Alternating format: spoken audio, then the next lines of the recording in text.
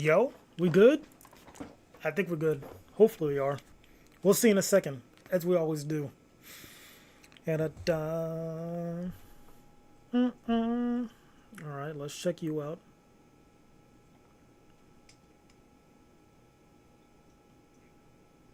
Yes, sir. YouTube straight. Let's hear Twitch.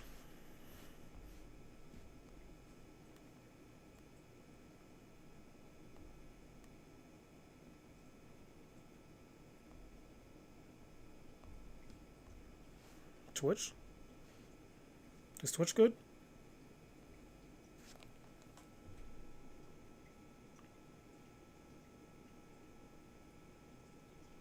Twitch is good.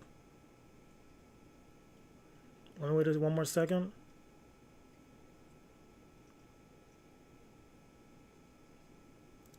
Beautiful. All right. So how y'all doing? This lovely Tuesday night. As you can see, I hopped on stream a little bit earlier, like 9:30. Look at me, I'm being responsible and whatnot. So now you won't get like that quick hour stream and whatnot. You're gonna have a little bit more time with your boy. A couple hours now. Like if I stream like from like what 9 to 1, and that's a good stream. I think that's a good stream. That's a good stream. So, is Twitch lagging out? Let me check on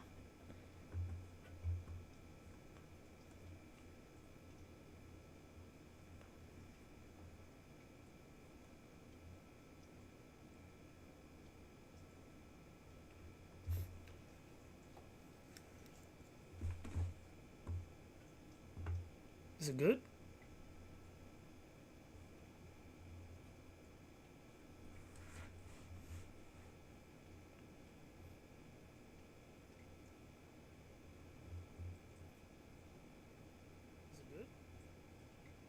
Okay, yeah, Twitch is good. Twitch is good. Twitch is good. All right.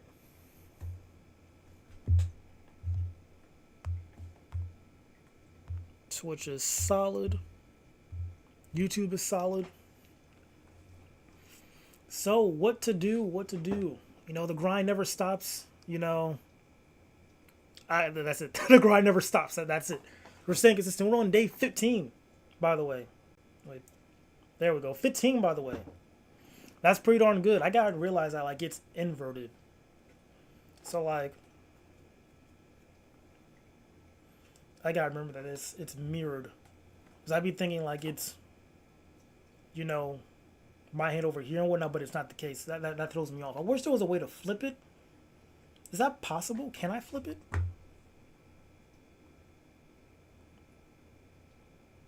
Transform.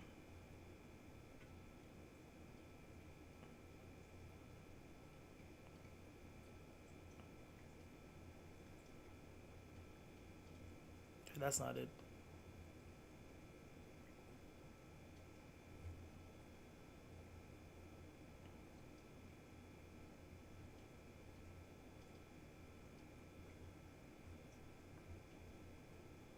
Transform.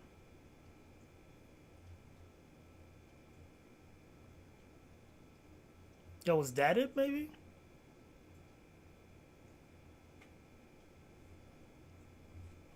Let's see, because that is throwing me off. Let's go like transition. Click. Transform.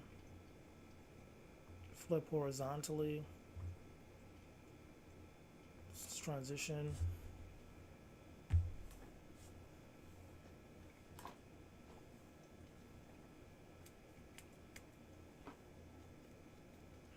Yeah, but now there's like a whole new angle, and I don't like that. Oh my lord, and I can't. Yeah, I don't mess with that too much, man. Yeah, I guess we're just sticking with the OG. Flip horizontally. Transition. Look at us learning things today. Transform. Flip horizontally. Yeah, I guess we're just gonna keep it on opposite right now. I did not like the way that looked at all. That threw me off all the way, bro. I did not like that. Oof. Okay. So what are we going to do?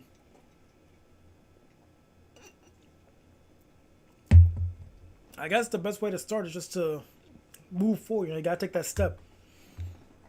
And let's take that step to YouTube. All reliable. Oh yeah, that's the channel right there. I already know the vibes. The live should be up, no? Yes, sir. You like the horse? Bro, I am telling you, like, my freaking picture game is unmatched.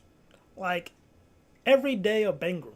Every day a vibe. Like, there hasn't been, like, one miss in my opinion. I'm trying to see.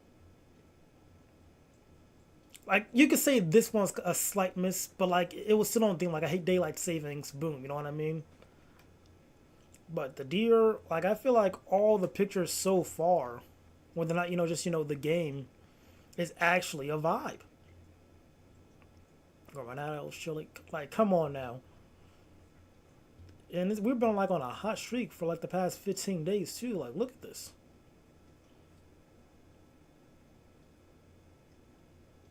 Here I go streaming again. I really this one was my favorite one, to be honest, because it's just on theme for 4th of July. I just really appreciate that. Sadly, well, not sadly, I always hope people got more people appreciate the coat. I can't speak. People appreciate the title, for the Independence Day movie. But it is what it is. This was a vibe too, because it was raining that night. It was calming and whatnot. This was fun to do. This was just, come on now. I like that. Stitch one. I enjoy crayfish a lot more because I have a pet crayfish. So, like, this was just had a special place in my heart. I just found this one today on, I think, IG. But any whoosies, what is... Could have been House. Season 2. Ooh. We got a trailer today, boys. Into Deep. What's this?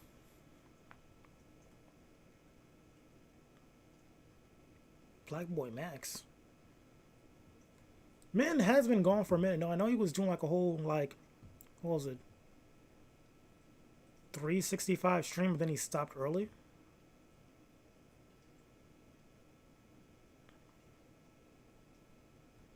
I guess he's really trying to focus on music right now, huh? Because when was the last time he streamed?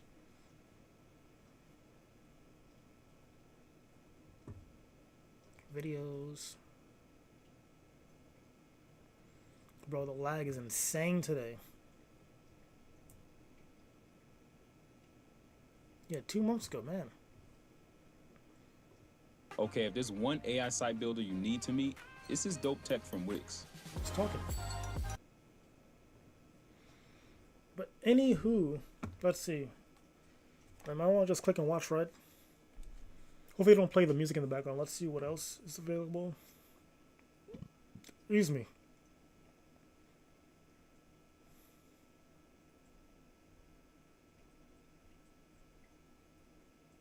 Ooh! Perfect, because I literally wanted to watch this. I found this today on my YouTube. And I added it to the list, so I can open that new tab. I am curious about this. I do like that character. But I don't have the game, though. But I am a fan of Street Fighter.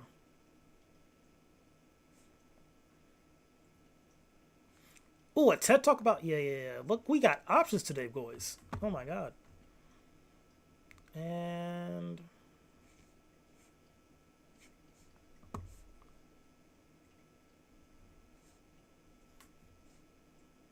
college singles confess to their crushes. Well, that's cute, I guess, but really watching that. Oh, I need to watch Love Island. That's what I need to do.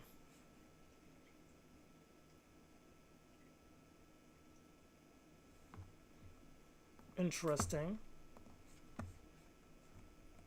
Okay, we got a couple videos lined up now. We got a couple. So let's first check out this. You will be on your feet, your outfit on to the day that you die. On this season, it could have been House. I could have been in Florida right now. I don't want no motherfucking talking. Could have been House season 2. Somebody gonna win $50,000. We gonna make your life a living hell before you can get there. We don't need to remember his name. You don't play with people's dedication, man. I paid the way for this shit. I'm not trying to hurt you. Rick Ross? Love that dude, bro. He's hilarious. chickens everywhere, quack, quack, quack. It's just his cadence and tone of voice, bro. It hits. It's like you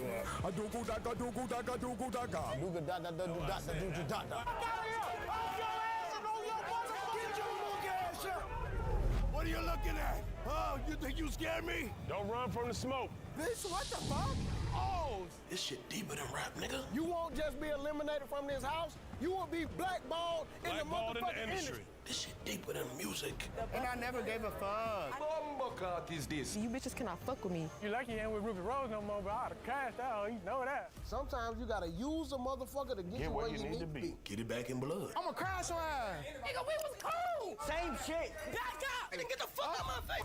Fucking This looks insane. So yeah, I'm gonna for sure watch Love Island first, so I get in like the mindset, because like right now there's like a whole 10 on the extreme scale when it comes to dramatics and whatnot and people crashing out. So I need to like ease myself mentally for this, you know, because they're already on, dare I say, 20 out of 10.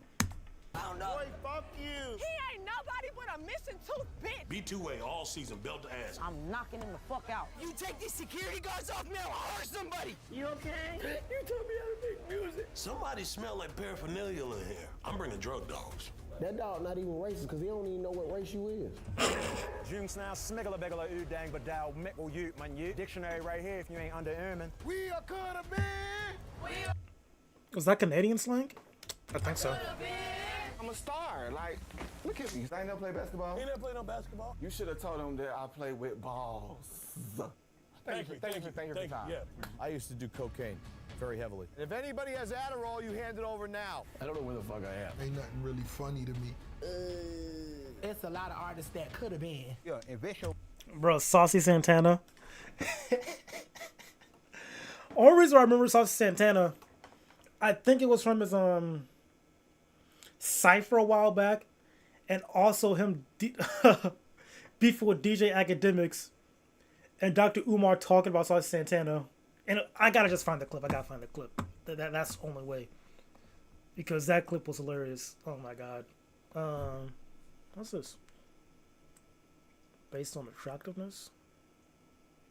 We got a freestyle too. Open that in the tab.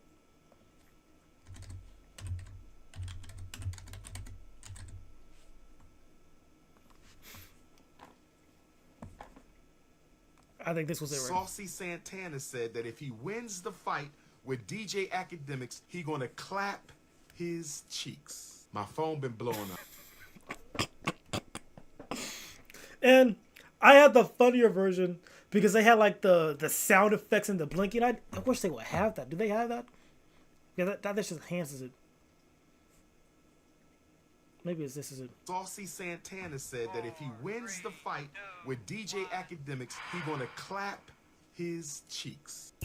But with everything, Man, they don't have it, bro. But that was insane work. Like, imagine a man saying, after I beat you up with a clap your cheeks. That's just, man. Is this it? Saucy Santana wants to catch a fade with DJ Academics. And according to what I've been told, Saucy Santana said that if he wins the fight with DJ Academics, if Saucy Santana wins the... It's the man's mannerisms, bro. Like, the excessive blinking, the repeating of words and phrases. It's just, he's a whole character, but I appreciate it so much. With DJ Academics, if Saucy Santana wins the fight with DJ Academics, he gonna clap his cheeks. I don't want to see no man getting his cheeks clapped. I don't want to see no violence. I think DJ Academics should go ahead and apologize for what he said to the City Girls. And maybe Mr. Santana can apologize to DJ Academics for threatening to clap his cheeks. We need peace on these Halloween streets tonight, brothers and sisters. We need peace on these... Man was really trying to say DJ Academics. It's like, listen, if that man just apologizes for what he said, maybe Saucy Santana, because I think Umar most definitely believed that Saucy Santana was going to beat that man up. And I think so too, bro. Saucy Santana got some heft on him, bro. Like, he could for sure whoop DJ Academics, bro. That man's not a fighter at all. whatsoever. I don't even get there. So many wives, man. You still got something I don't left? know how we got there, to be honest. You don't want to end up like his bank account after the show. Oh, because we saw Santana on the show, that's why. If they was in the prison I was in, every one of them would give it up. How's it going? Hey, baby. Why are we bringing Fleece Johnson out, bro? That man is an actual menace to society. Stop it. Stop. Put him away. Baby. I do hugs. Hey, you don't got to. Why? Stop. Put this man back in jail, bro. He needs more time. Like, actually. I'm so attracted to you. That ain't pimp shit. Gotta get ugly sometimes. Ooh. Why you got an attitude? Take the door down and I'm flipping the table. You see that red dot boy, I bust the tomato. Snatch that nigga chain! Snatch that nigga chain! You gonna die before you go home, motherfucker! This is what the fuck I be talking about. Drewski don't like no punk shit. Fuck Drewski, my bad. The one thing I'm not gonna do is be disrespected. So I want How did I nobody to talk when I disrespect come you? in. Got 30 seconds! Fuck, you got 30 seconds! And ain't nobody gonna fucking take this from me. Get up, get up! Wow. So, yeah. We'll probably be checking that out, obviously. That'll be a fun time. Oh, excuse me. Alright, what's next? It was probably, yeah, this right here. Sagat. The man who reached the pinnacle of Muay Thai and then became one of the grand masters of an international terrorist organization, the Emperor Sagat.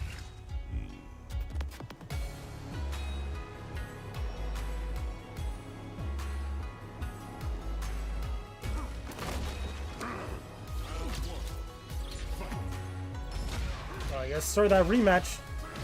Because I remember the lore, if I remember the lore correctly, I think Ryu was losing to Sagat.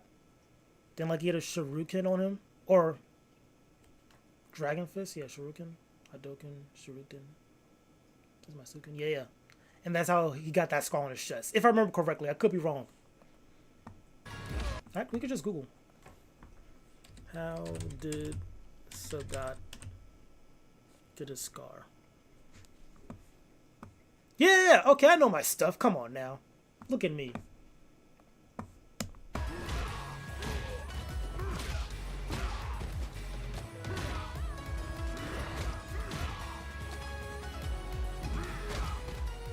It will be my pleasure to test your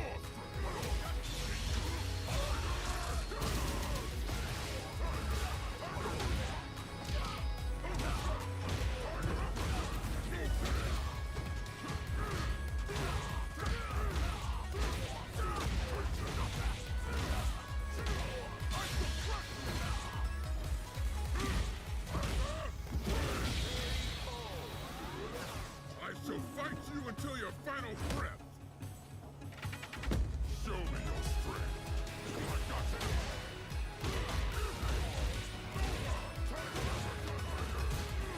I got I really appreciate how they incorporate real life styles too. Like a good example, what was his name? Duplicate. He had like a Bison's power suit. He's like a boxer. Street Fighter.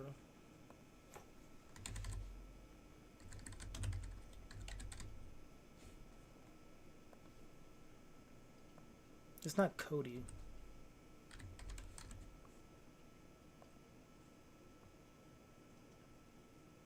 Ed, there we go. Ed. Like Ed and his style, like they really like made him really good when it comes to like the boxing form and whatnot. Like it's pretty fresh. Got a show right here. You know, like you see the stances and whatnot.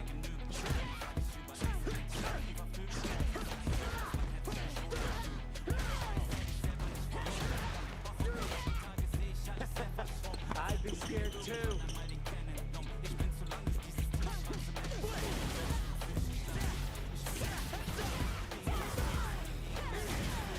Like they're really focusing on the forms and whatnot. I really appreciate that.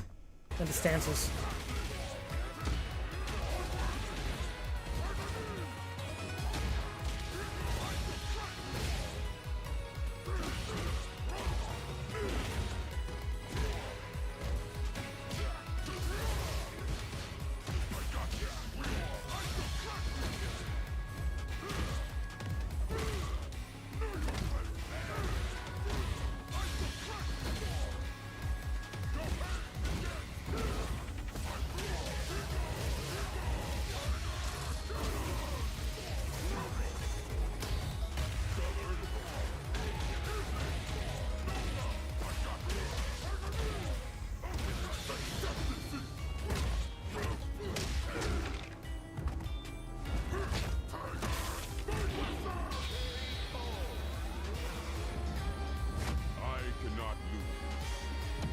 to anyone. Yeah, that was fresh. That was fresh. Everyone on YouTube. Not you. Watch you next. Give me a quick second to slip in my eye. I'll be right back.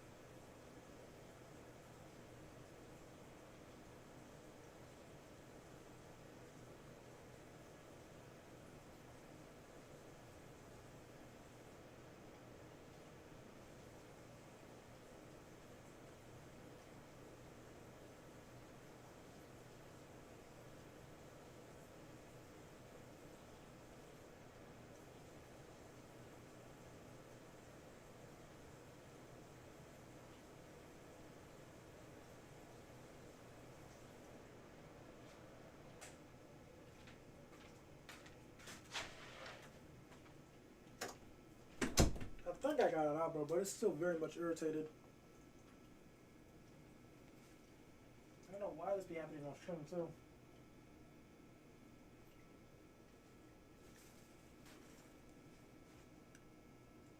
Anyways,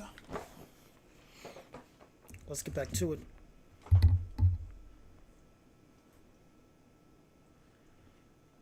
Okay. Check on stream. That's whatever.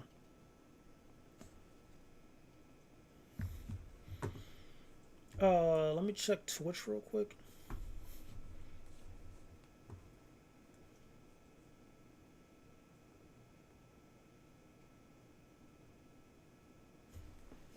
Well, I didn't realize I was that low. My bad, guys. Well, I didn't realize I was that low. My bad, guys. Jesus. Why didn't y'all say a thing? Jesus. Why didn't y'all... That was my bad for the echo. Okay, let's get to this freestyle. Fox Zona, Jet Homeless, far from Farwood, now I booked the passport. I booked the big flight of Turks, but he for a couple of cake on. Get that car butter and smushed him.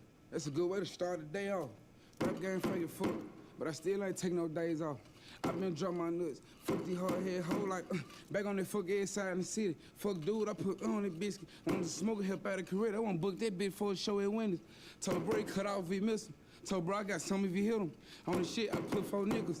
I got bro rich out blissing. Spank the old ass nigga. We finna spank the old ass bitch. We finna take this shit back to my grandma house. I call him mandatory for the blizzard. Nigga, I don't care about no fucking rumor. I know a lot of niggas wanna hit me. Nigga, I don't care about no bitch leaving. I pull a road truck full of bitches. I pull a road truck full of glizzy. I pull a road truck full of killer. I pull a road truck full of switches. I pull a road truck off the way Memphis, nigga.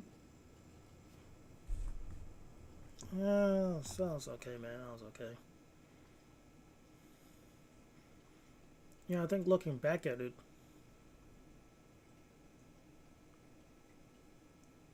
if I remember correctly, I think him and him were solid, if I remember right. Was that right? I gotta go further down, yeah. I think, I remember him, he was pretty good, wasn't he? And he was solid. Yeah, I think that's how it was. I think. Let me double check. What would you say to men who think he was the one that was easy, but that other guy that was looking at the last kid. I'm something like a stylist at the zoo. How I address all the elephants in a room. If it's one thing that I learned is to never make an excuse. Stem from crazy conversations embedded deep in my roots. Was created with ambition. It's no way to get it installed. My mama alcoholic. I tried to help her with the withdrawals. I can't forget all the shit that these niggas did, dog. I swear my memory bank don't run out of withdrawals. They laughed at my pain. That ain't some shit that they should joke about. They laughed at my pain and all the shit I used to hope about. It's funny how they ain't prepared a food but got an open mouth. Closed off cause daddy never made it to an open house. True story, yeah, my life is a saga. I didn't used to have pool and now they feeling the yaga. They question what I had in store while I was building a plaza. I take pride in my scars, oh, I'm really Mufasa. Yeah, they spill milk, they crying over the mess now. They double-crossed me and gotta deal with regrets now. Back then, shit wasn't clicking for me, select foul. My life was, depending on scales, I guess I'm a reptile. Seeing weird shit but can't explain it like the X-Files. Say the wrong shit around my niggas and get exiled. Ads on my commas, my deposits are direct now. I'm bringing in the cheese. In high school, I was the best smile. So how I make it here to double XL? They was streaming Look at God when I was going through hell. But now they feeling what I'm saying like they reading in Braille. If it's one thing I ain't never did in life, it was fail. Yeah, I remember. He was good. He was good. And ironically enough, his freestyle is growing on me now. Maybe because, you know, just how cheesy it is. But, like, this actually growing on me now. Let's see if I can take that back in a second.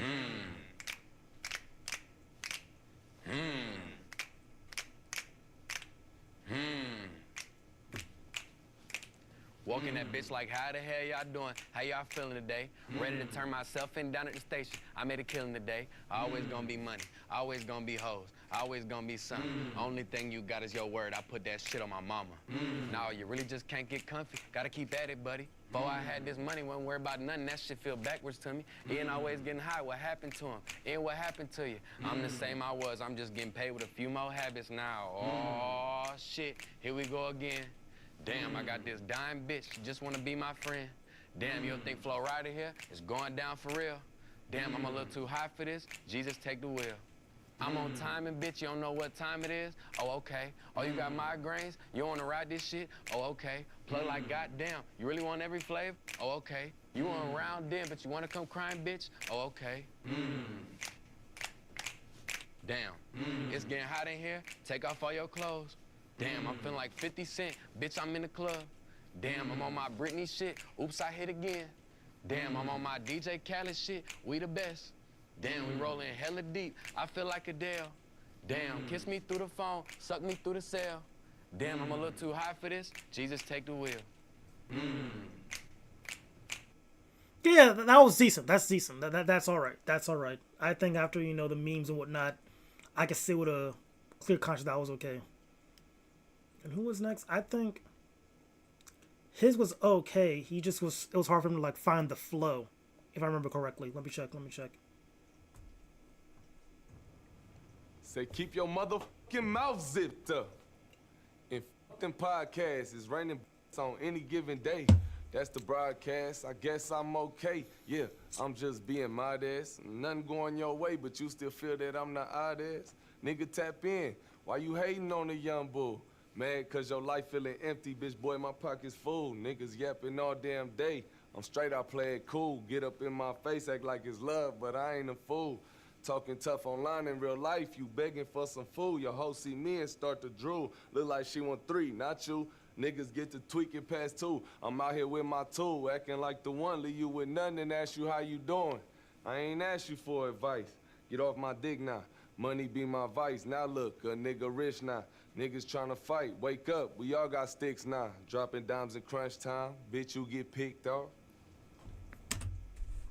And it wasn't bad. That wasn't a good ending. But, like, yeah, he was good too. So, yeah, I know my stuff. Okay, yeah. He was solid still. That grew on me. He's still the best. These are Mark. I know he was kind of meh. That was the one in jail. That was meh. I think she was alright. If I remember correctly, I remember her flow was kind of... It was decent. It was decent. I've been working on my temper. I get hot like Big. Gassed and fired up. Who you seen pop like this? My therapist just told me not to act so quick. I had to put my hands into my cheeks so I smack that. Yes, my daddy is the reason why I act like this. They not like us. They rapping, but it's not like this. No pussy is power, but these niggas is soft like tits. Spit so slick, they want to taste the frostbite chick. See, I'm a cold bitch. Where your clothes is. Covered everything up and put the golds in. Told them bring the wagon around, gon' pack these hoes in. Plan leak mid-June, but they got me snowed in, damn. But that went over heads. See, you gotta read a book or two when you got all this overhead. They want me dead, they want me give it up. They want me be miserable, so they sadness covered up. See, I would put the pen down, but it's been stretching my buck. I guess this low-budget Doja still expensive as fuck. Damn. All right, yeah, she was cool. All right, we watched that. I think watch the TED Talk. Let's learn something. My teeth are swords, my claws spears, my wings a hurricane, and my breath, death. J.J.R. Tolkien, The Hobbit. Oh, is that a Smaug? Is it?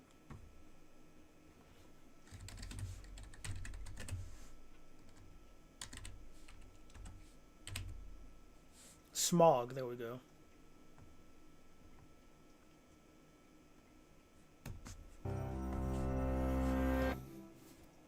From the Chinese long to the Filipino bakunawa, the Scottish vihir to the Greek hydra, dragons have inflamed imaginations for millennia.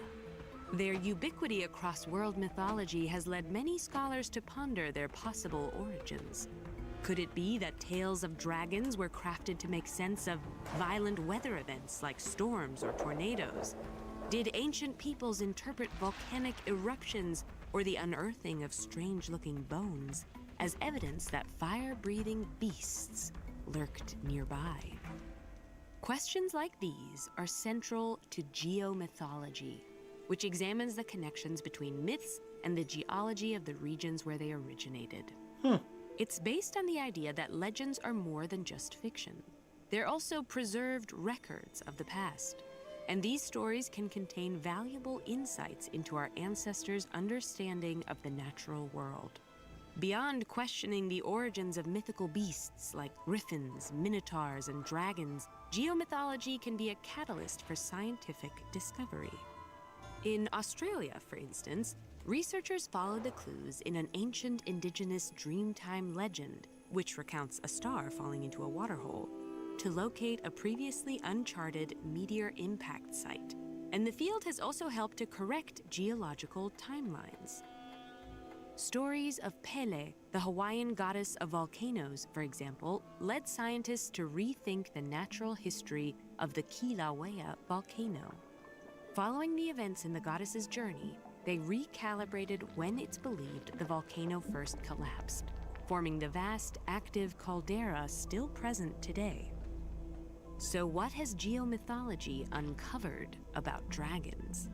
As far as we know, fire-breathing reptilian creatures never existed. Tragic. And while it's unlikely that this diverse set of creatures shares a single origin, it's believed that some tales might be tied to the fossils of prehistoric animals. One such story is the Greek myth of Cadmus, who, according to legend, defeated a fierce water dragon and sowed its jagged teeth into soil. It's known that the remains of mastodons, including their large and pointy molars, are abundantly scattered across Europe. This has led some to suggest that ancient storytellers may have crafted Cadmus's tale after unearthing these mastodon fossils. I mean, yeah, that kind of makes sense. I get that. You know, the bones and whatnot, like, that people then use the bones to tell stories. I could get behind that. Fossils.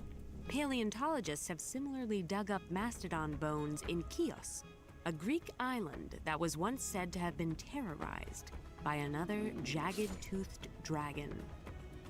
What's even more compelling is that the distinct physical features of dragons from different regions often mirror local fossil finds. The antlers of the auspicious and celebrated Chinese long may have been influenced by fossilized Pliocene deer skulls, which are commonly found in northern China. Okay. In the Shiwalik Hills of Pakistan, legends of dragons with unique jeweled crests may have been inspired by the calcite crystals often embedded in local fossils. That's actually kind of fresh how, like, you know, each region has, like, their own regional dragon. I kind of think that's kind of like a cool concept. Just like how their legends form based on the bones they find and whatnot. It's like all dragons are unique. That's really cool to see. I like that. Such as the Civatherium, an extinct giraffe species. Other beastly characteristics like flame blowing may have been connected to geothermal features like volcanoes and hot springs. Take the chimera, a hybrid of a lion, goat, and dragon, supposedly originating in what's now. I thought that was a manticore. Or is Manticore the one with the human face?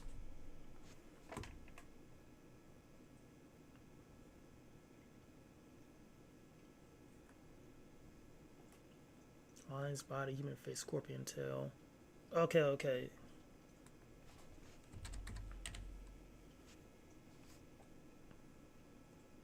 Chimera. Okay, okay. Got you, got you.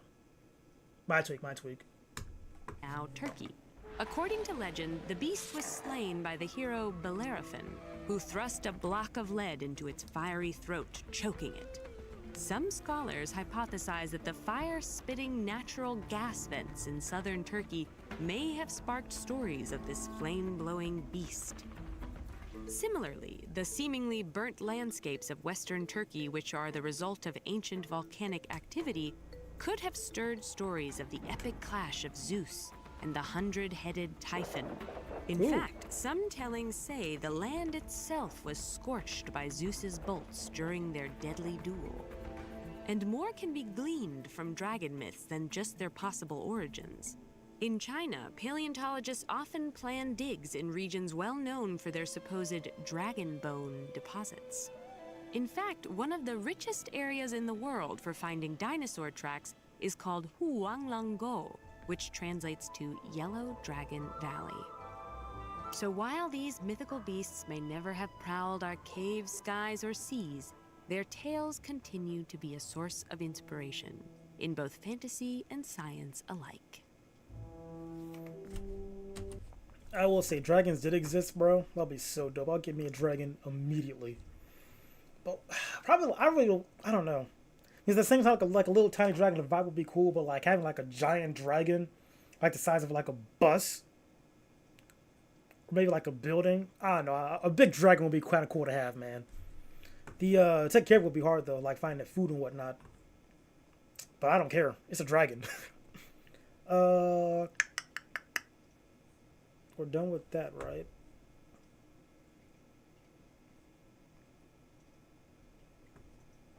What's up, guys? Welcome back. Check So in this a out. recent video I This is Sam Does Arts. Disney's blaming us for Lilio's flop. Now, remember Lilio correctly, that was like the kid that met the alien. Like, yeah, that's meant for kids, but like that didn't really like entice me for real, you know what I mean? Like, let's look at Pixar movies real quick before we start this video. Pixar movies.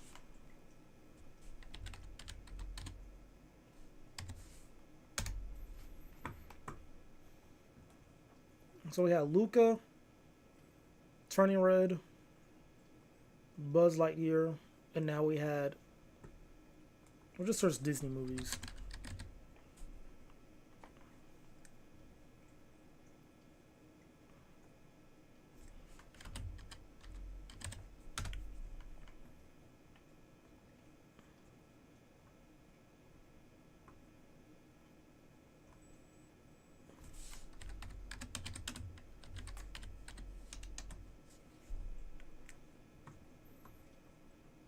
Okay, so Lilio came out. Then what was the year before that? Inside Out 2.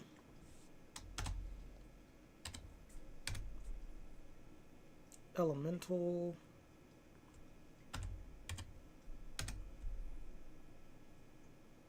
Turning Red. Then Lightyear.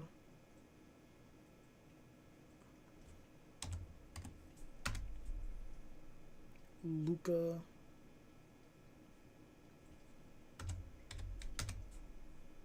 Then Soul and Onward. Yeah, Pixar, they've been having like a rough 2020. I'll just start there with Soul. Because that was new. We're looking at new originals only. Let's check 2019 real quick, see that original there. So 2019 was Toy Story 4. Okay, so 2020 onward. It's been rough for Pixar, I'm not gonna hold you. Like, Soul was decent. Onward, I didn't watch that movie. It looked alright, but I wasn't really heavily interested.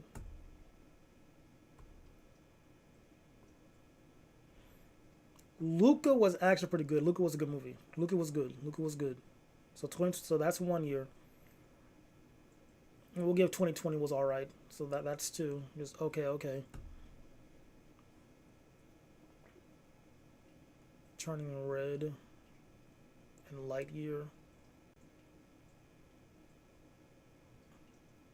Turning Red was all right and Lightyear was all right, but I didn't see these in theaters though. We're thinking about numbers and money. So yeah, I did not see these in theaters. I saw these on like when they hit the Disney Plus.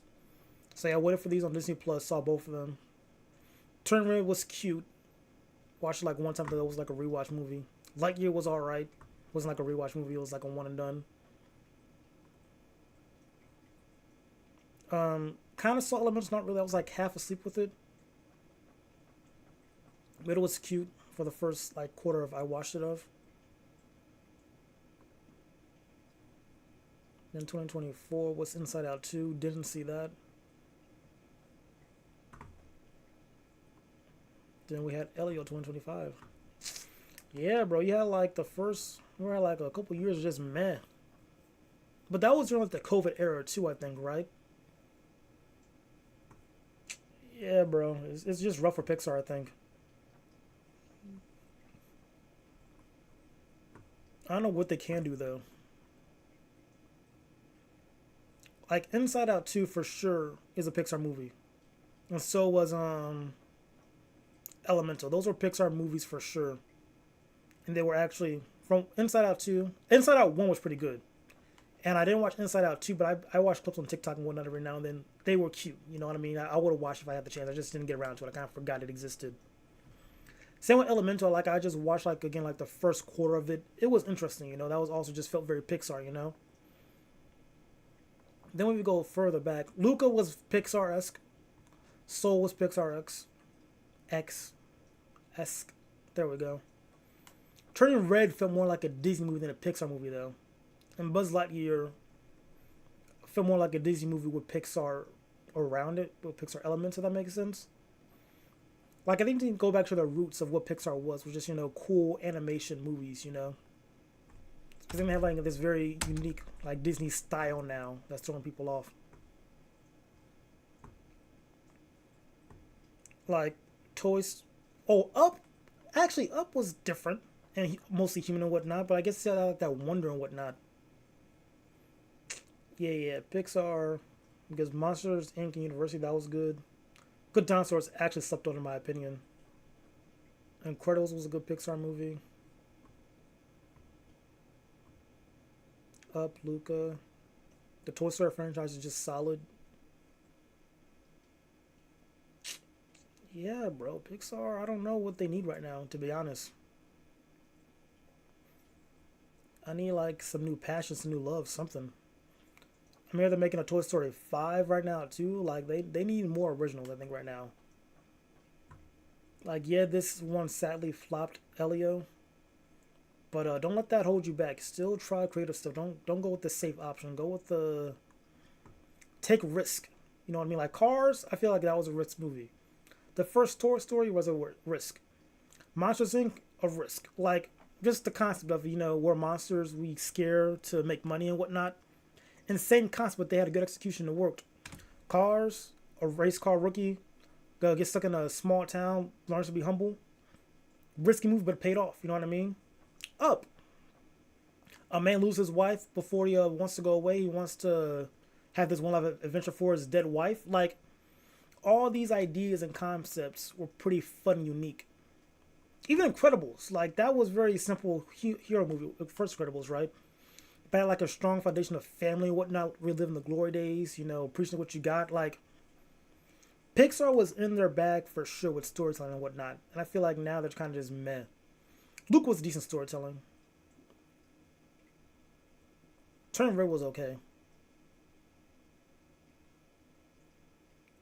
But yeah, Pixar just needs to find their passion, their bag again for sure. But let's see what Sam Does Arts has to say about Pixar.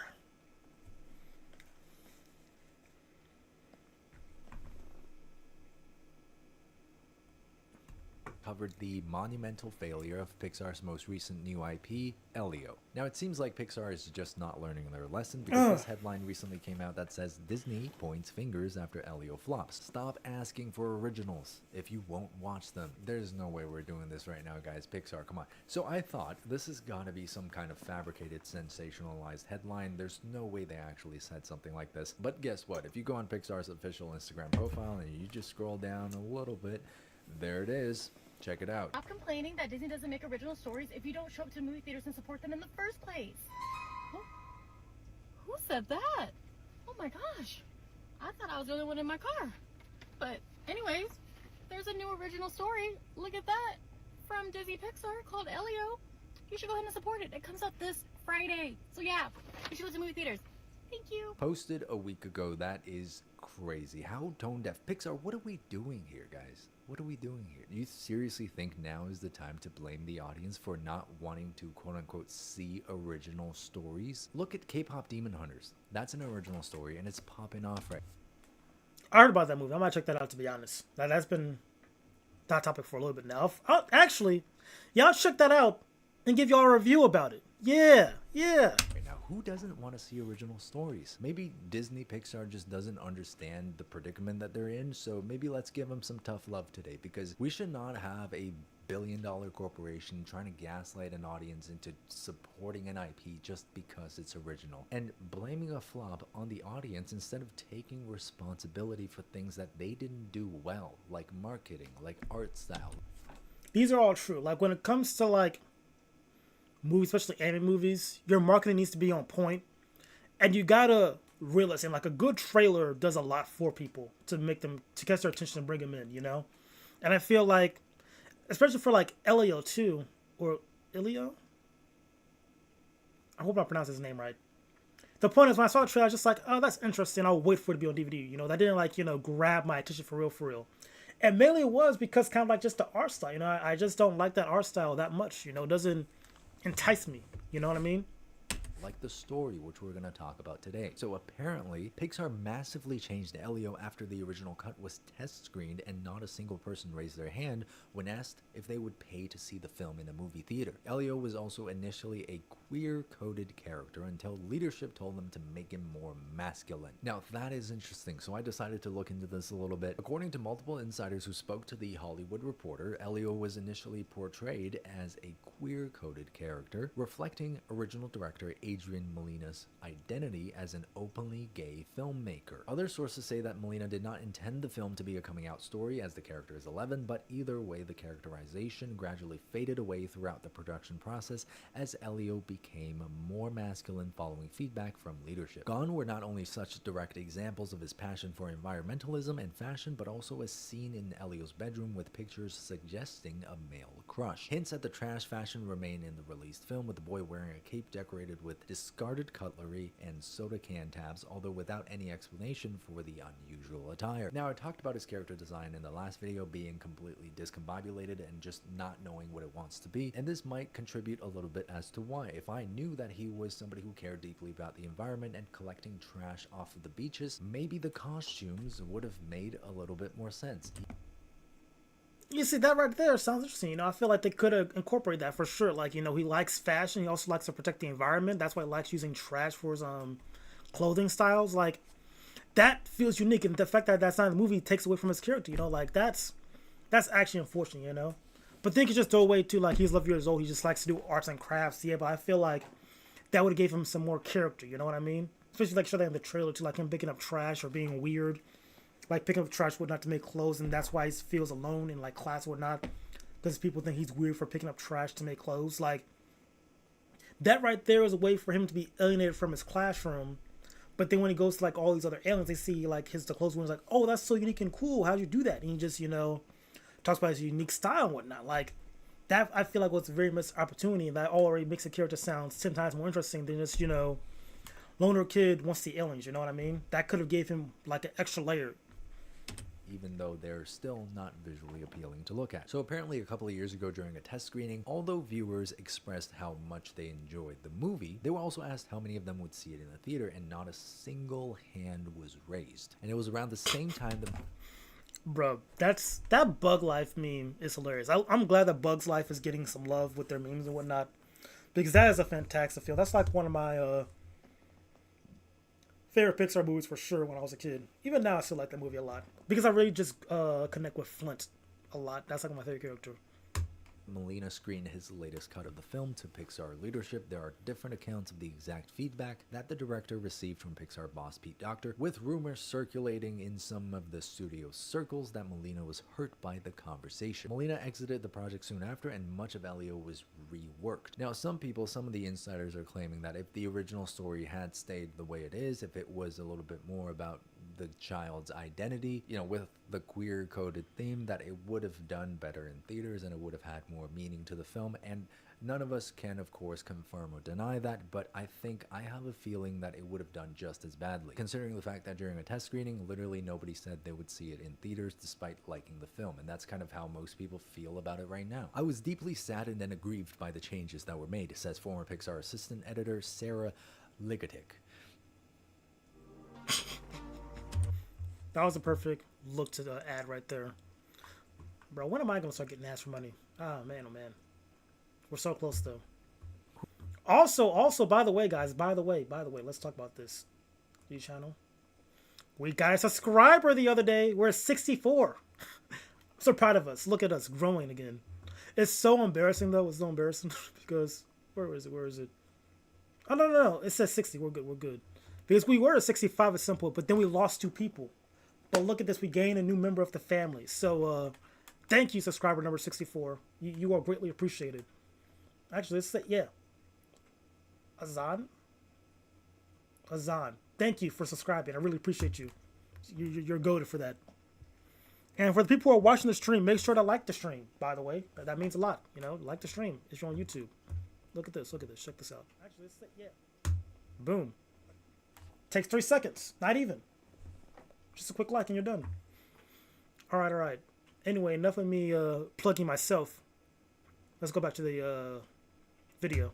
Who provided feedback during Elio production as a member of the company's internal LGBTQ group, Pix Pride. Ligotic notes that a number of creatives working on the film stepped down after the directors shared their first cut of the movie. Another Pixar source disputes that people stepped down in response to Molina's departure. One former Pixar artist said it was pretty clear during the production of the first version of the film that studio leaders were constantly sanding down these moments in the film that alluded to Elio's sexuality of being queer. Suddenly you remove this big key piece which is all about identity, and Elio just becomes about totally nothing. The Elio that is in theaters right now is far worse than Adrian's best version of the original. Elio was just so cute and so much fun and had so much personality, and now he just feels much more generic to me.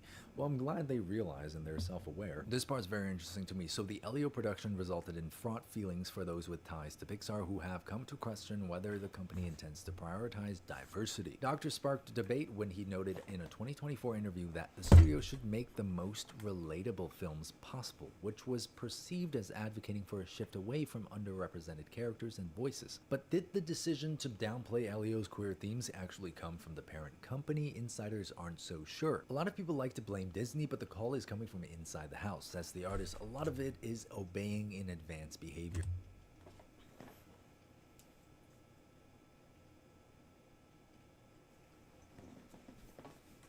I'm trying to think.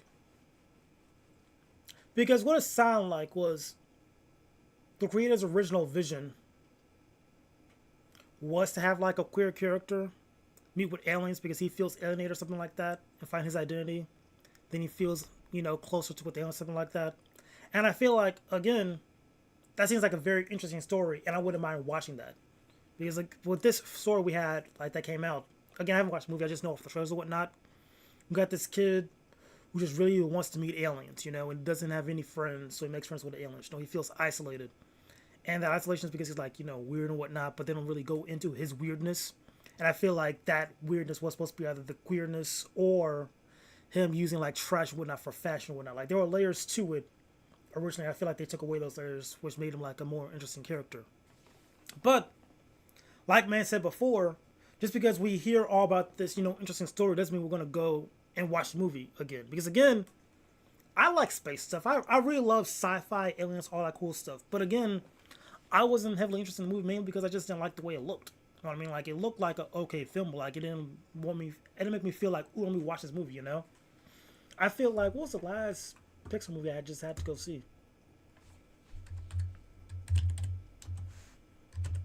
Again, I'm sorry I'm doing this. Movies.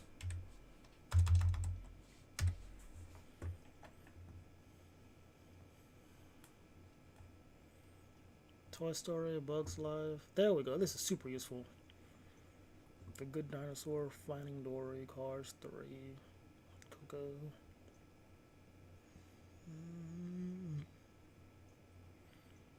I think the last Pixar movie I went out to see was Cars 3. Yep, it was Cars. No, it was Soul. No, I saw Soul at home. Yeah, it was Cars 3 was the last Pixar movie I went out to see. After that, no, it was Incredibles 2. Yep, it was Incredibles 2 because I remember seeing that in theaters, posting on my Snap. It was Incredibles 2. That was the last Pixar movie I saw in theaters. That I was excited to see. Because Toy Story 4 I saw at the crib. Yeah, the rest of these I just saw at home on Disney Plus. Because I was here during COVID time. And then post-COVID and whatnot. Yep. Now it's all making sense. Yeah. Brave was Pixar? Brave was a good movie. I like Brave a lot. That slept on. Actually, I think that's heavily slept on. But Brave is super slept on, actually. And she was like a childhood crush of mine, too, bro. I just like curly hair, bro. I really do. Upcoming films. Hoppers.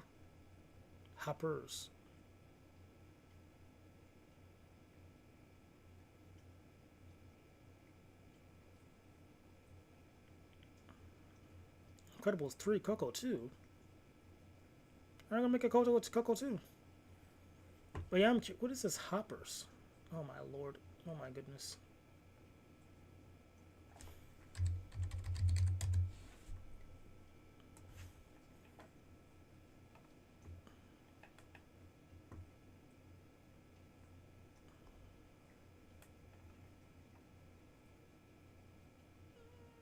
I mean, they're going back to the animal side, which is kind of cool.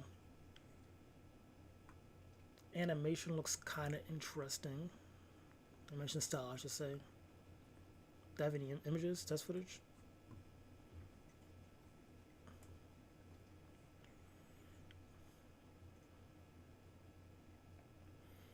Embarrassing, bro. Why are we loading?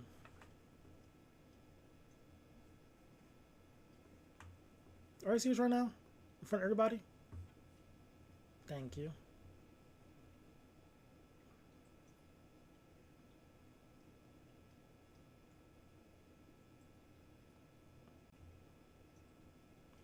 Okay. Hop human consciousness into robotic animals.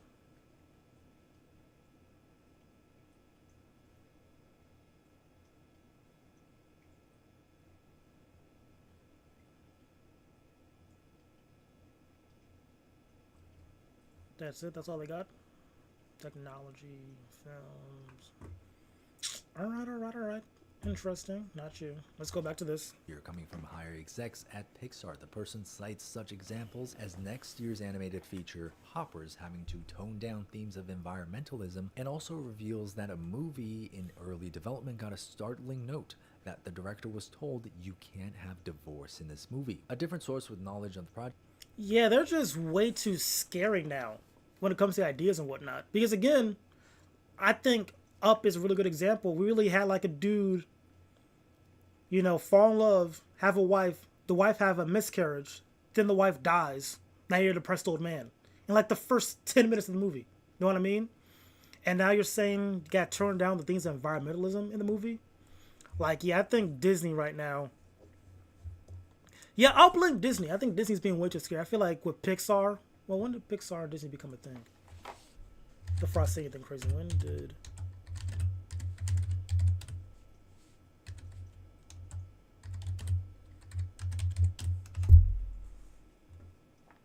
Should have said acquire, but whatever.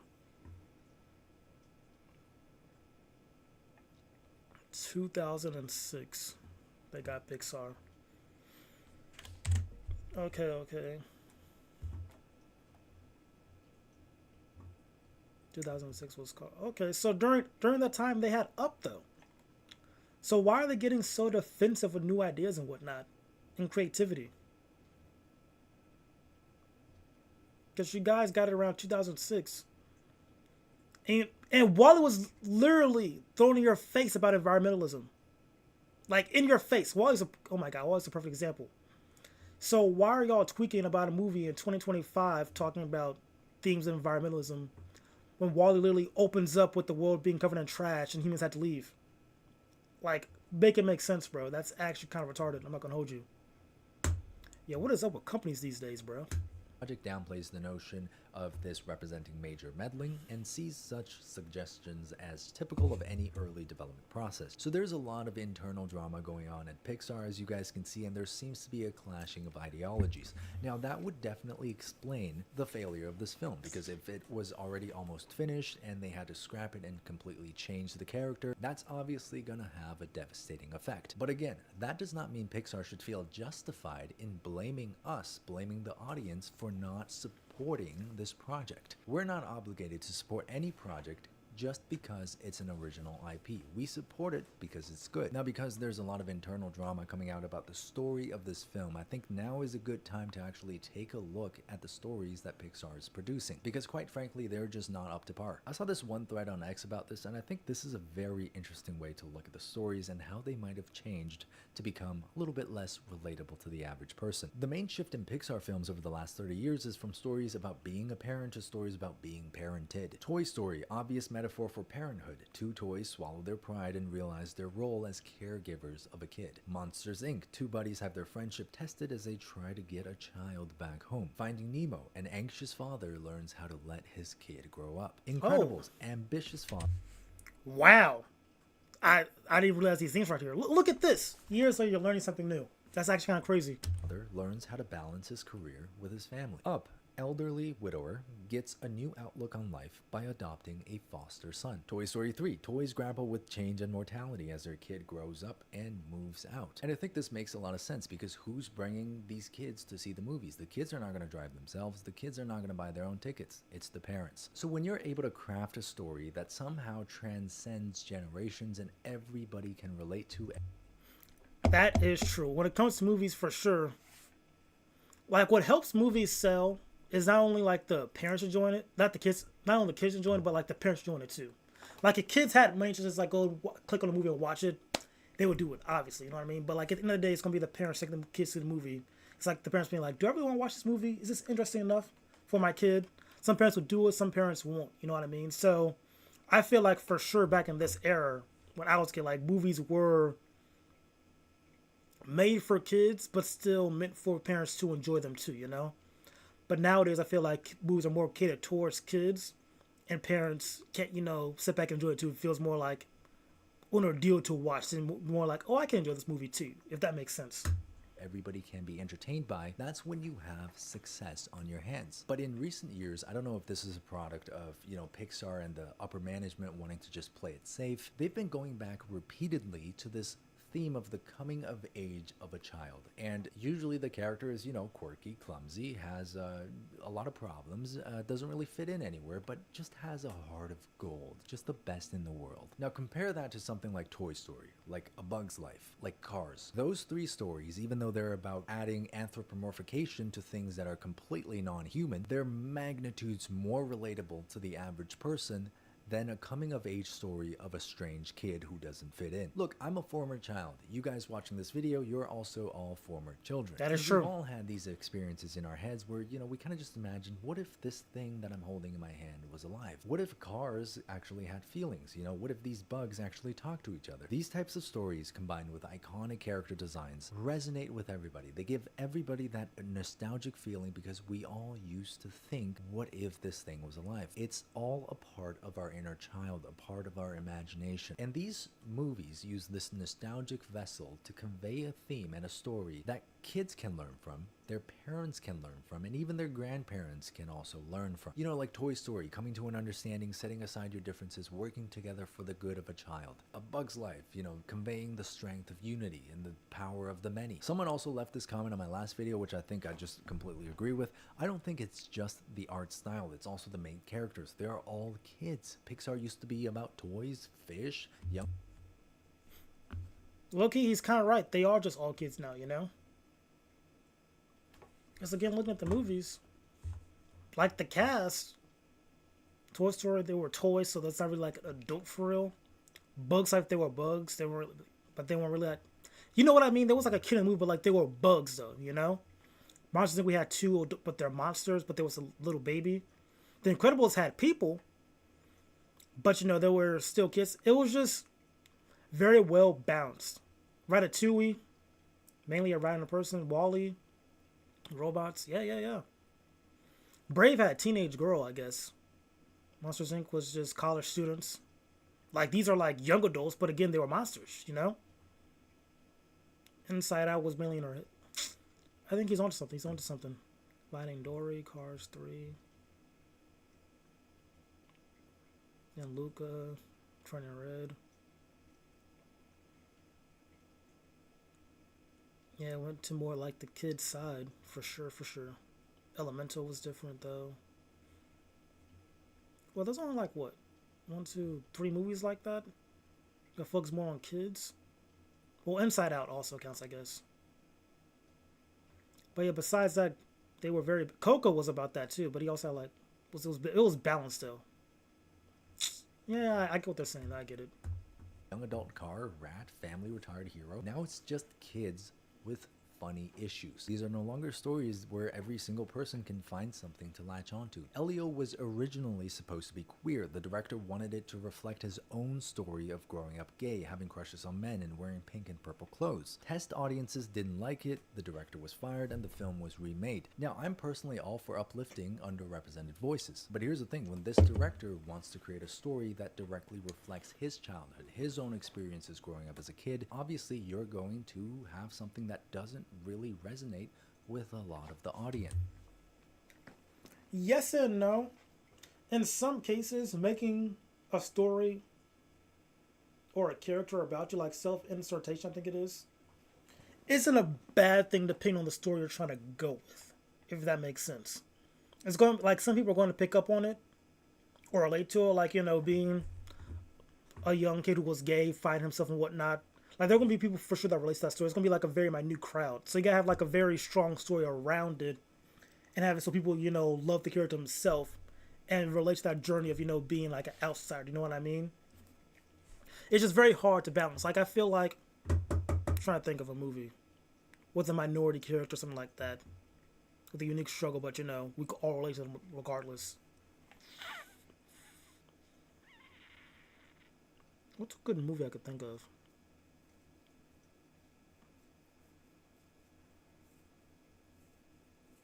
Minority character or group, but we all relate.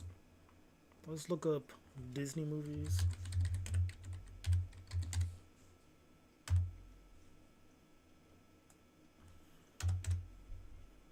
Disney animated movies.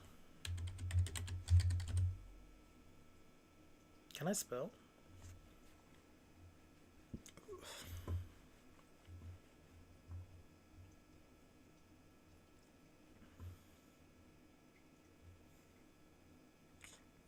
I don't think I could find one, can I? No, that's not it. Goofy movie. That sounded like a minority character, though. Tarzan, Toy Story, Dinosaur, Lilo and Stitch.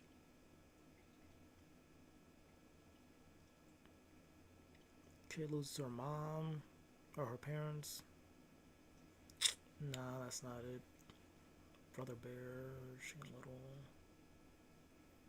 Enchanted Tangled.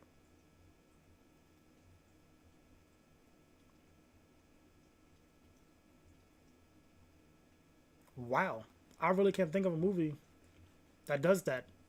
I know for sure like later's gonna come to me like a good movie that does like a story like that, like a minority character we all relate to or can relate to, like find relations to. But for life, man, I can't think of one. But it is possible to do is what I'm trying to say. Like it's very much possible if there's like a good story and people love the character. It's just gonna be harder to do. You know what I mean? Because like you're doing like a very niche character with unique interactions that everyone can relate to. But at the same time, people love the story and the character himself.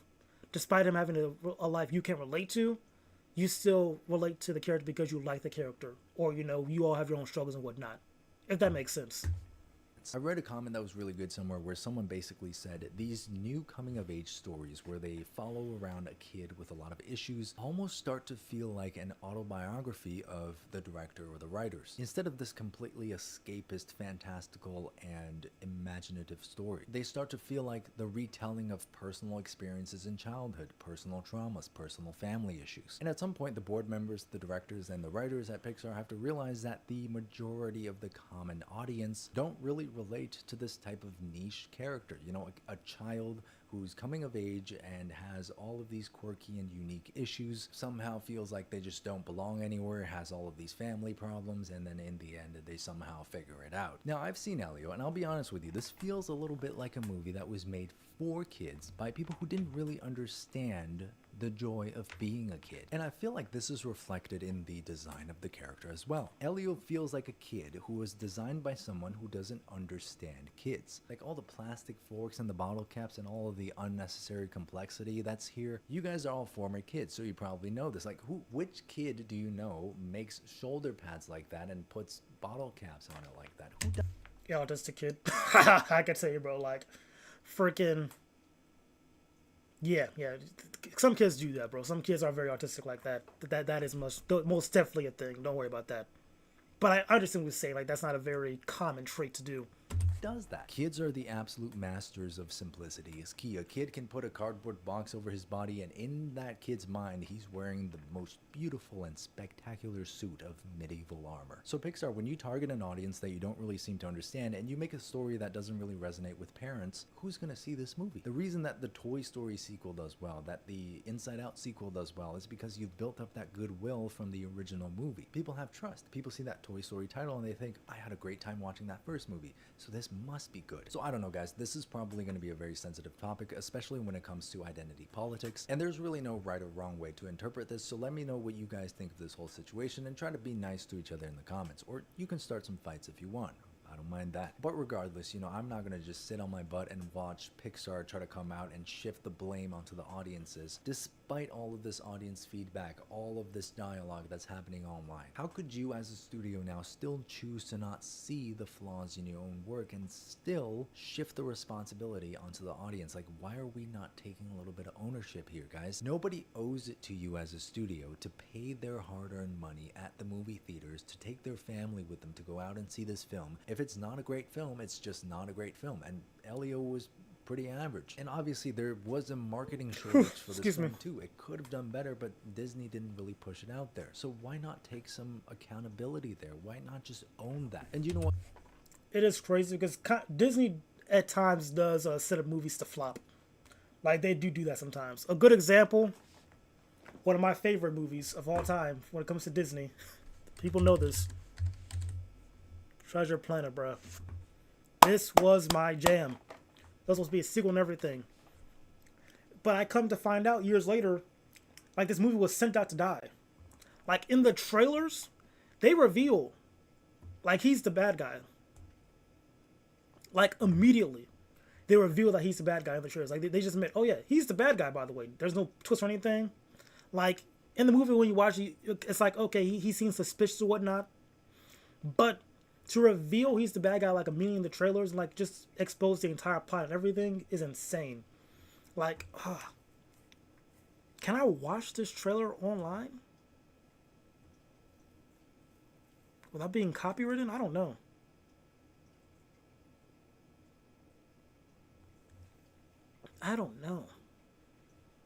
Can I? Is it possible?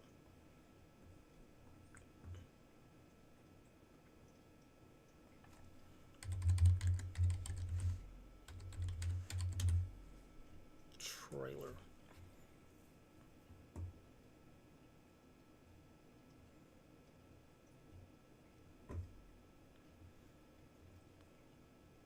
I don't want to risk it for the biscuit because I'm gonna get copyrighted, right? Trailer digitally remastered 1080p. I think I should be sure because it's a trailer. What that say?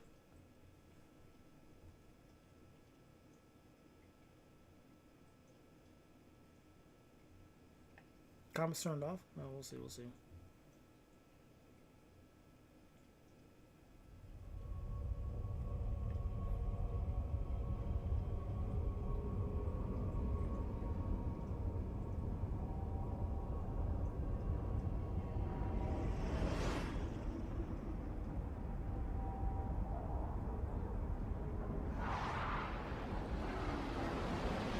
Bro, just let's pause and recognize how cool this movie is for me as a kid, bro. Like, imagine, like, it's like the shot of the freaking moon. It's actually just like a whole-blown steampunk-esque city. This movie was so cool. It still is, man. This is a fantastic movie.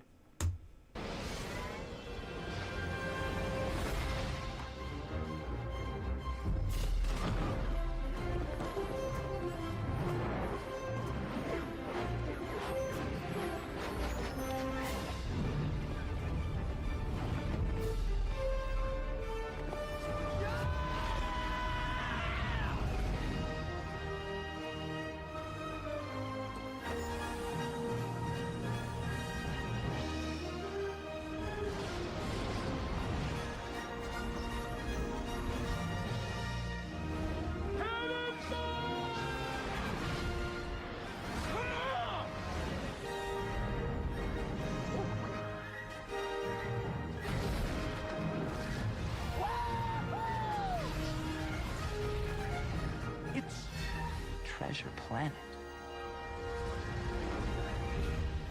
Okay, that was the trailer that spoiled stuff. But again, like a show, you know, I think it was Captain Flint, you know, with the power flag behind him and whatnot. But like that was a good trailer though. But the point is, like, around the time was like coming out, I think at the same time Lilo and Stitch was coming out as well, or Santa Claus was coming out. Treasure Planet.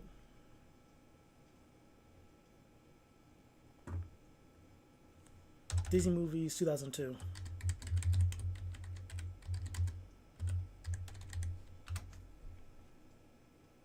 What was coming out during this time? Treasure Planet came out. Lilo and Stitch came out. Santa Claus came out. So yeah, Lilo and Stitch and Santa Claus came out that year. Yeah, like it was just put up against like a hard-hitting crowd. But yeah, that movie was.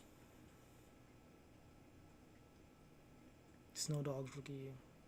Neverland. Just insane stuff right there. But yeah, bro.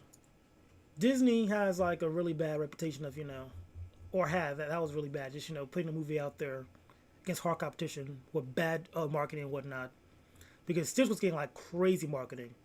But that trailer right there was pretty decent though. Like that Treasure Planet trailer, that one was decent. There was like another one that narrated on top, just like reveal that, okay, that guy's the bad guy right there.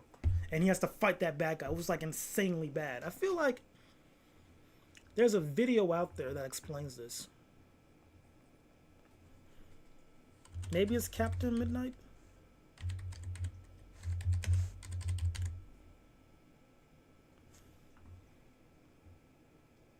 We'll see. It's somebody.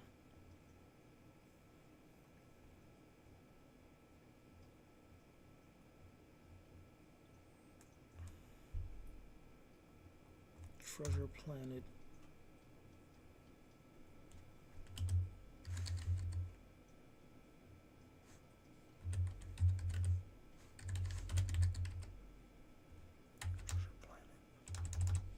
Review.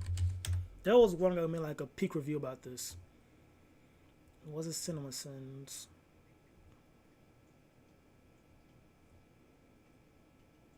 Yeah, Bread Sword. Yeah, it was him. We'll actually check that video out. I'm curious to see.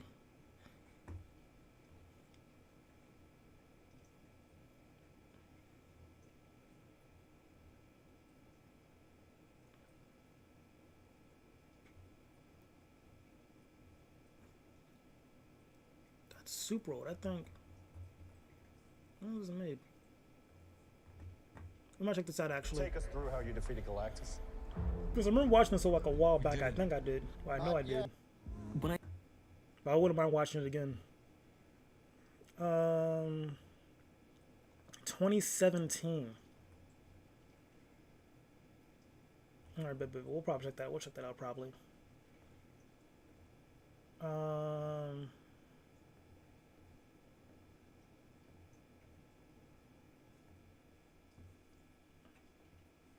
Anyway, that was a huge tangent. Let's go back to the main event. Well, if you're watching this video and you're like a young person, you're trying to figure out your way in life, here's my fatherly advice to you, okay? Don't be like Pixar. In life, you're going to go out there, you're going to do things, and you're going to fail. You're going to fail time and time again. But what separates the people who succeed at what they do versus people who don't is taking ownership and responsibility for your own mistakes. You do something, it fails. Sure, you feel like but take that chance to look at what you could have done differently. Take that chance to try to learn from that experience. Take responsibility for that and fully own that, and you will find yourself so far ahead of someone else who's in the same situation who just wants to blame the world for everything that goes wrong in their own lives. That's my fatherly advice to you guys. I love you guys, and Pixar, that was for you too, okay? Stop it. Stop with the audience blaming. Seriously, stop. Just stop.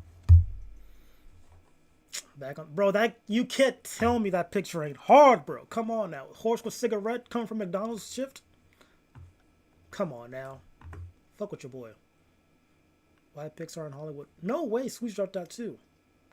You guys want to see what he has to say about this? In 14 hours, what's this? Oh, this is Jubilee. We can't do that. Yeah, I gotta check out that movie. K-pop Demon Hunters. Open this is a new tab real quick. K-pop Demon Hunters. How long is this movie? Hour 35. I can knock that out probably tomorrow. When this come out? June 24th. This came out a minute ago. Huh. Doesn't matter. I'm reviewing it anyway because that's what I want to do. Okay. So I know we're doing that. All right, let's check this out. Anybody here seen the new Jurassic World? It's kind of disappointing. You seen the new Superman? Kind of doo-doo water. What?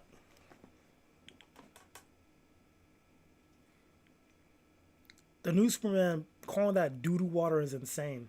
Like, I think... I don't mean to tweak out, but... Again...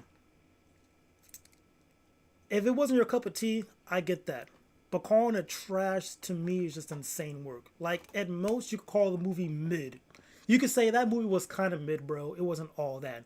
That is a fair take. But if you think that movie was trash, I need to hear why you think it was trash. That's all I need right there. Like, explain yourself why the movie was trash to me so I can understand, like, your perspective of movies, like, what your taste is. You know? Because some people aren't a fan of, let me think. Doritos. Doritos are a fantastic chip. I love Doritos. But some people aren't Dorito fans. They're like, I'm not really a fan of Doritos. And, like, that's okay. You like other chips. You know what I mean? They're not your cup of tea. That's what they say. But to call them just straight up trash, that's when I'm like, okay, hold up. That's doing too much. But they're actually a pretty solid chip. You know what I mean? You don't have to like them, but you can just say they're outright garbage, if that makes sense. It's whatever, though. We'll move on. Let's hear his opinion about, Pixar. Pixar is bumping out flop after flop. You know we got problems. Disney Animation too. Lightyear, doo-doo water. Strange World, doo-doo water. Wish? Is that on the board? And that's just the animation. Live action is sucking too. The Marvels. Don't get me started on the new Indiana Jones movie. What was that? I've been trying to get into the movie industry my entire life. That's what this whole YouTube stuff that I'm doing is for. I'm trying to perfect my storytelling craft. I've had some meetings with some producers. I've had some meetings with movie studios. I've been to some major agencies, and I've been in the elevator, and I've overheard some people saying some stuff, and I figured out the answer as to why everything is sucking. 1, corporations have taken over. 2, those corporations just commission pretty much every movie. And 3, they're rushing. I'm gonna pause real quick to say something to you, the audience, and you, Hollywood, at the same time. Learn how to hear things about yourself without getting mad. If your friend comes to you and says something to you in confidence, they're trying to help you. And the thing is, nowadays with a lot of us, we always think accountability, or when somebody's trying to hold us accountable or tell us something, we always feel like it's an attack. If somebody's telling you... That is true, people. That is very true. I feel like when it comes to people giving you like I feel like people can't handle criticisms pretty well. You know what I mean? Like people say, oh, yo, or criticisms about themselves, I should say. You know what I mean? Like, oh, yo, I think, you're doing this kind of wrong or not, or give you like honest, feedback. And people will sometimes take offense to that. And I feel like you gotta learn how to like filter, absorb the information, let it go, and process it. You know what I mean? I feel like you immediately want to say, you want to defend yourself because, criticisms feel like an attack because, let's just say you make like art, whatever. Then someone criticizes the art you make. You feel like that's an attack because that's your creation, that's you, and you want to defend yourself. But it's not an attack on you, it's a criticism. People need to learn how to differentiate. I can't speak, bro. People need to learn how to oh my god. Differentiate.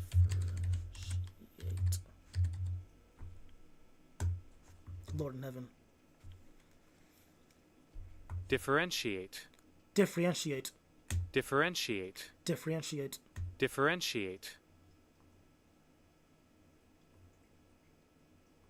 Differentiate. Differentiate. Differentiate. All right. People need to learn how to differentiate. I said it wrong again. Differentiate. Differentiate. Differentiate. Differentiate. People need to learn how to differentiate between criticism and attacks. Differentiate. Differentiate between criticism and attack. All right? There are some people who are like actually dissing you, but at the same time you need to learn or differentiate people who are actually trying to give you solid criticisms to help you out in the long run. You know what I mean? So yeah, I do agree about that, for sure.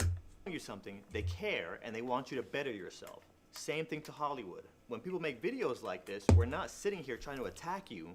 We love Pixar. We love movies. We want to go back to the day of every Friday.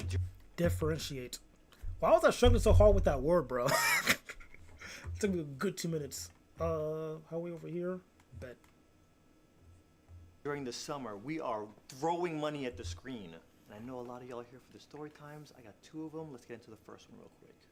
Actually, before we get into the story time, let me talk about the corporations. George Lucas did an interview. I don't know if it's in this magazine, but in the interview he talks about how corporations have taken over Hollywood. Studios and producers treat movies now like it's just Vegas. He says movie studios will go to a movie director and say, here's $100 million, go downstairs, hit the tables, and bring me back $1 billion. The people with money don't have creativity, and the people with creativity don't have money. And we're running into problems now because the people that have the money are starting to think that they're the creatives, and they're making all these creative decisions, and we're getting what we're getting. When movies were good, the creatives would pitch movie ideas to the studios would greenlight it, and boom. Anyways, story time. I book a meeting with... This is a good perspective right here. I think this is good, because I think, again, what happened in, like, the last video with, what's the guy's name? Mr. Arts, I think that was the last part of his video. It was something like how this guy had this idea and the studio didn't like it, and they kind of just changed it up and brought someone else to like fit with the idea they wanted. So again, yeah, the studios are kind of just taking over right now, and like the creators are like kind of losing the power to make the recipe, if that makes sense. Okay. I'm picking up what he's putting down. With one of my heroes. He's a producer. You've seen his movies. The first thing that he said that blew my mind, he goes, I'm working on this big movie, and whatever draft of the script that we get next, we have to start shooting. And I'm like, what do you mean? He goes, well, we announced the release date already. We gotta start principal on Monday. And I'm like, but wait, what if the next script sucks? Then what? He goes, doesn't matter, we gotta start shooting it. I'm gonna keep this person anonymous, and I'm gonna keep the movie that we're talking about anonymous. The movie was so bad, and it flopped so hard, they had to reboot the entire franchise. And that's happening with multiple productions. Reboot. Alright, let's Google this. I'm curious. Movie so bad they rebooted entire franchise universe.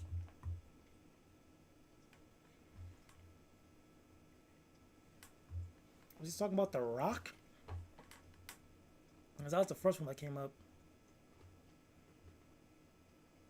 What movie did so bad? What movie flopped that made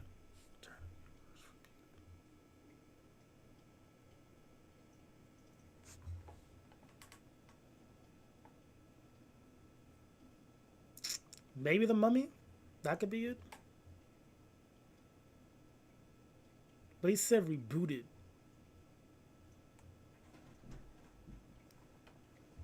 So okay, so we got The Mummy, Ghostbusters,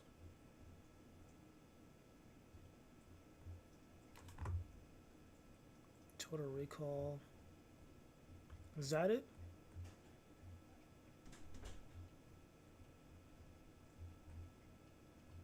It's either The Mummy or Total or Ghostbusters is what I'm thinking right now.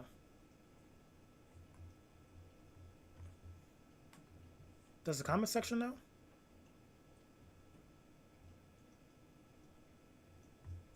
Thank. I'm saying.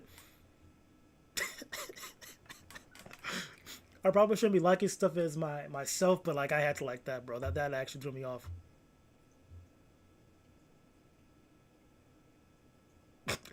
Bro, these comments.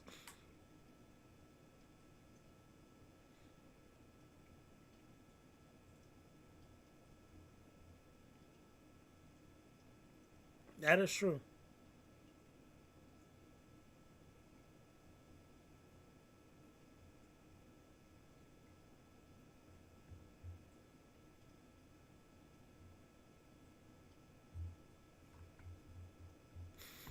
But yeah, totally 100%, bro. Like that threw me all the way off. I had to pause. I had to pause to defend Superman, bro. Film theorist. Interesting. But anyway, let's go back to the video. Hollywood right now. Something else that happened in the meeting that was a little bit jarring. The producer was talking to me and he goes, I went to your YouTube channel and I looked at your last video and you have 7 million views on that video. How much did you pay for marketing? And I'm like, $0.00. He's like, you don't spend money on marketing? And you get millions of views? Do you know how much money I have to spend on marketing for one movie? $50 million, 50, not 15. My job is basically cover every bus stop in town, cover every billboard in town. He later confessed and said, I have no idea what the public wants to see. And I'm like, hold up. So I was sitting here mind blown listening to this dude who's made multiple movies, but it was also mind blowing to him that I have an idea of what audiences want to see. All YouTube. Well, at the same time, you gotta think. Well, no, because 7 million views, even if, because like Swoozie back in the day, he would be like drop videos and they would give millions of views in like hours and whatnot. So yeah, that is, for a marketing guy, that is pretty insane. That's because he used like zero money. It's just like the people know what they're going into and they love the character, the person, so they just know he's a reliable source for creativity. And I feel like that's where he's going to probably go up with this video is everyone subscribed to Swoozie knows what they're getting into when he drops a video. Like, oh, Swoozie dropped, I know this is going to be good creative content, you know? But with movies nowadays and trailers, like people aren't as, how there's not a lot of trust anymore with like the creativity or how interesting something's going to be anymore, you know? So like the hype isn't there. So that's why the marketing team needs to do their job of, you know, trying to give hype to the movie to get the views and clicks and whatnot. That's my theory, what he's going to try to tap into. YouTubers in the million sub club, they have to have an idea. I got the second story coming in a second, but let me talk about Elio real quick. Elio flopped.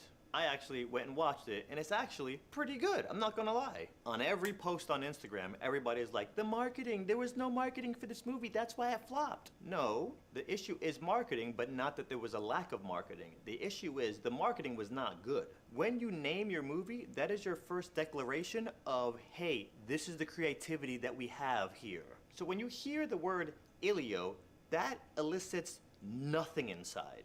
Let's just call a spade a spade. Elio elicits no curiosity, no nothing. When you hear The Matrix, you're like, I don't know what that is. What is it? Okay, let me give this trailer a shot. The Elio trailer, it looked massively uninteresting. Some other complaints I'm seeing is, oh, it's just the CalArt style and all the Pixar movies are starting to have this same style and it's just uncreative and boring and unimaginative. If that Elio movie was bomb, it doesn't matter if it was drawn in crayon. If the movie title was fire, the trailer was fire, the movie was fire, please believe people would have gone to see it, they would have rushed and told everybody about it, they would have gone back and seen it a second time, and that's how successful movie making works. For example, F1. I have zero interest to see F1, but if my boy Bandit or Harry call me and they're like, bro, I just saw F1, it's the best movie I've ever seen in my life. Marketing from a friend is better than any marketing that you'll see on TV. That is very true. But at the same time, the F1 shows were pretty interesting at the same time. But if I'm make sure I understand this point right. I'll rewind before I say what I'm going to say. Oh, it's just the CalArt style and all the Pixar movies are starting to have this same style and it's just uncreative and boring and unimaginative. If that Elio movie was bomb, it doesn't matter if it was drawn in crayon. If the movie title was fire, the trailer was fire, the movie was fire, please believe. Movie title, trailer, and movie, he said? If that Elio movie was bomb, it doesn't matter if it was drawn in crayon. If the movie title was fire, the trailer was fire, the movie was fire. Okay, so 3 things. Name, trailer, movie itself, all gotta be good. So, but to his point though, when he said like, oh, I don't like the art style, even if the trailer was bomb, let's say the trailer was bomb, if you don't like the art style per se, it's gonna be a turn off regardless, you know what I mean? Because like, what's a good example? Like there's this one anime, it's like a fight anime on Netflix. I'm not a fan of the CGI and whatnot. My dad says it's good, my friend says it's good, but like I'm not a fan of like the art style, so I'm not watching. Even though everyone's saying it's good, I don't like the way it looks, so I'm not gonna watch it. So again, like I get what he's saying, like a good trailer, and even the title. So let's just assume the title's like gas, like Ilios, whatever. Let's just assume like cool name, whatever, and cool trailer. Both of them have great trailers, but I don't like the way it looks. How can I sit through an hour or 30-minute movie if I don't like the way it looks? That's going to be hard. Even if I know for a fact it's going to be peak, if I don't like the way it looks, I'm just going to get, I'm going to feel like it's a ordeal to just watch a movie because I just don't like the way it looks, even though if it's a good story, So yeah, I still think looks do matter, and like how you look at something does matter. Because you gotta like the way a movie, especially like an anime movie, like you need to like the way it looks. That's like how animation works. So yeah, I do slightly disagree on that point, but I understand what he's saying. Like if all 3 of the things were fire, like if the trailer was gas and whatnot, that would get, so like let's just assume I like the animation style. Yeah, like if the first 2 things were really good, like name was cool, trailer was good, all my friends are saying the movie is gas, then yeah, I'll check out the movie. Yeah, that's how it works. I completely agree with that. But I do disagree with saying like, oh, if the art style is bad, it doesn't matter if everything else is good. No, I feel like art style does for sure play a part for, we'll say most people's cases. Most people, I won't say everybody, because some people are willing to give stuff a chance even though they don't like the way it looks when it comes to animation.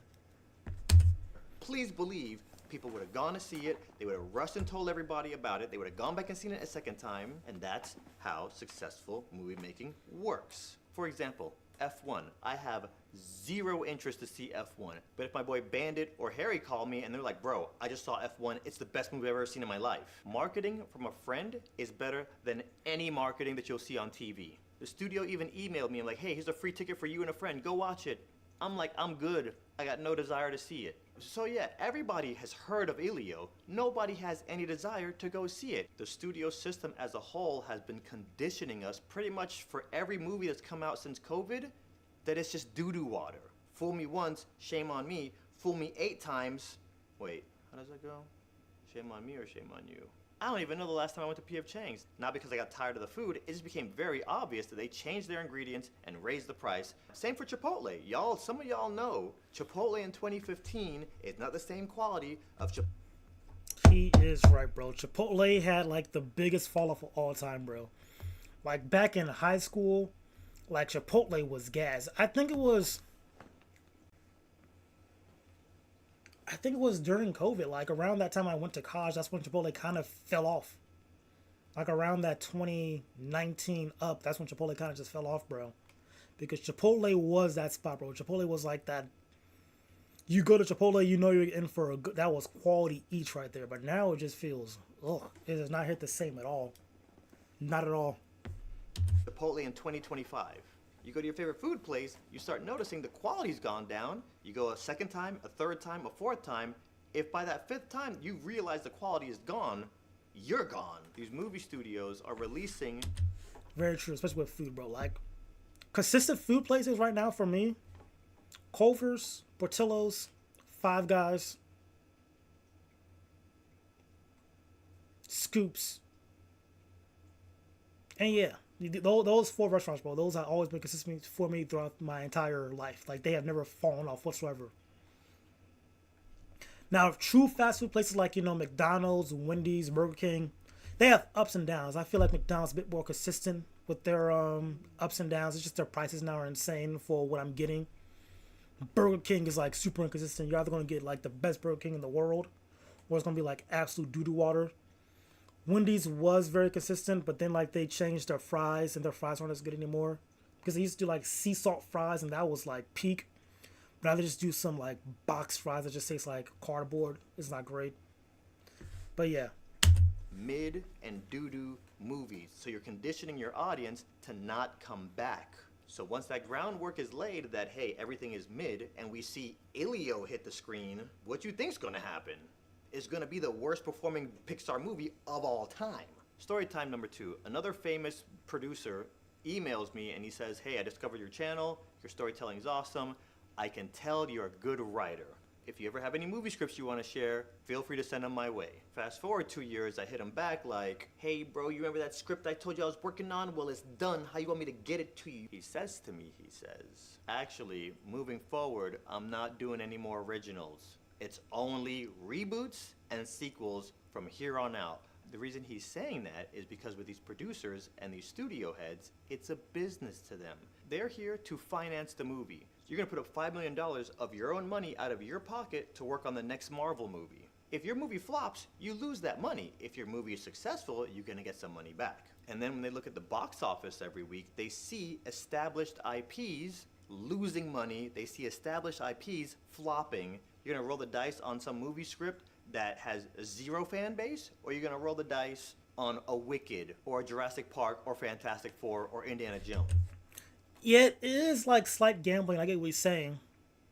But I think we saw like this year, especially like with Sinners, for example, that was just, you know, whole new IP, original story, did fantastic in the box office, you know what I mean? So like, again, but to his point though, that makes sense. The trailer was good, the name was good, and the movie was good. And I think that's why, again, it did super well. Sinners was a good, it's like, it's all 3 of its points right there. Cool name, Sinners. Interesting. That seems interesting. The trailer, okay. Vampires and whatnot. Twins. Movie, oh, what? So, yeah. It's just that we need to take chances on original stories, but at the same time, give the writer the chance to make that story and just give them the power they used to have. Like, you got to invest in them and trust the gamble, if that makes sense. Because that's how it works. You know, it's always a gamble, but they guess, like, what he's going to his point. Like, the studios want the safe gamble, which is, you know, established IPs or sequels and whatnot. They don't want to take the harder gamble on, or the roulette on original story. They want to take the blackjack, there we go, on IPs that are established and whatnot, or is a good sequel. So you guys see how the problem is all interconnected with other things? Like the roots are tangled. So as a producer, you're looking at filmmaking much different than anybody else. Here's the release date. Here's my $10 million. So I know by this day, I can expect to get some money back. That's how you're looking at filmmaking. I think a lot of studios and people in power have lost sight of, hey, when I make a good movie, I make more money. Because all this is a risk. All this is a gamble. It's like playing the lotto. But when you write a good movie script and you have a good director and you make a good final product, it's almost like playing the lottery, but you can manipulate the lotto numbers on some Doctor Strange stuff. Because the fact of the matter is, whether we know it or not, we all love movies, and the reason we go to movies is to feel. It's just and then, not therefore. We've found out this really simple rule that maybe you guys have all heard before, but we can take these beats, which are basically the beats of your outline, and if the words and then belong between those beats, you got something pretty boring. What should happen between every beat that you've written down is either the word therefore or but. And let's talk about this blaming the audience thing real quick. Therefore, but. Oh, I get it. Like, I punched them and then this happened. And then after that. But instead it's be like, I punched them. Therefore, that caused. I don't know. I think I kind of get what he's saying, but not really. I wish I got more from that clip. Quick. How to Train Your Dragon at one point was an original script. Shrek was an original script. Toy Story, original script. So Hollywood, Pixar, it's not that we're not supporting originals. It has to be a good movie. There's some Netflix originals that are not good. Let us be clear. Just because it's an original doesn't make it good. So don't, for a second, blame your audience. That's like me saying I uploaded a video and it didn't get any views. I hate the algorithm. It's holding me back. Here's something that a lot of y'all don't know. Your friends want your videos to go viral. You just gotta make content worth sharing. That's it. So you feel that it's worth sharing because you're in it. But would you share that piece of content if you were not in it? So Interesting. Okay, that's good advice. That's good advice. Now we look at little old me, your channel. Is this something I would want to share?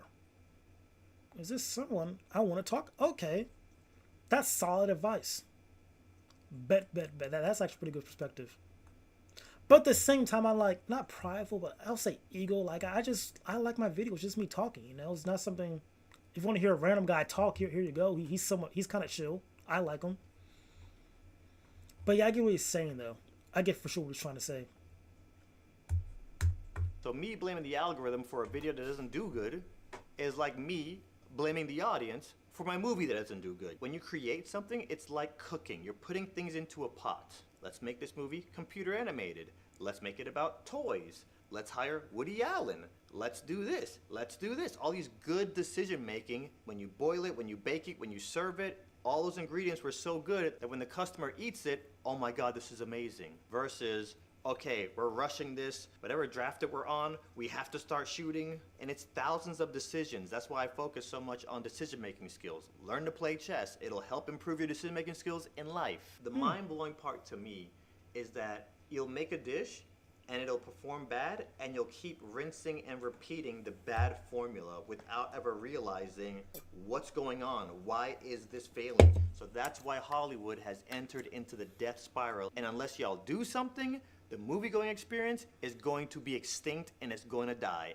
I don't want that. You don't want that. Nobody wants that. Learn to hear things about yourself. Learn to hear correction without getting offended. How do we fix this? Well, cost snob. Let's concentrate on solutions, not on problems. I'm talking to Hollywood right now, but you, the viewer, use that in your day-to-day life too.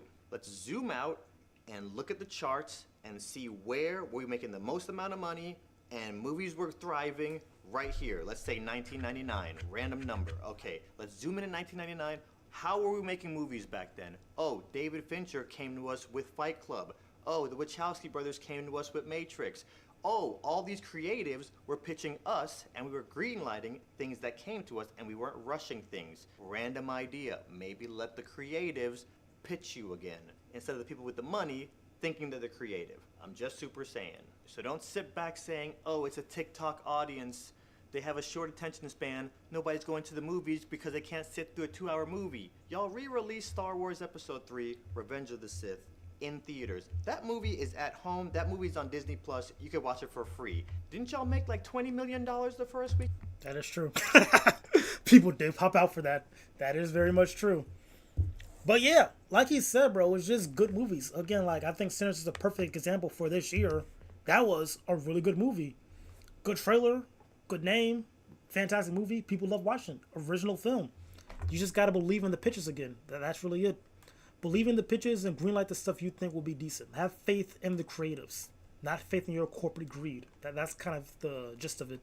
Freaking, how is that possible if it's a TikTok audience and we don't have an attention span? You see? If you make a movie and it flops, it's your fault. It's not the audience. It's not because we have a TikTok attention span. It's your fault. What does that say to you? People want to go to the theater. This is a very crucial point in history for movie theaters. AI filmmaking is coming. Whether you love it, whether you hate it, that's irrelevant. One thing history has taught us, anybody that stands in the way of technology gets run over. You ask the cab drivers when Uber showed up. You ask Blockbuster when Netflix showed up. I have actor friends who are very scared, but look at Matt Damon. Matt Damon was an actor and nobody was hiring him. He was going to every single audition, didn't book any gigs, 0 roles. He backdoored into filmmaking, learned how to write, learned how to direct, and then he put himself in all of his movies. Jon Favreau, I can never say his name right, he did it the same way. If you have these dreams and you have one linear vision on how to get there, that's not how reality works. Reality works in thousands and millions and billions of different ways. So if you only have one path and that path doesn't pan out, you're screwed. So to all my aspiring filmmakers, all my aspiring people that want to be in production, this is a very uncertain time. This blank page is turning and we don't know what's about to get written on here. Visualize that dream, visualize that goal, and think about how you can use technology and what's coming to get to that goal. Blockbuster sank like the Titanic, holding on to late fees. That's the real reason they didn't want to buy out Netflix or go digital. They were getting $1 million in late fees every single year, and they held onto that $1 million, and now they get $0 annually. Same way Matt Damon did it, Ben Affleck did it, and Jon Favreau. Same way all 3 of those dudes did it, you can do it too. There is clearly a problem in Hollywood, and if you don't know what the problem is in any situation, it's impossible for you to fix it. I want Pixar to thrive. I want movies to thrive. I want the movie-going experience to thrive, just so I'm very crystal concrete clear about my stance. If you keep making rushed, cash grabs, bad movies, you're conditioning your audience with each one of those to stop going to the movies. It's that simple. You see movies that you're just watching, it's like, this happened, and then this happens, and then this happens. That's when you're in a movie just going, what the f am I watching this movie for? All right. That was not a bad video at all. Good stuff, Swoozy. Glad you're back. Glad you're back. All right. What is those to watch? That was a fantastic time right there. That was a vibe. Let me check comments. All right, we're still vibing over here. Beautiful. YouTube is still chilling. Let me check my phone real quick. See what's going on here. Okay. Not okay.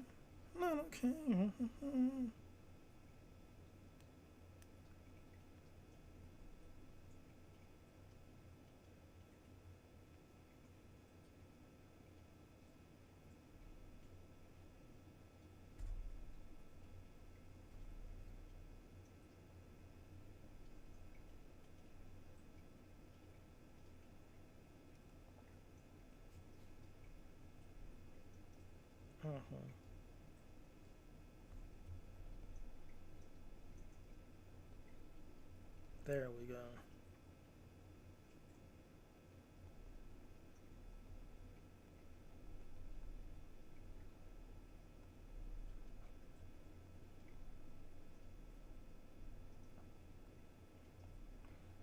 And now we are Gucci. Oh wait, did someone else? I'm not tweaking. Okay, yeah. I'll do that tomorrow probably. Alright, what is next on the watch list?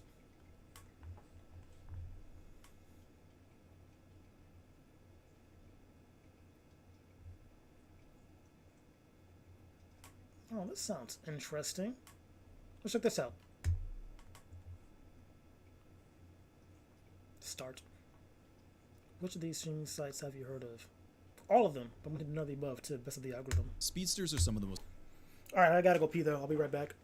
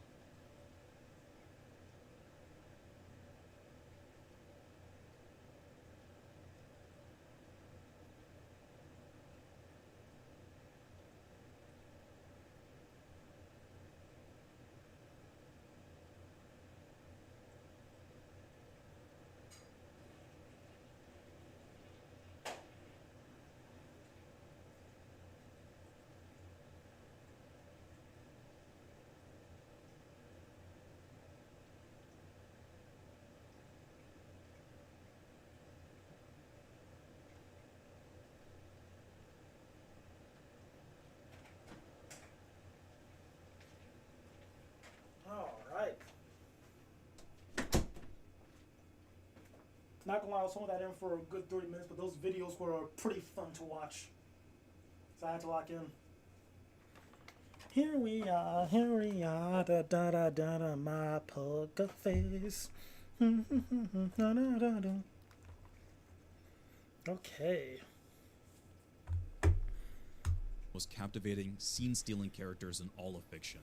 Everyone remembers the Quicksilver scene from X-Men Days of Future Past as perhaps the best on-screen depiction of the insane implications of having a character move at nearly 10,000 times the speed of sound, only for the writers to then have the same character capable of being in real physical harm from Walmart Thanos, who is notably not a speedster himself. This inconsistency in how speedsters are treated plagues both the MCU and DCU, and don't even get me started with this clown. And this fatal flaw both undermines and ruins these incredibly powerful characters because the writers want to have their cake and eat it too, where speedsters can move at physics-breaking speeds, but also can be shot with regular bullets from normal dudes. But enemies, oh my god, bro, powerful Where characters is he? because the writers want to have their cake and eat it too, Come on, pause, where on the perfect speedsters point. can move at physics-breaking speeds, but also can be shot with regular.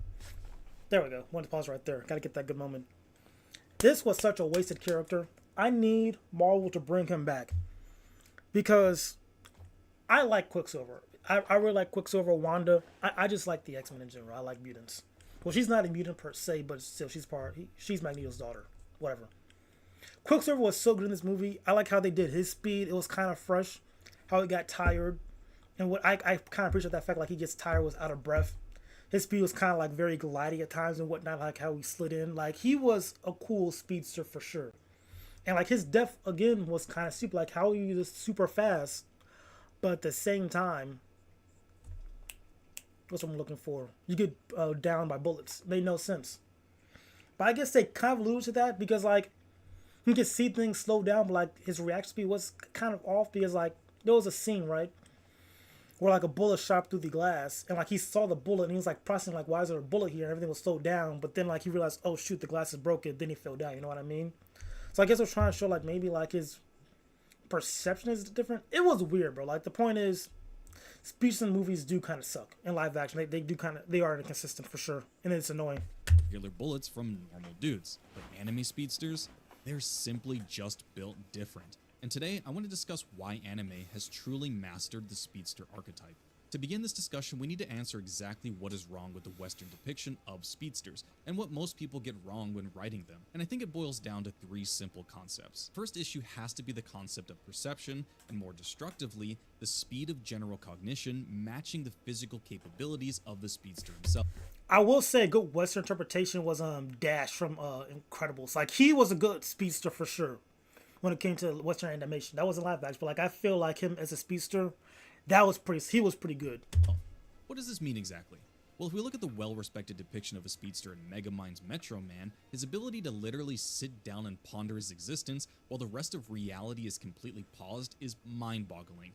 It's not as if he's running around to maintain the slowed perception of reality. I mean, the guy is literally sitting down having some french fries, reading a book, and due to his absolutely insane speed, nothing else on screen is moving whatsoever. The issue that stems from this problem in having speedsters comprehend and perceive reality in this slowed manner should remove all threat capable of harming this individual, and from a story writing perspective, this annihilates any concept of tension or fear we the viewers should feel for our speedster, because they've been written to be a god. But what do writers do after putting themselves in this narrative hole? Ask you the viewer not to think about it so much, and look at the flashy effects like a good little idiot. The second issue is much more simple to conceptualize, but the narrative implications are much greater. Western depictions of speedsters almost always follow the design principle that speedsters' powers derive from some sort of superpower and almost never is tied to hard work or physical achievement. Flash, Metro Man, Superman, or even Omni-Man all move at their insane speeds, not due to any training on their part, rather some external force that they were either born with or happened upon by accidental circumstances. There's no struggle or adversity to overcome to achieve this godly power, and so the reward of these speedsters defying logic and reason to accomplish their physic-breaking speeds isn't nearly as moving. I mean, who would you respect more? The natty guy who's been I mean, I guess, but that's like how superheroes work. I feel like, them having to train for the powers is a bit off. Like, what comic book characters, you get the power, then learn how to use them properly. So that's just a different type of thing, to be honest. I feel like that's not really like a huge, that's kind of like a small nitpick, I guess. Working day I get what in he's trying to and day say. out for years, overcoming that skinny guy physique to become a Greek god, or that one dude you knew in high school who was blessed with peak genetics and was 6'5", 280 at 15 years old. Or God forbid we look at dorks like these. Lastly, and probably the most important concept, has to be that the idea of this god tier power must come with some kind of restriction or drawback that limits the functional capability of the speedster in order to re-inject a natural sense of tension and allow for both the viewer and writers to reason with why this omnipotent power wasn't used in X or Y scenarios. This can be summed up with a single word: consequences. What are the ramifications of having this power to the speedster himself or the world around him? And it's here where we reach how anime truly has mastered this archetype. Might Guy, Zenitsu, and Toji will be the focus characters for this deep dive because I think each of them provides a significant and unique perspective on what it means to be a speedster in anime. To me, Might Guy and to a lesser extent Rock Lee are the greatest depictions of a speedster done in anime, period. And I've wondered why that is for some time now. But after sitting down and thinking over why that might be, the answer sort of came easily. Whenever Might Guy is on screen, he's doing one of two things: inspiring the youth or captivating every pixel of every scene with his immense and awe-inspiring speed and physical capability. And everything he does is strengthened by the key principle of his character being that hard work can achieve anything, even if that means punching air so hard it ignites into fireballs, or kicking fast enough that it bends reality around him. But unlike the Flash or Superman, what has Might Guy given up in order to achieve this power? A lifetime of grueling physical effort and staying absolutely locked in for nearly 30 years straight. Every ounce of his immense power is tempered by the fact that the 8 Gates technique still destroys his body and in the worst circumstances will completely annihilate him. Having to pay the cost of ripping his body apart despite spending a lifetime earning his immense speed is powerful. Despite this character achieving so much in life through sheer willpower and determination, he still has to pay a heavy cost each time he wants to access this amazing power. And when all the cards are laid out, facing down a world-ending threat like Ten Tails Madara, he's willing to sacrifice it all, give up everything, and call upon the greatest power capable to him in order to preserve the next generation. I mean, wow. And that's just the narrative side of things, and already we can see the huge disparity in how these characters are treated when compared to Western adaptations of this archetype. Logistically, how Might Guy functions is also a huge departure from the likes of Flash or Omni-Man, despite being I think it's, again, what I get what he's trying to say. Like, his speed comes with consequences, but that can't always be the case, you know what I mean? Like, sometimes you just need, like, a character whose whole function is to be fast. Like, his character function isn't to be fast. It's more like, because of his physicality, speed is a byproduct of that, if that makes sense. Like the Yellow Flash, very fast character, you know what I mean? But there are limitations to his speed and whatnot, like, and it's used in a unique way. Even Naruto 2 on the show, he's like pretty fast as well. Like, he could run around, blitz and whatnot, teleport. Again, that's because of the powers he got and maintained or achieved. But like characters like Superman and whatnot, it's just that their speed is just so insane. It's hard to like make it visually fun to watch on screen at times, you know? So you either gotta like nerf the character hard, or it's just nerf the character hard, or like, you know, the speed's just so insane you just gotta dumb down and be like, hey, it's whatever, it's a comic book, you know? So it's really just, at the end of the day, a writing issue, not a writing issue, but like a depiction thing. Like, how do you depict speed in a way for people to comprehend it, understand, not ask many questions? Like with Might Guy, you see, okay, works hard, use the 8 Gates. That's why he can zip around, bounce on air and whatnot. Practically fly by jumping on air. He moves super fast. But like, at the same time, there's no like slow-mo Might Guy moments. It's more like you just see him zooming around from other characters' perspectives. Like, oh, this guy is fast. That's insane, you know? Even like in OG Dragon Ball 2, you like see like the after image technique, like people like jumping around back and forth. Like, oh, he's moving so fast, he's like making doppelgangers of himself. You see everyone else's perspective of the speed and not like the person who has speed's perspective. And I feel like showing that is better than showing the person who has the speed's perspective, because at that point he seems too overpowered. But like, at least from us watching, it's like, okay, this guy's pretty fast and that's it. But if you see from like the guy who was super fast making the after image technique and seeing his perspective, it's like, oh, this guy's really fast, that's kind of broken.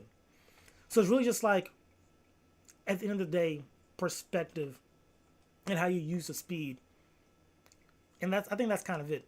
I think anime does a good job with perspective and making us see the speed as a viewer and not as the character himself and like how he sees the world. We're seeing the character Speed ourselves. Like a good example,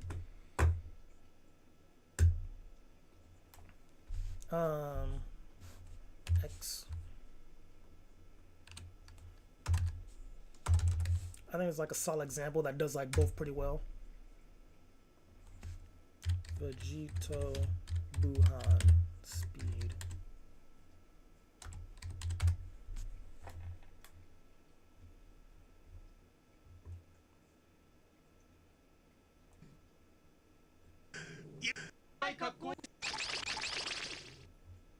Where is it?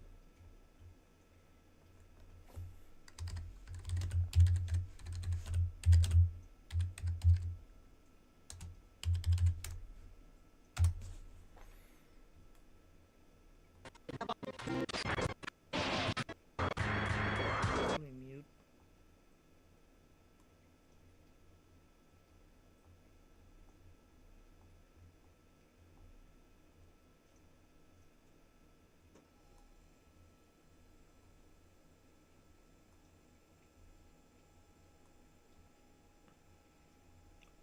Well, even this too is pretty decent, you know.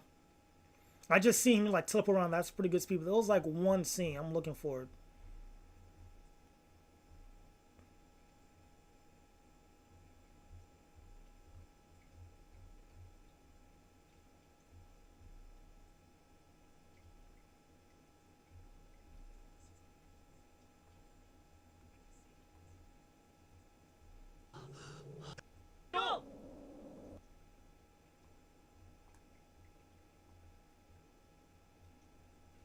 That's not it.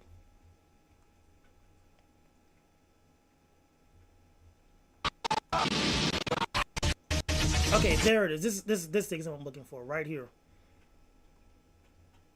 I probably should maximize it. So like, notice how like they're just standing still, but like you kind of see him like blocking and whatnot.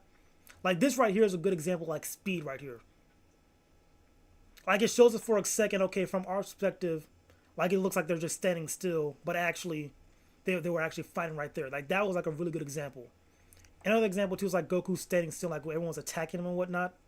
Like stuff like this. Like I think anime does for sure do like a great job like showing speed and whatnot. Physically capable, All right, let's his go back. normal state of being isn't in bullet time, and he certainly isn't capable of processing information at the speed that he physically moves. The separation between cognition and physicality is integral to the portrayal of a good speedster because we, the viewers, don't need to suspend all disbelief whenever this character is in any harm whatsoever. Imagine if Might Guy could ragdoll Madara like Quicksilver did to Apocalypse, only for Kisame to land a blow against him. Not only would the power scaling community literally implode, but the narrative implications of this exchange would serve to be disastrous for every single encounter he would face in the future, and retroactively would affect each interaction between Kisame and another character. Next, let's move on to Zenitsu, another speedster from Demon Slayer. What Zenitsu brings to the table is the concept of temperance in how speedsters are written, and more importantly, when their powers are applied. Despite my opinion that Might Guy being an incredibly well-written speedster in anime, you know for certain that in nearly every fight of his, he will use the 8 gates almost immediately. However, where Zenitsu shines is in the restraint of the writers with how his powers can be utilized. If you don't know, Zenitsu is the archetypal scaredy cat, afraid of every encounter and is unable to use his breathing technique under normal circumstances, unlike every other Demon Slayer in the series. But when the sense of dread overwhelms him, he literally passes out, and usually just for a few scenes, his full power is unleashed and magic happens. When Zenitsu enters his calm state and accesses his powers, it's just chills, and they accomplish this with a character that does one technique, which is effectively linear movement but really fast. Contrast this to Sloth from Fullmetal Alchemist, who effectively has the same capability, high-speed linear movement, and immediately the differences are clear between anything Sloth does and everything Zenitsu does, and this is largely in part due to how often Zenitsu can access his power versus many other speedsters. Secondary to the concept of restraint, I think Demon Slayer in anime to a greater extent demonstrates the physical consequences of something moving at these ridiculous speeds. Take a look at this scene from the recent Flash movie. When he begins to run, look at the world around him. The Flash is running at several hundred times the speed of sound, and nothing around him is being affected. The cataclysmic destruction that should be taking place around him as a consequence of moving at these speeds should shatter the cities around him, and yet the only physical structure affected by the Flash is the water he runs on. So clearly the writers know that matter should be displaced by his movement, yet intentionally create an inconsistency that ruins the immersion. That is true, and then they, again, this is like a comic book issue, then they explain away with the Speed Force and what, like, the Speed Force is like the fix-all for, like, why, you know, it doesn't destroy stuff and whatnot. But yeah, most definitely, bro. When it comes to like speed, like that should be causing like insane damage. Like you should be seeing like sonic booms and whatnot if you're running that type of speed, especially if you're going like faster than like going from like one city to another. Like it's insane for sure. Of what is taking place. This cherry picking is much less prevalent in anime due to the genre being centered around the spectacle. I mean, just take a look at my guy at his absolute max power. Look at the impact and destruction taking place around him, the ground being torn apart just by his presence. The physical consequence of his power is being translated through the physics of the scene, whether exaggerated or not, and that consistency matters to preserve the impact that this level of raw power can and should have. Imagine my guy running across. Like, look at this. Like this, these are good ways to show speed. Like he's right about that for sure. At his... I'm glad it shows like these physical type characters, like, you know, Zenitsu, my guy, and Toji, instead of like people like obvious, who are like very fast, like Naruto. And in the case, Minato as well. Like those are just, you know, almost hacky characters, but these are more like physical. They kind of trained up for the speed. So I'm glad he chose these characters now in hindsight. I get what he's doing. Max power, and instead of the animators demonstrating how much force he's carrying through the environmental destruction, we instead see him gliding across the ground like the goofy Flash did. All of the impact would be stolen from the scene immediately. But the animators of Naruto and anime in general want us to see the immense power and how much impact these characters have in each scene they're in. Might Guy's or Zenitsu's speed isn't just a narrative tool to propel the plot. Their speed is integral to every scene they take part in, unlike the Flash or other speedsters whose speed is simply an afterthought that is less integral to their impact than I personally view that it should be. Lastly, we got the shining light of 2021, Toji. Toji's my guy, bro. When I read him in the manga, bro, I was like, he's the best thing in the world. And then like right after you read the Hidden Inventory arc, you go straight to Shibuya, he comes back to life. I was like, this is peak. This is peak, bro. Toji was my guy. Still is my dude, bro. Despite being smack dab in the middle of the pandemic, and he gambles? Stop it. JK was rolling out one of the best anime of the modern generation, and more importantly, gave us the brand new thirst trap Toji. Conventionally speaking, you may not consider Toji to be a true speedster, given the fact that he's never seen operating in bullet time. But I think when we're looking through the lens of anime, he qualifies just fine. But more importantly, I want to talk about one aspect of Toji and his depiction as a physical powerhouse that is completely foreign to Western design philosophy. Despite Toji being from a world with superpowers, in this case being cursed techniques, his physicality is shown to surpass the likes of the very superpowered characters that he faces. Gojo, Dagon, and even Megumi all have abilities that defy logic and can summon what is effectively pocket dimensions through the use of their power. And yet Toji completely stomps them through their hacks with sheer speed, power, and tactical acumen. This aspect of anime, in letting characters with immense physical capabilities be an anomaly, even in the context of worlds with characters who can bend space and time, is fantastic to watch and gives help to strengthen their impact on the screen despite what their adversaries can do. Anime ensures that these characters feel special despite being objectively less magical or superpowered than their contemporary. Contrast this to the DCU depiction of the Flash and the CW version, who I have purposely tried not to bring up, since every content creator has been around the block with that show, but for very good reasons. In the DCU, Flash can do one thing: move fast. I will say though, that scene right there, him reversing time, that was a peak scene though. Like I feel like, what can I... In the Snyder Cut, his speed was kind of decent. Like, it worked. Like, his speed kind of worked in that movie. You know what I mean? I like the way they depicted his speed in that movie for sure. And then, like, at the end, like, when he, you know, went fast. Like, the 2 times he went faster than light, like, it had impact to the story. You know what I mean? I kind of like that. Like, the first time to reawaken Superman, then the second time to, what's he face? Just reset the world or whatnot from being destroyed. Like, that was fresh. I think, like, in this version of the movie, that was a good depiction of, like, you know, crazy speed that, you know, breaks physics, for sure. I feel like this was special. That is his identity at the root of every scene that he's in. That is where he can make his impact, by moving faster than anyone. but immediately that key character trait is undermined by the likes of Superman, who in addition to having flight, unmatched speed, durability, laser vision, and a myriad of other powers, apparently is fast as the dude who can only run fast. In order to venerate Superman, they sacrificed the Flash's entire character and power set.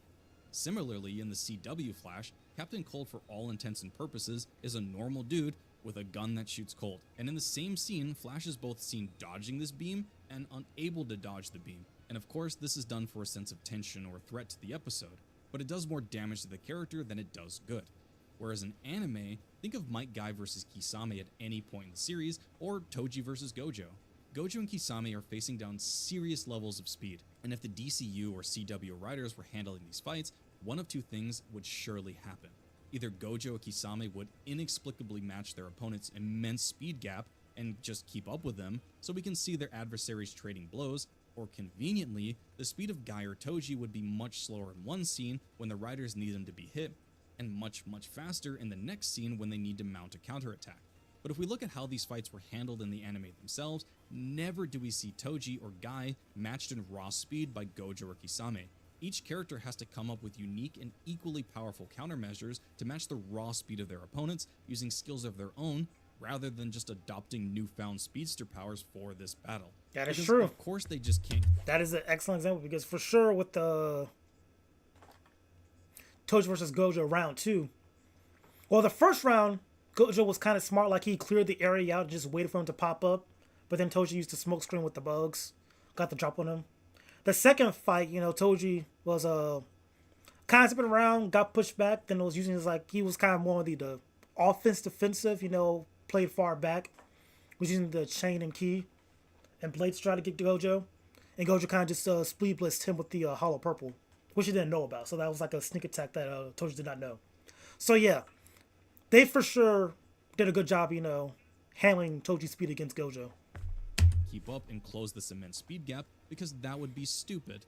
And yet here we are. Imagine if suddenly, amidst the battle, Gojo decided to trade blows hand to hand with Toji and somehow managed to come out of the exchange not completely annihilated. You'd think, wow, so Toji is trashed here. Okay. And stop caring about the fight immediately. But in the instant that Toji closed the gap on Gojo, what happened? Gojo, the pinnacle of sorcerers, was dismantled instantly, and it's through that intelligent and conscious. Well, that's the first interaction. You guys talk about the second interaction too as well. I feel like that kind of shows, how his speed failed him. But I get what he's saying, though. Just writing on the behalf of the manga writers to know that Toji is so superior to Gojo physically that if he were ever to close the distance, there should and were dire consequences. And to me, that's beautiful. I wait the day more speedsters get adapted to film with the same level of respect and care that anime writers and animators seem to, so we can begin rebuilding the glorious image of the speedster archetype that the Flash in almost every single one of his iterations has desperately tried to tear down. Thanks for watching. If you enjoyed, liking and subscribing really helps. That was a nice video. Fantastic video, actually. I like that. Alright. We're still vibing out. Is there anything else? No.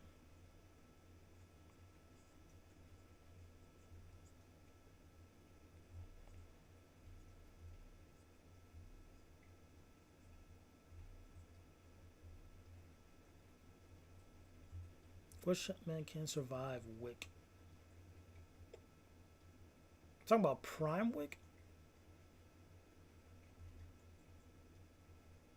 I don't know, I feel like Wick, if he's in his prime, I think he probably watches a lot of people, to be honest.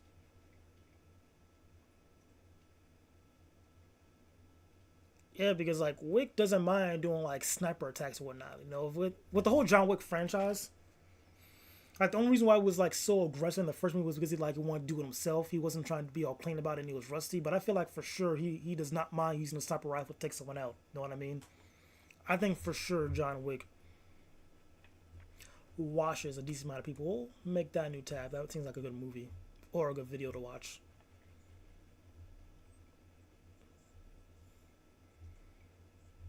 Let's look through, see anything else I want to look at before.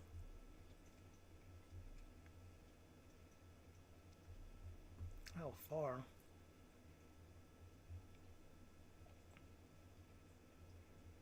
With the concepts Doomslayer is fighting, he gets I want to say maybe up to Boo Saga. Yeah, because around Boo Saga, that's when they're starting to like tear dimensions, and like literally a Super Boo yelled a hole in a dimension and whatnot, like the dimension tearing and whatnot, and then Gotenks did it too. And then Buhan was freaking him tweaking that was about to like, you know, collapse the universe and destroy it because of dimensions and whatnot. He was tearing holes in space. So maybe Boo Saga, probably Battle of Gods, where he stops around that area. I think for sure. That's what I'm thinking though.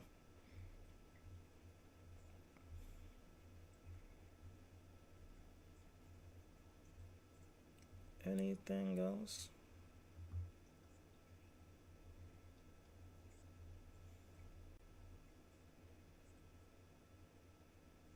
Wow, that is an insane clip right there. I'm not falling for the bait though. I'm not clicking that. But that is an insane way to get clicks right there. 6 million views. So 6 million y'all saw that and clicked it, huh? Horny. All of y'all's.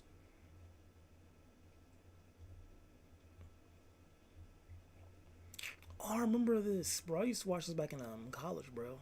It was maybe my friends would play Smash all the time. So, like, I'll say when it comes to video games, especially fighting video games, I'm pretty decent if I give myself practice. Because if I know the character, I can, like, watch a match, then, like, you know, one of the combos are doing, just copy it pretty well. Like, I dang near have, like, the Sharingan when it comes to video games. Like, I don't mean to glaze myself, but that's kind of what I have. It's like, if you know the character and, like, all the combos and whatnot, at that point, you just, you know, copy-paste for real just by watching it, and you just do in the matches, and it's pretty decent. I wasn't that too try-hard. It's kind of like I just practice the combos I see while playing against them. Because those guys were actually, like, practice. They loved their Smash. But me, it was like, I'll just play with you guys and survive. Oh, shoot. Is this on? Oof. Y'all were probably getting an echo this whole time. My bad, team. And not a single y'all said a word. What's going on here?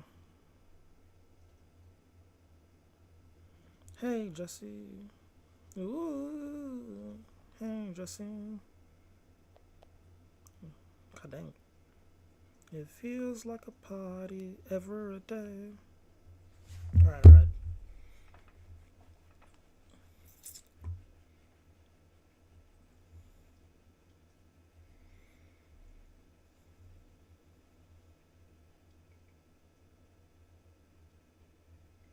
This is actually good manga. I was reading some of it. Like, I got fairly easy. I think like the first quarter.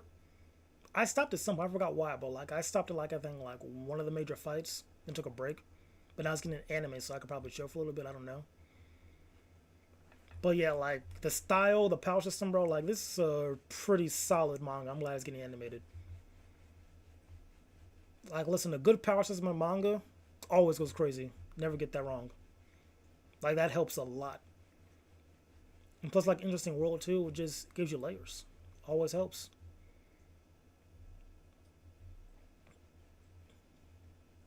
Yeah, this is a wash. For Superman watches that guy. Building a DC Rivals roster. One day. One day. Right now, DC needs to focus on movies, then they'll get to, what's the word? Video games next, because right now the video games suck. So you think you're a weeb? Shoot, I think I am. Welcome back to Anime Let's see real quick. IRL, where today we're playing So You Think You're a Weeb, where our contestants' love, passion, and knowledge for anime will be put to the test against our 3 pillars of anime. Woo! It's an original Let's see how weeb I am, bro. I'm either gonna be a winner or a failure. We'll see right now. game show to Anime IRL. Today's categories are anime knowledge, famous poses, and the anime lightning round. If our contestant can beat 2 out of 3 of our pillars, they will win their official Weeb certification card and prove themselves to be King Weeb. Today's special guest is Dom Gabriel. Woo! God, I hope he doesn't get it. Yo, he was already posing. I'm already ready. I'm prepared. Yeah, boy, are you. Here, on, let me get to my natural God-given height. Do you want to piggyback? You know what the worst thing is? I almost said yes. That was my initial. I'm Dom. You guys might know me from reality television. I was on Netflix a few shows, and also from dressing up like a fucking idiot on TikTok. So what a flex be like. You guys know me from TV and movies. From too many dating shows. He's the guy who cried. But actually, fun fact, I'll reveal it here that a lot of people don't bring up. But I actually referenced Full Metal Alchemist Brotherhood when I was crying in that. Yes, and all the normies didn't get it. No one got it. Everyone was like, damn, it's so sad. He said, why is it raining? I'm like, it's Full Metal Alchemist. That's ball right there. That is a neat ball knowledge. I low-key wanted to say that line too because I was about to shed some tears and it was super dry. And I wanted to say that line. I was like, that might be too corny. Let me just hold it in like in a man. It was a joke. It was a reference. Dom, I know you've just kind of proven yourself a little bit, but do you think you're a weeb? I do. I've gone through the pain to prove it. Judges, do we believe him? Look at him. What pain could he have gone through? I can't give him the certification, and he gets to be 6'4". I'm sorry. That was pure hate right there. That was nothing but envy. I know my weakness. I love a tall woman with a big ass. Stop quoting anime! God damn it! Dom, we're gonna put your knowledge to the test. The first game we're doing is anime trivia. Would you like to pick one of our pillars to go up against? I've gone through the anime IRL. I'm going with the green shirt first. Get him out the way. I feel like that's probably the best one. YouTube. And I think for trivia, I'm going to go with Chris. Oh, that's a good choice. You know, this would have been your weakest choice for sure right here, but... See, I was like off rip. I feel like him first, take him out, just in case. But then at that point, these guys will be like easy money. I like that you're saving him for down the line. Yeah, I don't know what's coming next, so I feel like you're a clutch pick. And also, ADHD will help you in your match against him because he will not remember any details. Chris, do you accept the challenge? Yeah, what is it? Let's go. Let's go! Let's go! Good pick. All right, anime trivia is coming. Anime trivia is coming, and so Are you guys ready for trivia? Trivia? Yeah, kind of forgot about that, huh? Question 1. Who created Earth's Dragon Balls? Oh, Dom. Kami. Kami?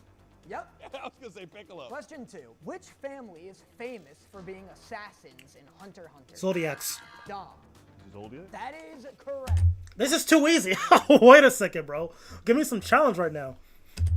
Wow, Chris is getting slayed. Question 3. Who is the first JoJo in JoJo's Bizarre Adventure? Josephh? Dom. Fuck. Is it Joseph? No. Uh-oh. Not Jonathan. Uh-oh. It's Jonathan, not Just Tweet. start rattling off J names, my guy. Joseph. Nope, that was Dom's guess. Dom? Jonathan? Jonathan Joestar. There it is. Yeah. Wow. Hold on, before we get into that. Bro, these guys are ass. Like, Jonathan was my next pick. Yeah, bro. I might be official weeb. These are too easy. Skip.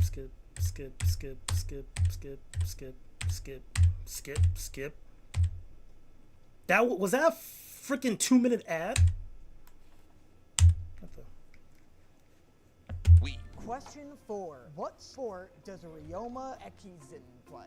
Soccer? I don't know. That is correct. Oh, wow. Based off that photo, I would have said soccer. That was a Yep. soccer-ass photo. That was a pure reactionary answer. All right, question 5. What is the name of Oh, Ichigo's Zangetsu. Chris. Getsuga. Nope. I hear Bro, Dom, you're a Bleach fan. You should know this. Come on. every time it was a question. We got fucking Doodle Bob in the back. 5, 4, 3, You don't know the... Oh, my God. 2, 1, Zangetsu. Oh, I was naming the move.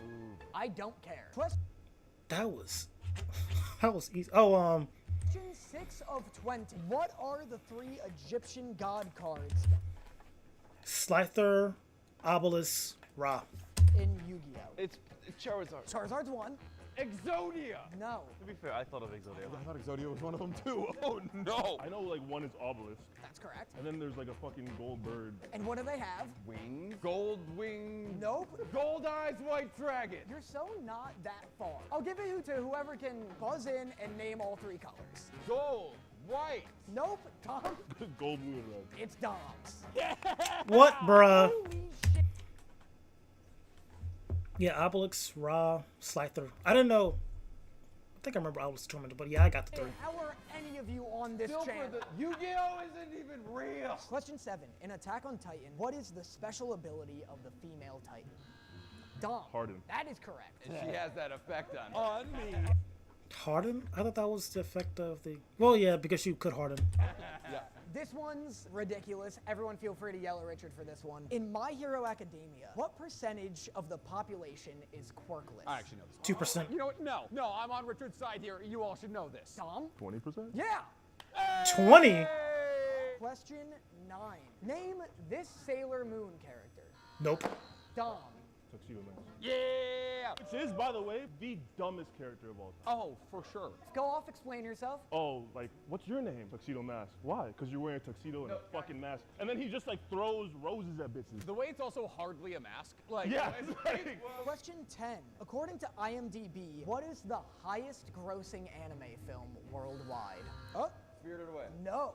This is cheating. Dom, guess? Mugen Train? Mugen Train. It was on the screen, guys. Come on. Richard, why would you put the I did not. I was gonna guess like the movie like on the screen. I didn't know they were gonna cheat like that, but okay. on the screen? Because I knew they'd still get it wrong. In Frieren, the area affected by the demon Mock's curse is known as the Golden City of. It's on my watch list. I haven't. Chris is texting. No, I'm confirming the last question. He doesn't know the answer to this. I don't know the answer to this. I know the answer to this love one. Frieren. El Dorado. Question 12. In Death Note, what is the name of Misa's Shinigami? Oh, Ray. Think of sleep. Think of a sleep cycle. Melatonin. Ram. There we go. Okay, question Ram, 13. Jesus. In Jujutsu Kaisen, what is the name of Mei Mei's younger brother? Oh, I know this one. Because of your videos where you talked about its pronunciation. Oh, God, I hate it. Oh, it's fucking wee wee. It is! It's ooey ooey, but that's fine. Who was the first homunculus killed in Full Metal Alchemist? Wasn't it Gluttony? I think it was Gluttony, right? Brotherhood. Pick one from the picture and go buzz for and it. then shut the fuck up. Can't hear me? I did. Chris. Sloth. Nope. Dom. 5, 4, 3, 2. Lust. What part of Dom 5, 4, 3, 2 made you think you can answer? That's all right. Dom didn't know it. Yeah, you got it. Lust. Yeah. It was Question Lust 15. first? I thought Glut. All right. In Naruto, DNA anomalies that allow their wielders to use unique techniques Keke Genkai. known as. Oh, no. The fucking word is incredibly Japanese. Yeah, it's very Japanese. Yeah, I I'll give got you that guys one. a hint. Kiki's delivery service. That's a pretty good hint. Fellas, do you like that? Yeah. I honestly don't know, but Keke Genkai? Yep, there it is. Now we're hosting, Dan. I think that was a confusing way to word that question. Whatever. Yeah, my bad. That was actually that was the perfect way to say it. And like they even showed Kinimaru? Was that his name? Kinimaru. Oh my, yeah.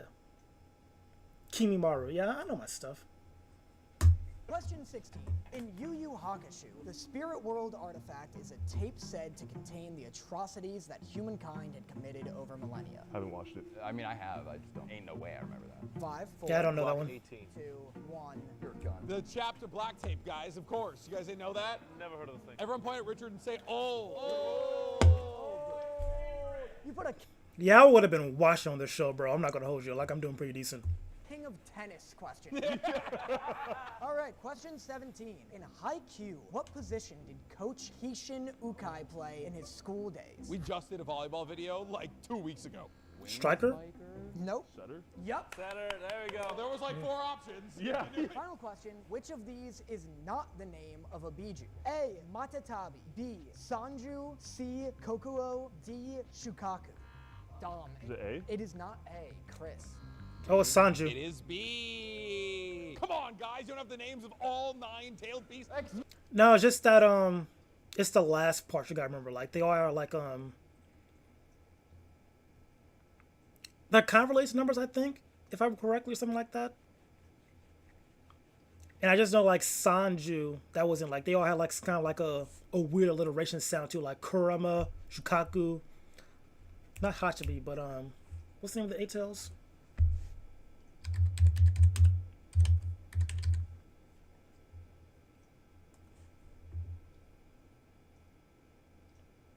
Gyuki, yeah.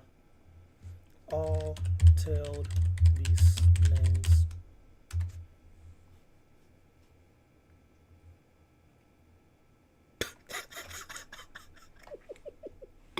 Bro, what? Well, because yeah, the Shukaku, Matabi, Isobe. Son Goku, Goku, Saiken, Yuki, Kurama, yeah.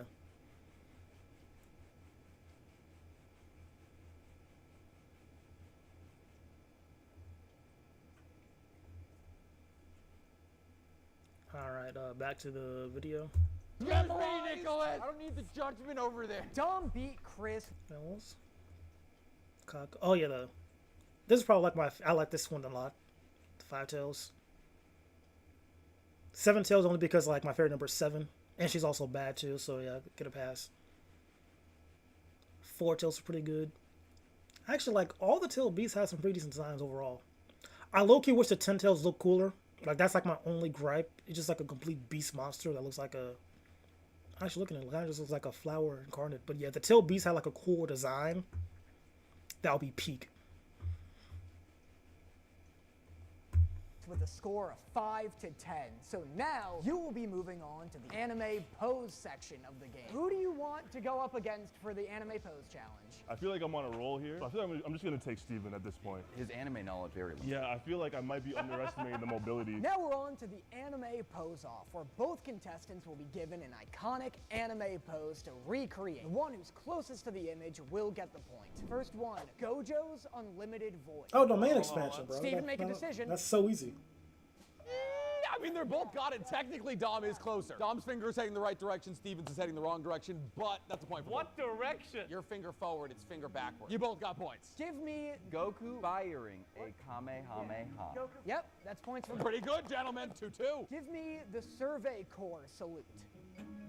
Damn, Dom had that on. Yeah, that was on lock. Points to both. To the best of your ability, give me Akira's bike slide. I mean, Steven has no idea. No, I do. Yes. Yeah, yeah. All right. Yeah, that's good. That's points to both. Yeah. How are the knees? Let's not talk about He's that. putting in Let's real just leave effort. him. Okay. Give me Luffy second gear. Dom's quick with it. Yeah, Dom is quick with that. Oh, well, but his, you see those knees? Like his knees were on point, bro. That is, look at that. Yeah, Steve got that one.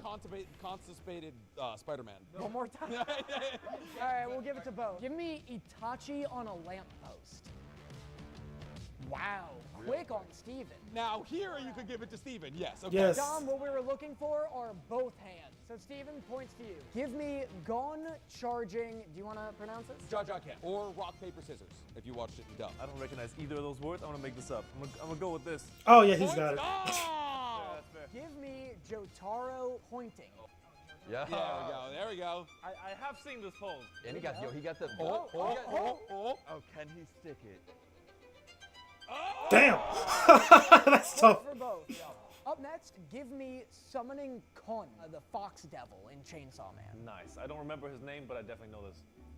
Cool. Yeah. Good jobs. 2 points. Yep. Dom was insecure with The amount of fingers. Yeah. I also get insecure with the amount of fingers sometimes. It's This one's from Nick. Give me Yoroichi's cat stretch. I want some zooms on this. You got it, guys. Oh, come on. Just think about a cat. Was she always that? Yep. Yes, she was. I'm gonna make this up. Fake it till you make it. There we go. I'm gonna go with. Yep. Yeah, Steven's got it, bro. He knows. I'm gonna say a point for Steven here. Yeah, Steven's got that The one. way it works is, it's like it's possible. Don't do it in this. He's doing it for you. Look at this image. Yeah, that's what I was picturing. That's exactly what I was picturing. What? That's a famous pose. Freaky ass, bro. What episode is this from, Nick?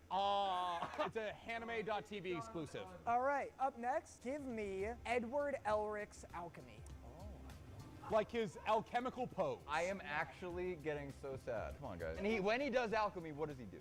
Oh, yep. There we go. He's in cat mode He's still on still. cat. He's still on He's cat. still in Don't worry cat about mode. it. Steven, explain what you're doing right now. Alchemy. Dom, give your attempt. No point. Dom had a book and was pouring something out. Give me Hisoka's swing. What swing? Which anime is this from? Hunter x Hunter. Hisoka when he gets turned on. HH is it's All right, Dom's given his entry. Yep. swing, not swing. Well, that's his entry. No points for No anyone. point. Guys, it's this. Give me Kamina's pose from Gurren Lagann. Oh, I have not seen this. I'm gonna mix something up though. Anime Expos. No No points. points. Love the fainting woman though. It's like this. Steven is currently in the lead by 1 point. Give me Yamcha. What? I have not heard that either. Oh, here we which go. anime? Now we're evened up. Dragon Ball. Oh, wait. Is it this guy? Well, That's your entry? That's your entry. Points, Dom! Tied it up. Since it's on to the 16th image, we're gonna get into semantics? We're getting into semantics So now. you gotta be specific. Next image. All Might's victory pose. Oh, wait. Ooh. I think it is reverse shot. Regardless, Dom is gets the closer. point. Yeah, Give Dom me got your interpretation of the Ginyu Force. Oh, fuck him. Oh, Yeah. shit. Which anime is this from? Dragon Ball. They're like evil Power Rangers. Oh! Well, Nope. That is a pose from somebody. That they do a lot of poses. That's fair. Both wrong. I say 1 point each. It's a wash. Yeah, it's a wash. That was pretty good, though. Oh, it's down. That's exactly what I was thinking. so Dom was doing Birder. Yeah, Steven was just doing the dab. So Dom's up 1 here, yeah. Give me Yusuke's spirit gun. Oh, dude, yeah. I'm thinking of the water bullet from Naruto, but I know it's very, very similar. It's gotta be. I'll go with this. Gotta give points to Dom. It's got a second hand on it. Yep. All right, next, Rock Lee's Drunken Fist. Oh, dude, yeah. This one's honestly just Drunken Fist. That's Yeah. good for both of them. Yeah. That's Wait, that's hold points up. for both. Does that mean Dom wins? And one more. Which Dom's up 2 points. I would like to add a detail that most people probably don't know. You know why his fists are like this? It's because holding a sake cup. Oh.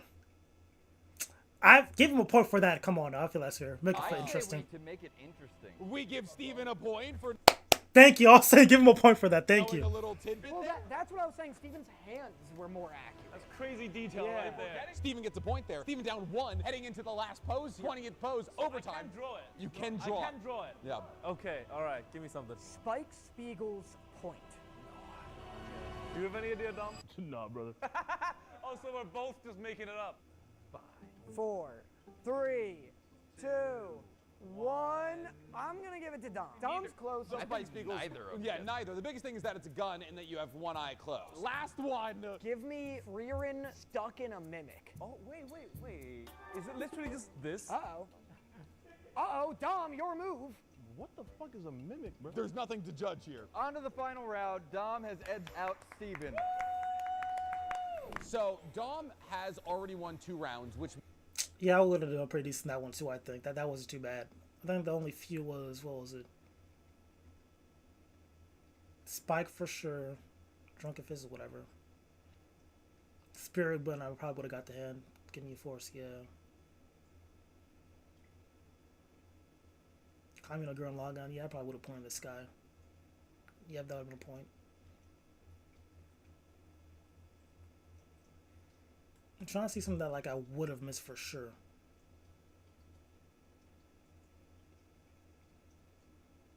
Yeah, I don't think I would have missed any of them besides maybe.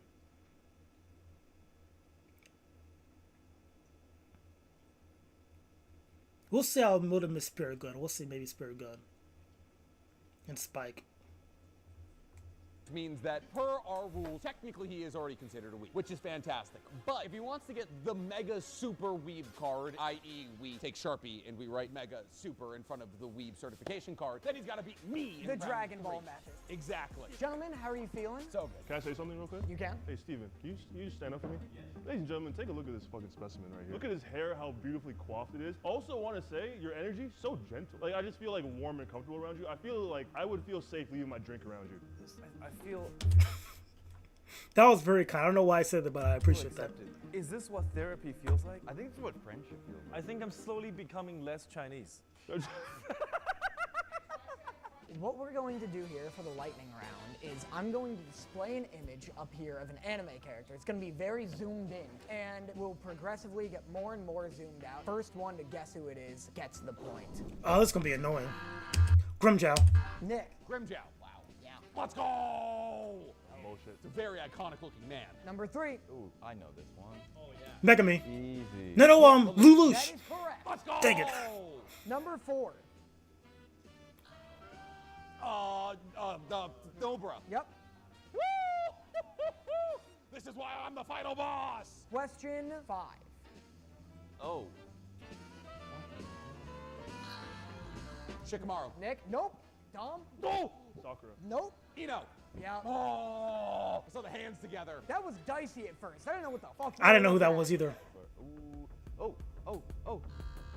Amelia? That is correct. Let's go! What? Next, number 7. Oh, yeah. Oh.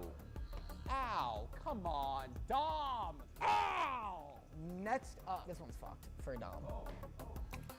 Try run. Bro, what? Let's see, up next. Oh. What in the... What am I... Oh, now he's, oh, what is that one? Is that the main character of Steins Gate? I don't remember his name. It is the main character of Steins Gate. I don't remember his name. You know anything about Steins Gate, Dom? Not a thing. Give it to Nick. Give it to Nick. All right, give it to nobody. And go.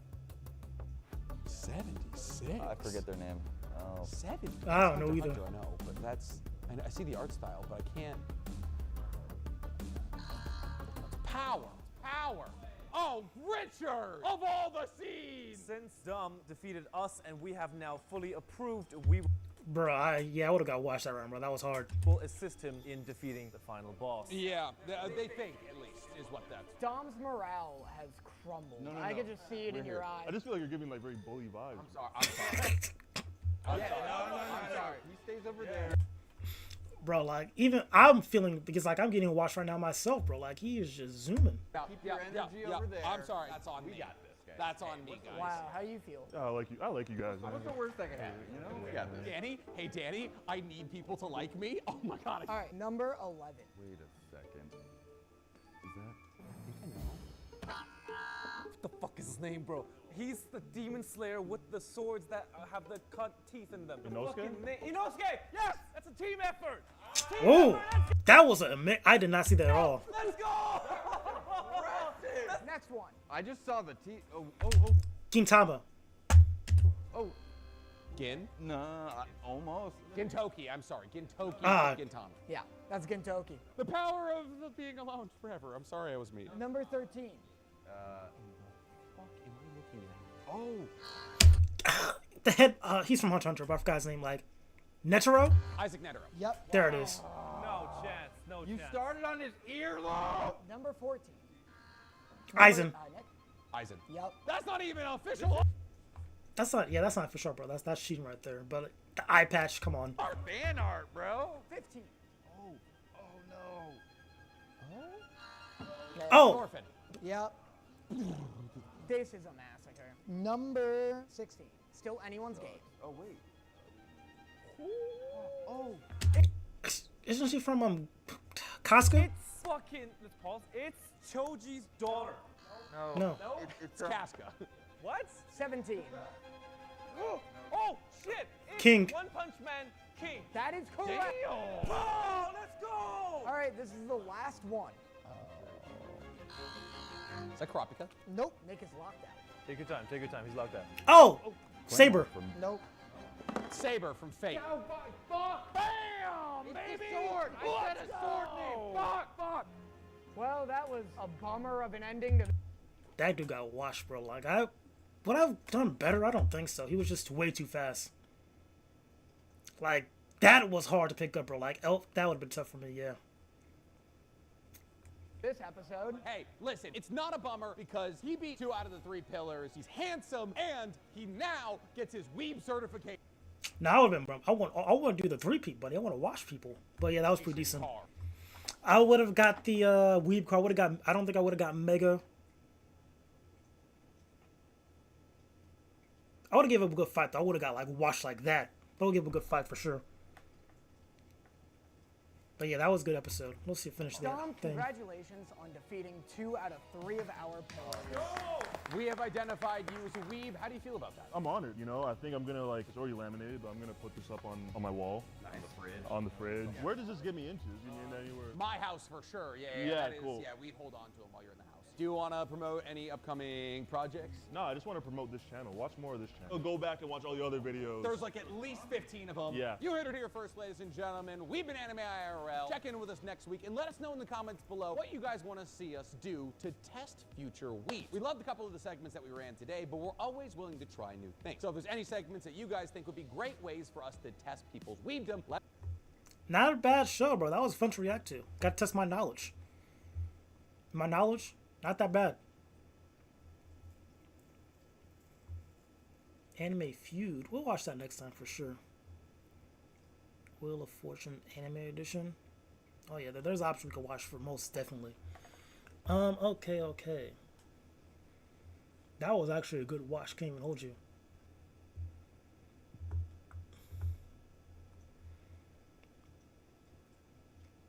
And now, what is going on? Let's check this out. What shit man can survive? Oh shoot! I didn't. Let me show what we're watching. So that video was. So You Think You're a Weeb featuring Dom, Don't Call Dom, and Anime IRL. Check them out. They're pretty nice. That was a fun video. Then who else did I? History.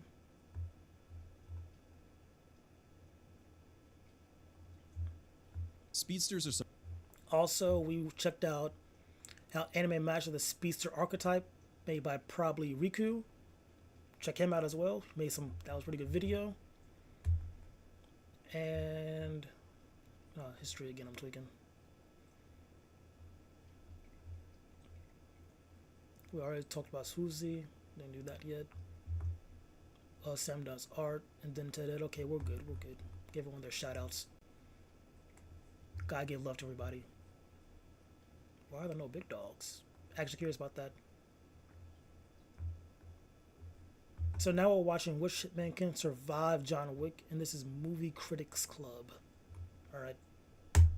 Boys and girls, and welcome. Let me check. Okay, YouTube is still vibing out. YouTube chat, I should say. Twitch chat. Y'all still vibing out. Swag. Alright.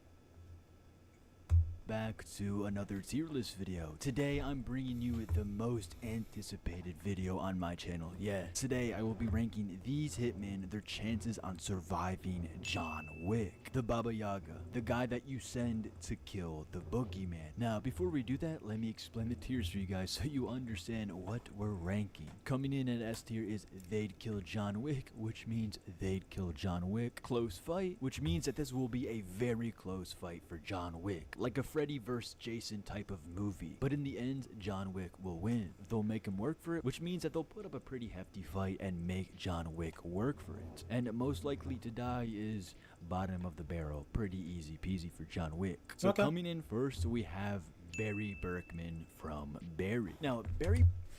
I'm going with most likely to die or they'll make him work for it. Like one of the bottom two. Berkman is a pretty unusual hitman, to say the least. Like, he has the skills of a deadly assassin, but the mind of a man who wants to leave it all behind. As a former Marine turned contract killer, Barry has excellent marksmanship and can take down targets very quickly and very easily when he's focused. However, his biggest flaw really isn't his ability to do the job. He's a really good hitman. It's literally his mindset. So throughout Barry, his inner conflict between wanting to be a good person and the violent reality of his profession constantly holds him back. This kind of hesitation is lethal in a fight against John Wick. As we all know, John Wick is a completely relentless, no-nonsense assassin whatsoever, who never pauses to consider the morality of his actions in the heat of the battle. Like, they killed his dog, for God's sakes, and he literally went on an absolute rant. Took out like an entire mob family by himself, bro. While having a contract on him. Like, John Wick's built different. Like, this is an easy kill. Maybe work for John Wick. Rampage. Barry, on the other hand, constantly struggles with guilt and doubt, which would give John plenty of openings to take him out. Even if Barry managed to get a shot off, well, I mean, he definitely will get a shot off because Barry has just insane accuracy. John Wick's durability is insane, and Wick's experience in close quarters combat would allow him to turn the fight in his favor before Barry could even adjust. Like, Barry might be able to put up a fight, and I think he will. But ultimately, I feel like he's just too emotionally compromised to survive an encounter with someone as relentless as John Wick. Like, as much as I love Barry Berkman, against John Wick, there is just absolutely no way he's putting up a fight with John Wick whatsoever. Because if we think about it, the people John Wick faces in his movies are above Barry Berkman. Next, we have our boy Arthur Morgan from Red Dead Redemption. So Arthur Morgan is one of the deadliest gunslingers of the Old West. He's fast, he's accurate. But that's going to be a bit unfair because we're talking about like old West guns versus modern guns, bro. It's kind of going to be unfair.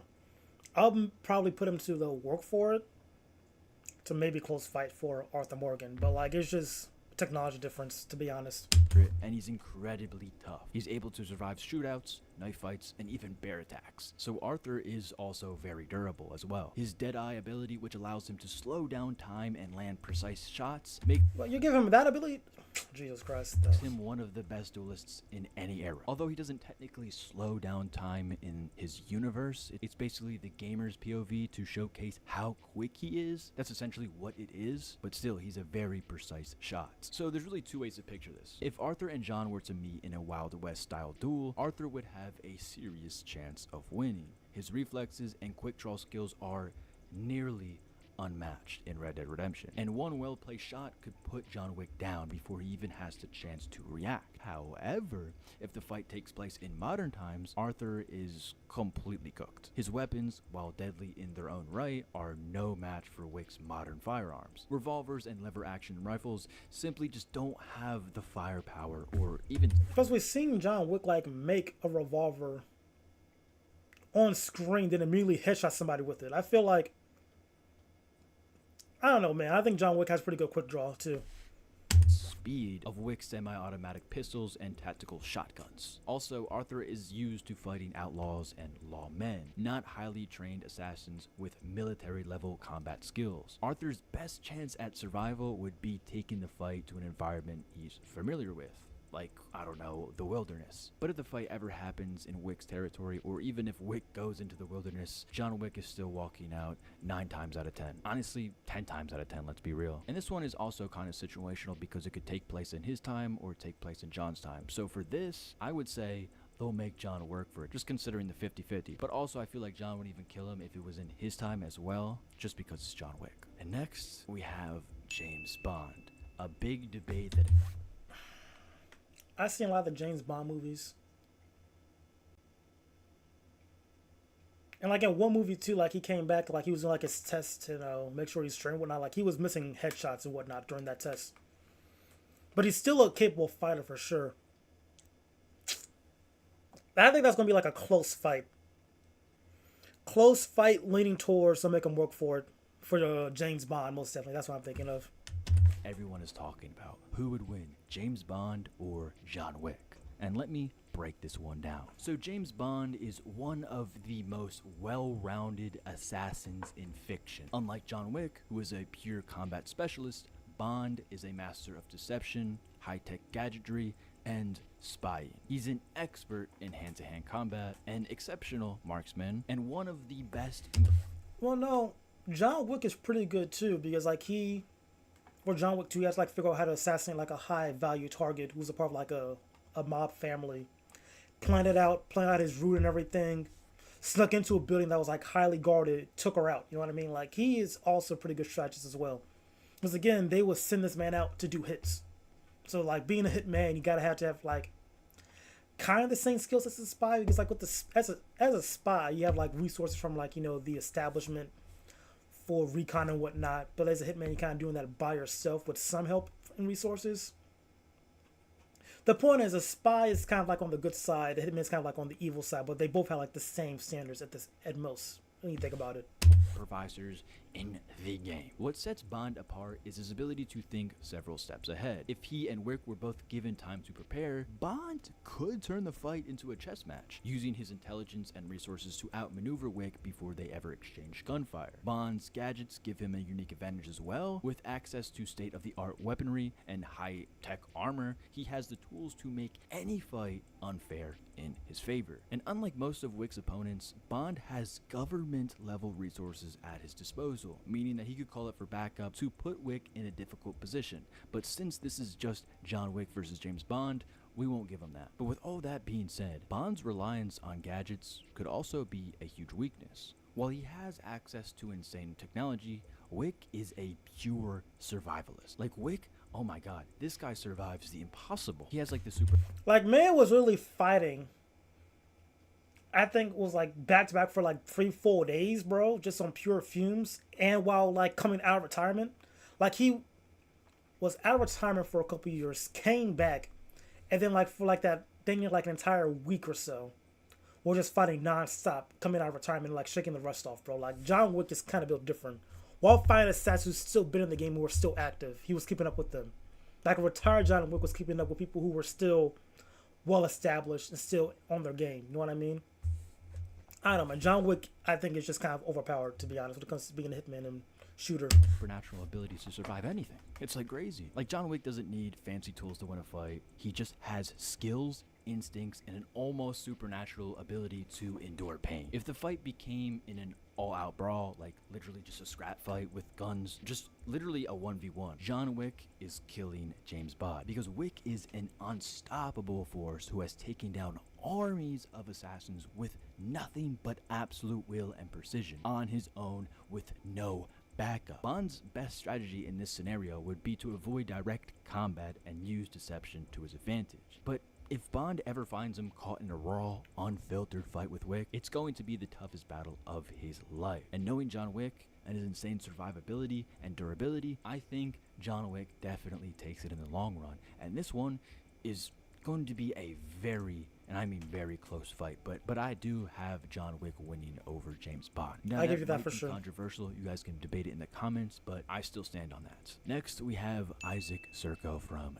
Dexter. Now, Isaac Serco is one of the most dangerous men in Dexter. He's a highly trained enforcer, able to take down multiple attackers with brutal efficiency, as seen in the Isaac Serco bar fights. But while Isaac Serco is a highly skilled fighter, he just isn't on Wick's level whatsoever. Like, he's used to dealing with criminals and hitmen, not someone like Wick, the literal Baba Yaga. Like, Isaac Serco is not taking down this hitman whatsoever, or this assassin whatsoever. But Isaac Serco is calm, and his approach would allow him to survive longer than most. He is pretty calculated. He does have a head on him. He knows when to fight and when to not. But eventually, as we all know, Wick is going to get him 110%. Like, Isaac Serco has never gone up, as we've seen in Dexter Season 7. That's all we, know about Isaac Serco. He's never really went up against anyone on John Wick's caliber. And don't say Dexter, because Dexter would just get slaughtered by John Wick in an absolute instant. Yeah, bro. Like, Dexter. Like, I watched Dexter. I haven't got that far in Dexter.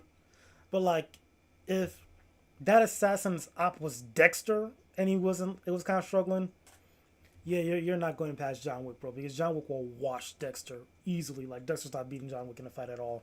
I'm sorry.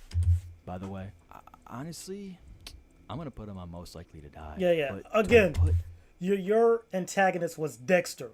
That says enough already, bro. Like, you're not big one against John Wick. Over Barry, or do I put Barry over him? Actually, no, I have to put Barry over. Yeah, Barry for sure. 100%. Because again, his op was Dexter. So you gotta think, can Barry beat Dexter? The answer is yes. Put him above him. That's really how the conversation goes.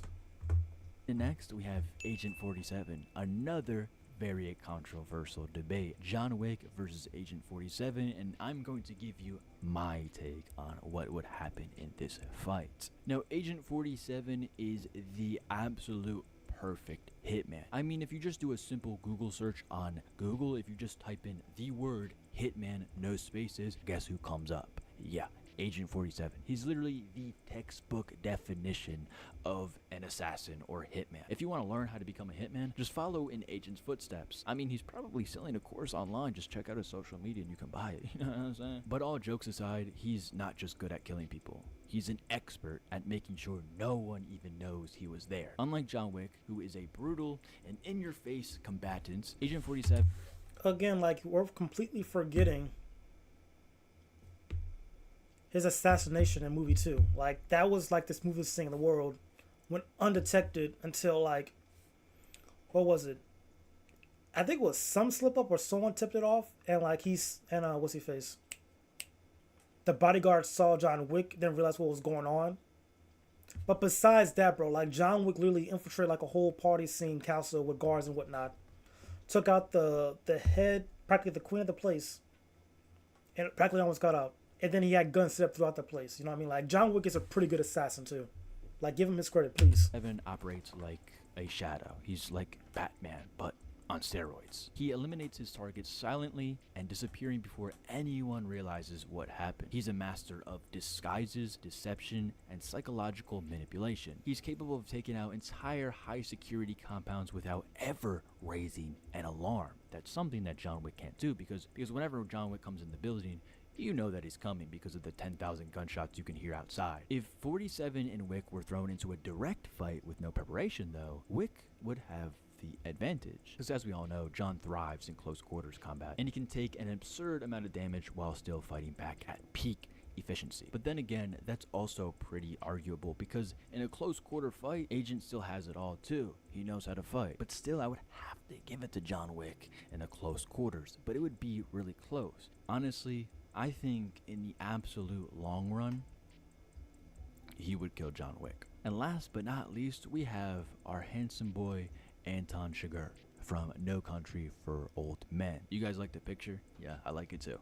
Okay, so Anton Chigurh is a cold, calculating killer with a relentless and almost supernatural aura of inevitability. In other words, he kind of is like fate. He flips a coin, and if he wants to kill you, he's gonna kill you. And if the odds don't rule in their favor, then he just lets you live. That's essentially what it means. So Anton is a kind of person who doesn't really rush into combat. He stalks, waits, and strikes when the iron is hot. His weapon of choice, a captive bolt pistol. It's unconventional, but it's effective in dispatching his targets quickly and quietly. But against John Wick, yeah, no, that's not gonna work at all. Like, Wick is used to facing opponents head on, so that wouldn't really work at all. Anton would just have to pull out a shotgun. However, Anton lacks the combat versatility that Wick possesses. Now, I know this is a common theme throughout all of my analysis in, this tier list, but you have to understand that when two hitmen go up against each other, it's not really a traditional cat and mouse game. Well, to some extent it is, but not the same way as in Dexter Morgan versus James Dokes or Light Yagami versus L. Those battles revolve around uncovering identities and gathering evidence to bring the other down. But like when it's two hitmen, they basically already know who the other is, and their goal is really simple actually: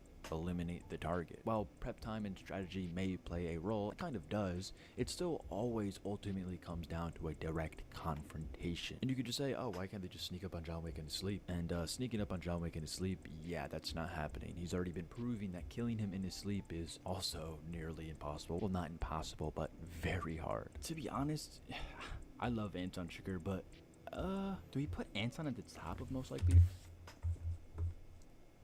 I'll put him above. Yeah, he's probably better than these guys for sure.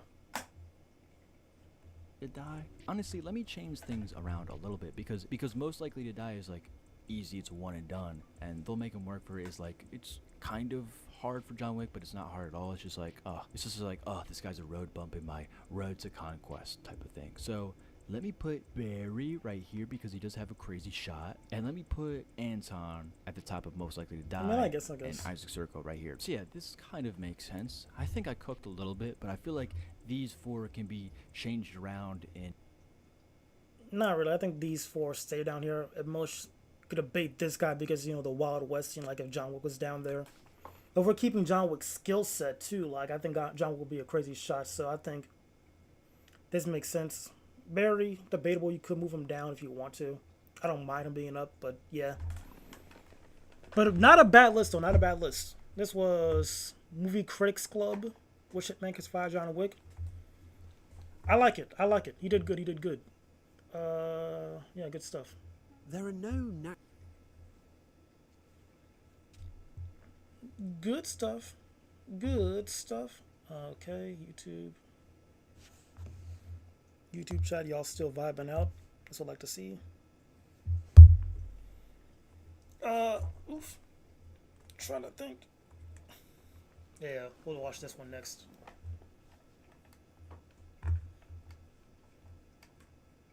If there are big cats, why are there no big dogs? Excellent question. Fax Machine made this video 2 weeks ago. A pack of wild dogs is basically a one-term predator split in several fast-moving parts. Yeah, valid. Let's go. naturally evolved wild dogs that can match a lion, a tiger, or even a jaguar in size. That's not an opinion, it's just the reality of nature. Well, like, how big is a dire wolf, actually? I can't.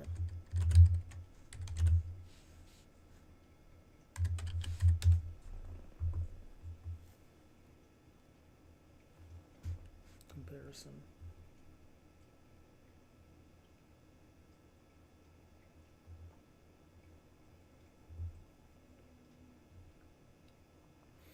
Okay, a bit smaller than a saber-tooth tiger.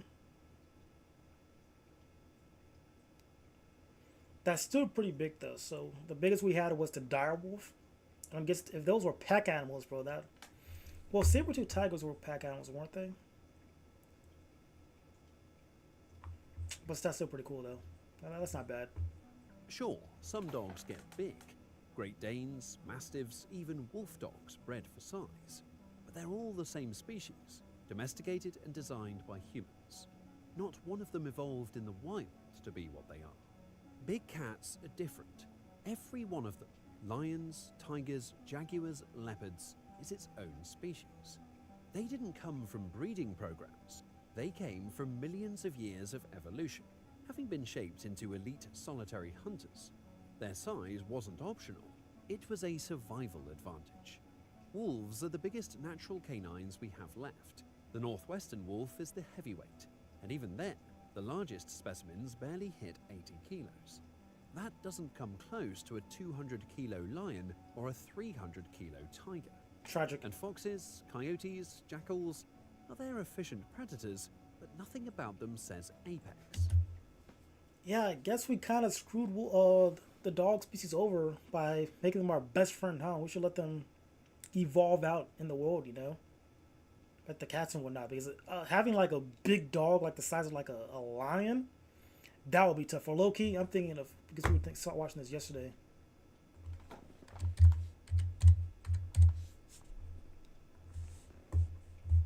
I know this is just, you know, crazy, but like imagine like a dog like the size of like a tree or something like that. That's too big actually. That's insane work.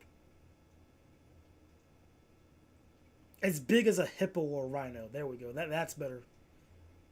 Like a dog as big as like a hippo or a rhino. That would be tough. What is it? Hippo size comparison. Yeah. Like, if we had, like, a dog built like this,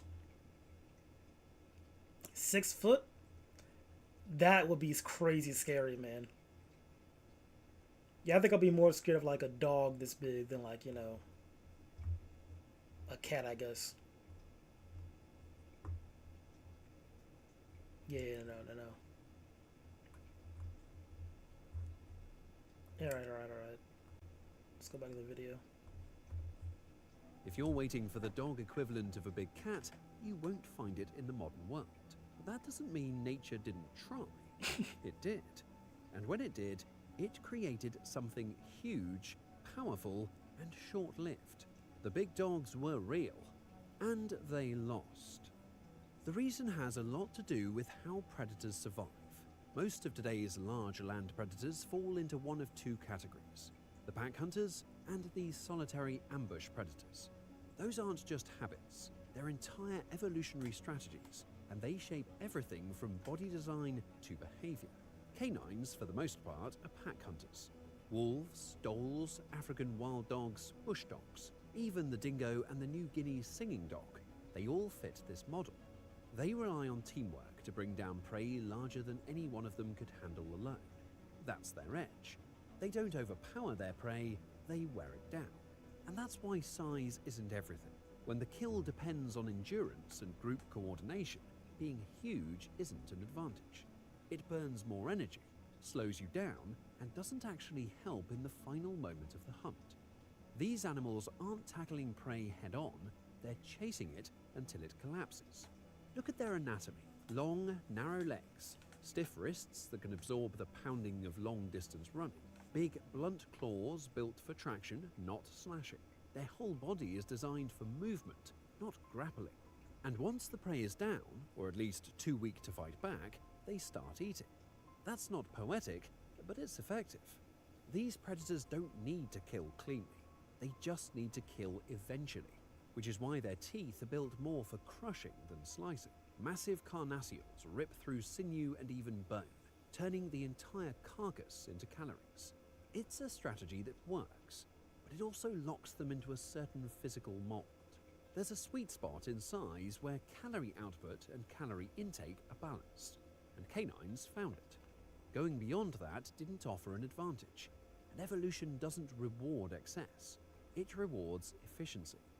That's why the big cats went in a completely different direction. Ambush predators play by different rules. They don't run their prey down. They stalk, creep, and then explode. One shot, one pounce, and it's over. Or it's not. But either way, the kill has to happen fast, because there's no second wind coming. That's why they're big. They don't have a team. They don't have backup.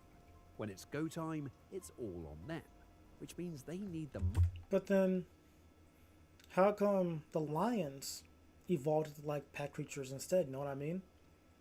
Because lions are pack hunters, right?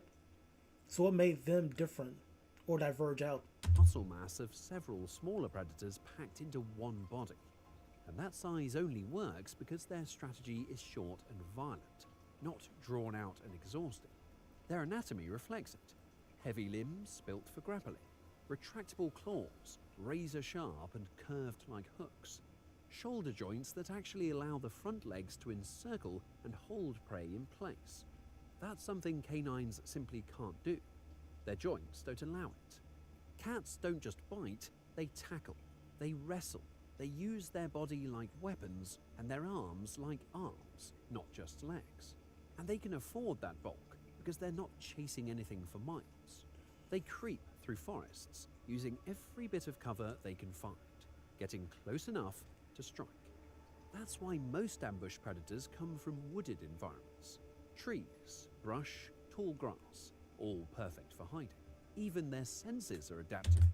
Like I'm liking the video, but like I need him to explain the lion perspective. Like why are they different? Like that, I just need that explained to me right now.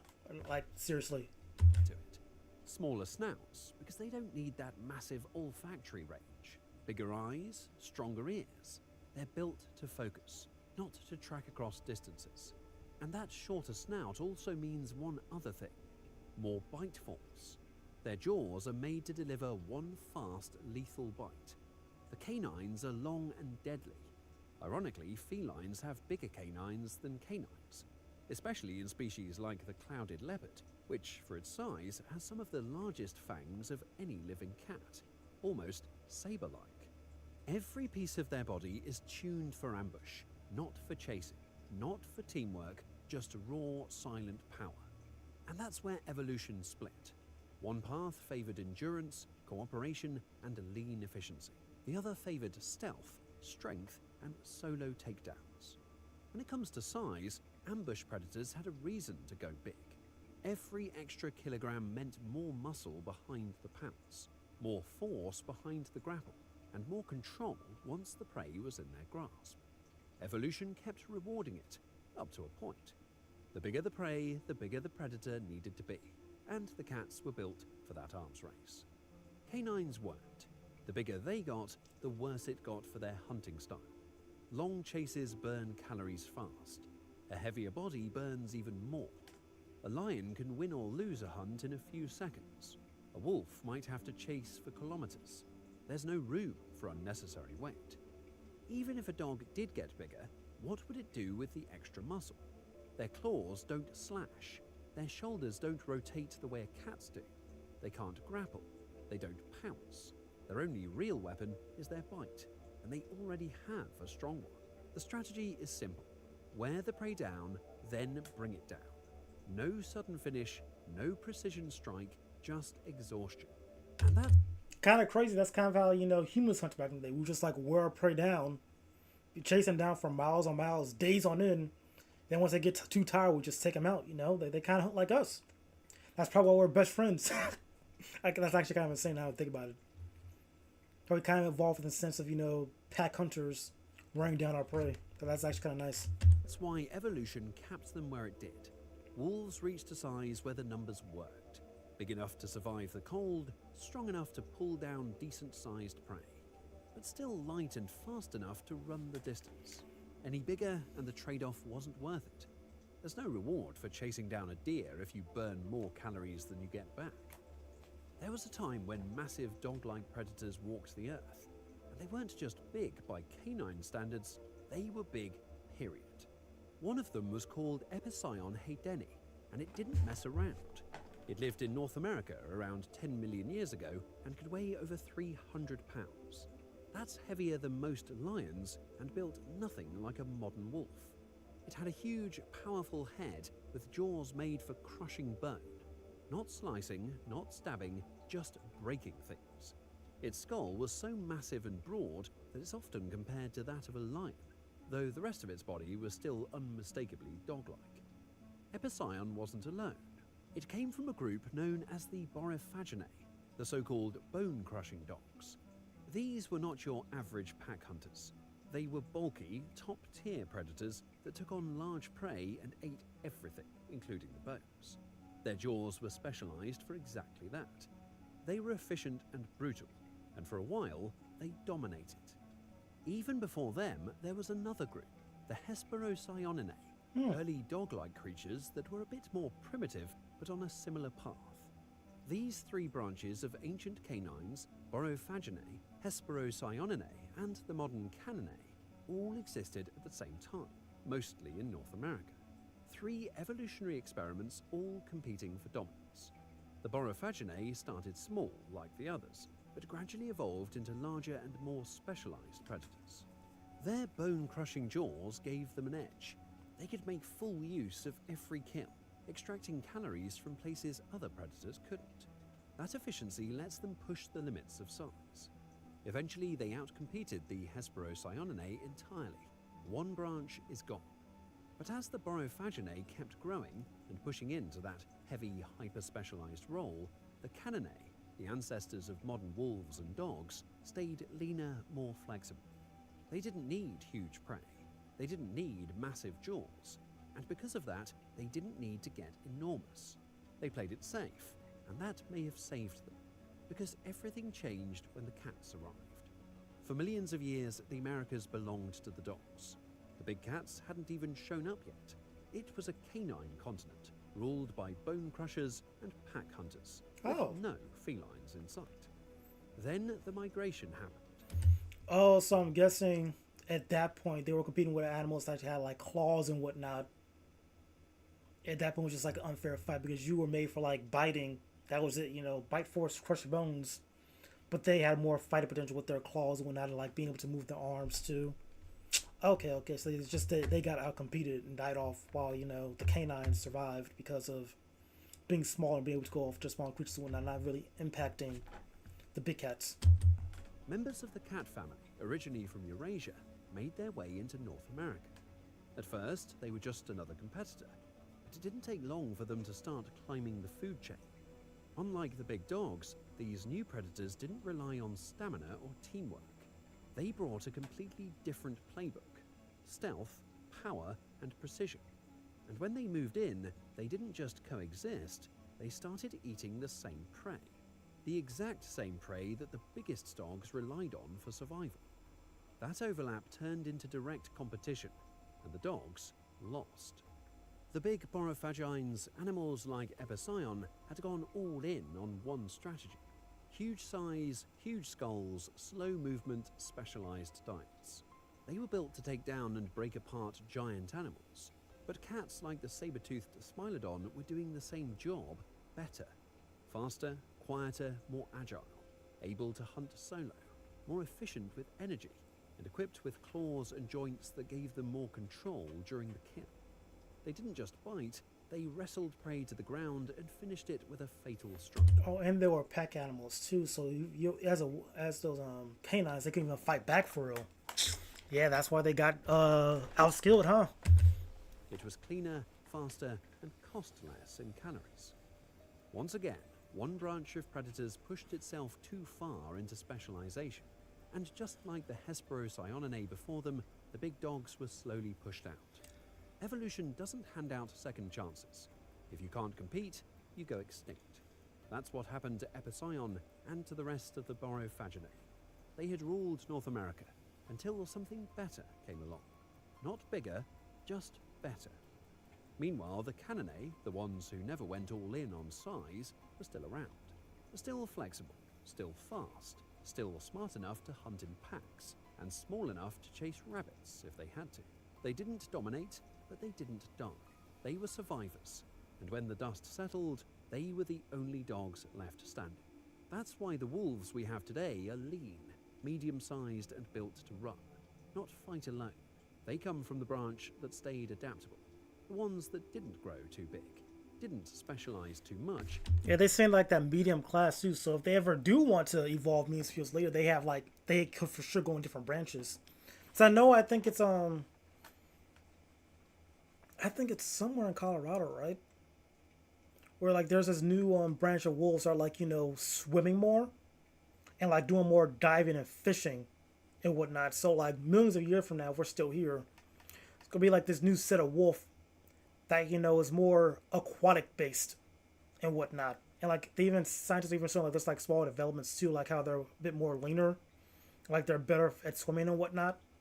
So that'll be kind of cool to see. Like, hopefully I can see what the future will not like if there's technology to live forever, to like see how wolves evolve to like be more aquatic based. Because again, like you are not truly specialized, you're kind of like in this good gray area where like if you want to diverge out you can, but like right now you're kind of straight. And because they were kind of straight, them trying like that whole swimming method now to get food, because like resources are kind of low in that area, they can now evolve in like this different sect, being like, you know, aquatic based creatures almost, or semi-aquatic, which is kind of cool. And didn't rely on prey that might disappear. The giants vanished, the bone crushers failed, and what's left are the canines that figured out how to survive without going head to head with the cats. It's not that dogs can't be big. They've done it before. They just can't stay big. Not in the wild. Not for long. The strategy doesn't hold up. Nature tried it, and the cats outplayed them. That's all for today. Not a bad video. Fax Machine. Here's the name title. There you go. That was nice. That was nice. All right. This is the one I was curious about. Hopefully it's decent. If this is trash, I'm going to be very disappointed, bro, because I kind of did just save this one. Let's check on Twitch real quick. Y'all still here vibing? I love you guys. Thank you. And YouTube, y'all are still chilling too. Good business, good business. All right. Let's check this video out. To the first ever Jumpers House video. Yeah! Let's go! We made it. We're in the Jumpers House headquarters right now, and today we have a special guest with us. Sabrina. Hey, Sabrina, aka Sabrina the Doodle. I'll take out for a drink. All right. Let's see that YouTube channel real quick. Oh, this is it? Just 2 videos? June 18th. Oh, so they just started the channel, huh? Jumper House. Went to a content house and failed. What? I'm sorry, now I'm curious about the lore. Is there information?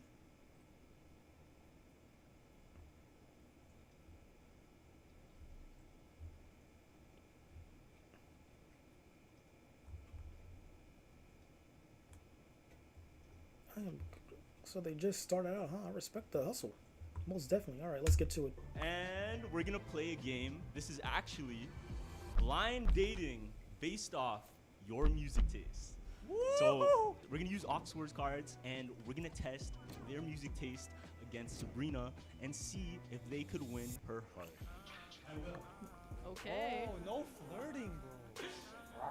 Okay, before we start, what are you looking for in a guy? Like, what's the first thing catches your attention? What are you feeling from someone?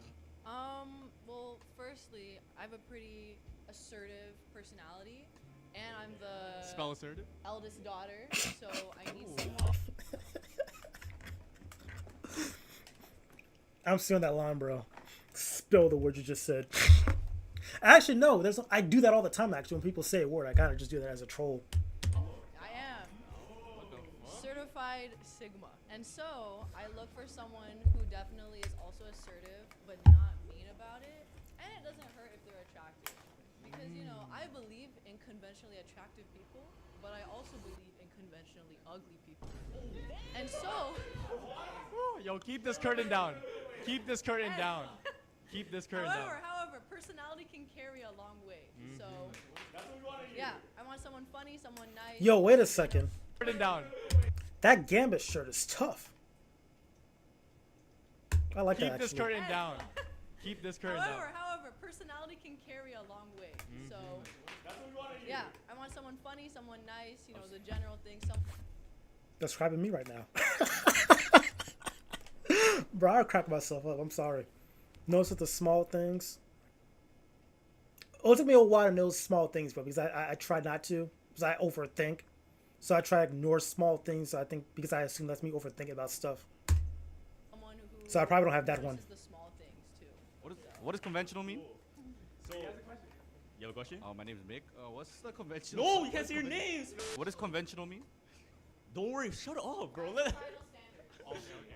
Yo, let her conversate, bro. Look, okay, hold on, my bad. Before we start, I want to give everyone a chance at kind of describing themselves to you, and we're gonna get your reactions. So we're gonna go each contestant. Contestant number 1, give a quick description. Okay, before I give the description, can I ask a question? Yeah. How in height wise, right? What's your minimum requirement? Uh-oh. You just snitched on yourself right there, buddy. That's a...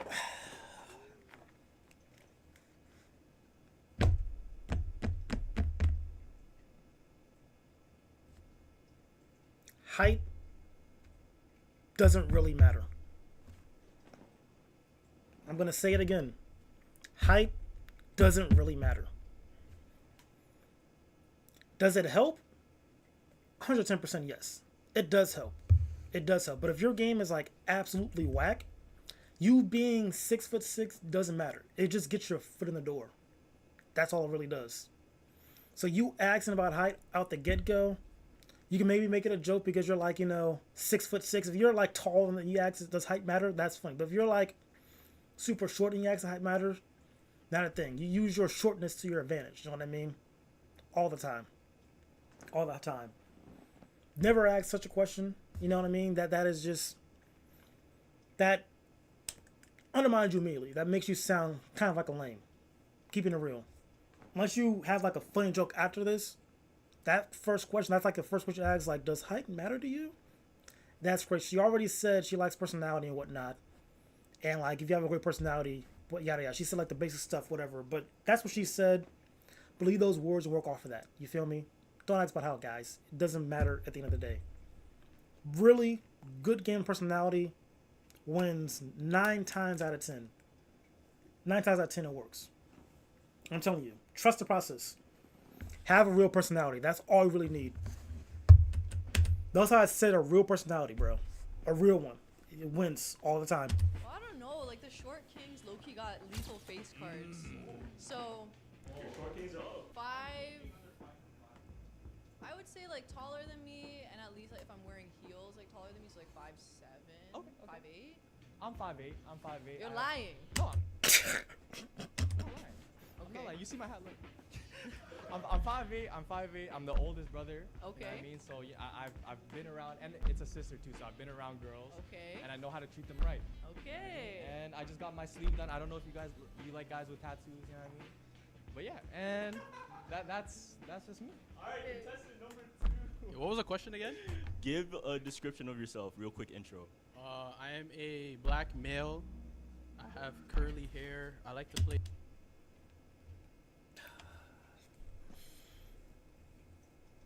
I mean, this is supposed to be like a review thing, so you shouldn't be revealing your race, but I think that's supposed to, I don't know, man. That was it. Play soccer. I have a full-time job. And that's about it. I heard that voice cry. All right, contestant number 3. You know, I understand you like. That was it for your, I'm black, curly hair, and I play soccer with a job? Oh my god, bro. At least... Be the conventional assertiveness, the sigma, the alpha. I don't believe in no limit soldiers. I believe in soft women, and I believe that my assertiveness will get you there. But I also like a woman who can lead in certain aspects. Lord in heaven. Like, you don't say that to the woman. You don't be like, listen, I'm so assertive that's gonna make you. No. She has to say that. You know what I mean? But I get what he's trying to do. You see? That's what I'm saying, bro. Like, you don't say like, oh, I'm so assertive that's gonna make you feel like a soft woman. Like, no. You don't say that. You prove that to her. You know what I mean? That. Oh my god. These guys right now are kind of silly. I'm not gonna hold you. Something about the I like soft women did not sit right with me. Like I'm saying, bro, that's not what you say. these guys are selling right now. All of them. Or the first three are selling, bro. Like the first one, like, do you like to? Oh, well, what's your minimum height for a guy? I'm black. Then the next guy, I like soft women, and I make women soft because I'm assertive. Like this 3 for 3. Your dudes are selling right now, bro. Like I don't think you can handle this girl. Like so far, I think none of these guys can handle Shorty at all. Like you're not ready for this woman. I don't know. We'll see. It's okay. Sometimes you gotta. Life is about learning about others. It's okay to have an open mind, you know. So if that's not what you like, I'll let you hear about why I feel like that's my mindset. And you let me know from there. Sure. I'm open to hearing about it. Okay, contestant number 4. Yeah, that's me, huh? But anyways, just like contestant number 2, I'm a black guy as well. God damn it, bro.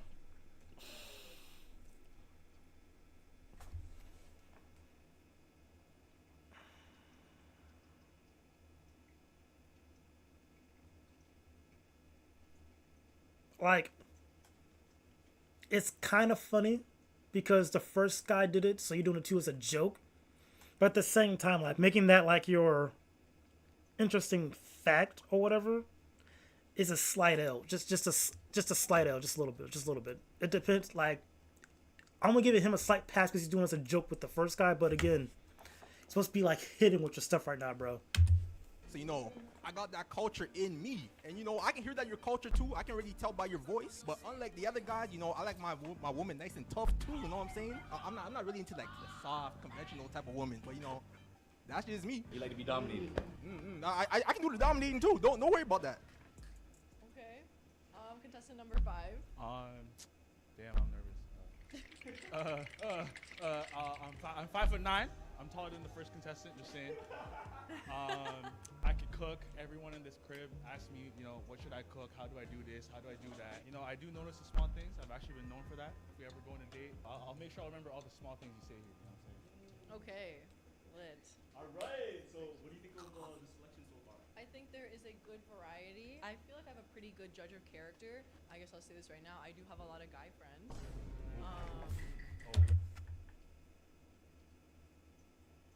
That's I'll go with guy friends is like a coin flip. It's either like a red flag because like if the excuse is, well, I just don't really vibe with girls that much, yada yada yada, and like guys just get me. Slight red flag, or she's just a very sociable person. Like she has like a diverse friend, like she has guy friends, but also has like a lot of female friends as well. You know what I mean? So either a red flag or just a total whatever flag. To be honest, just depends. You'll know it's off of vibes immediately if it's a red flag or not. With her, I don't know yet. But I have talked about this with other people before. I don't know if y'all know Love Live Serve, but I had a whole ass debate with Rhino about this. He understands that there's nuance to it, and if you guys were to meet my guy friends, you'd understand that we're literally like siblings. So I understand it. Very true. Have that with some friends, and yeah, that's the thing, bro. Like, you guys are practically like best friends, and like at that point, you're like locked in for sure. And 9 times out of 10, that's just gonna be like a solid friendship for sure, unless someone tweaks out and ruins it by accident. You know what I mean? Or by a tweak. And like, yeah. Appreciate your friends for sure, bro. Most definitely.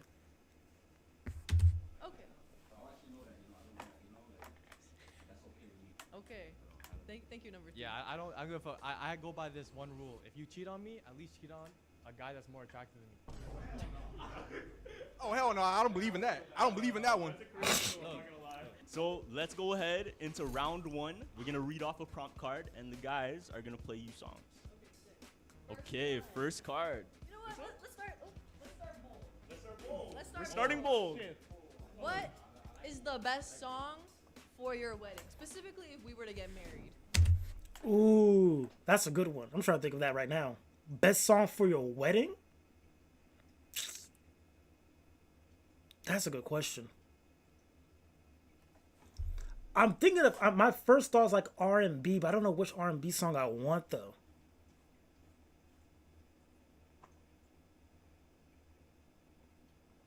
Maybe it's Stevie Wonder, "Ribbon in the Sky." That's a pretty decent one, I think. "Ribbon in the Sky" might be good. I can't really think of anything right now.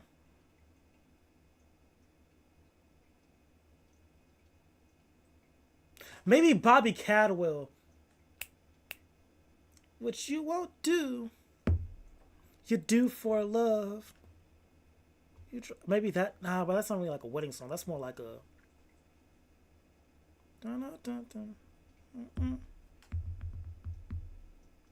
I guess you wonder where that's a decent song, maybe, I think, for a wedding. Bobby Cadwell. What other songs? I'm like drawing blanks right now.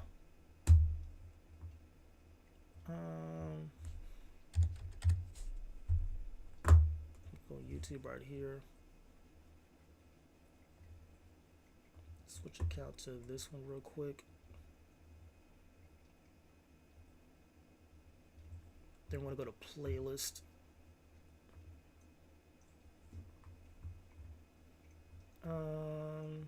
Oh, it's up here, I think, right? Yeah, 106.3. Zero helps. Okay, yeah.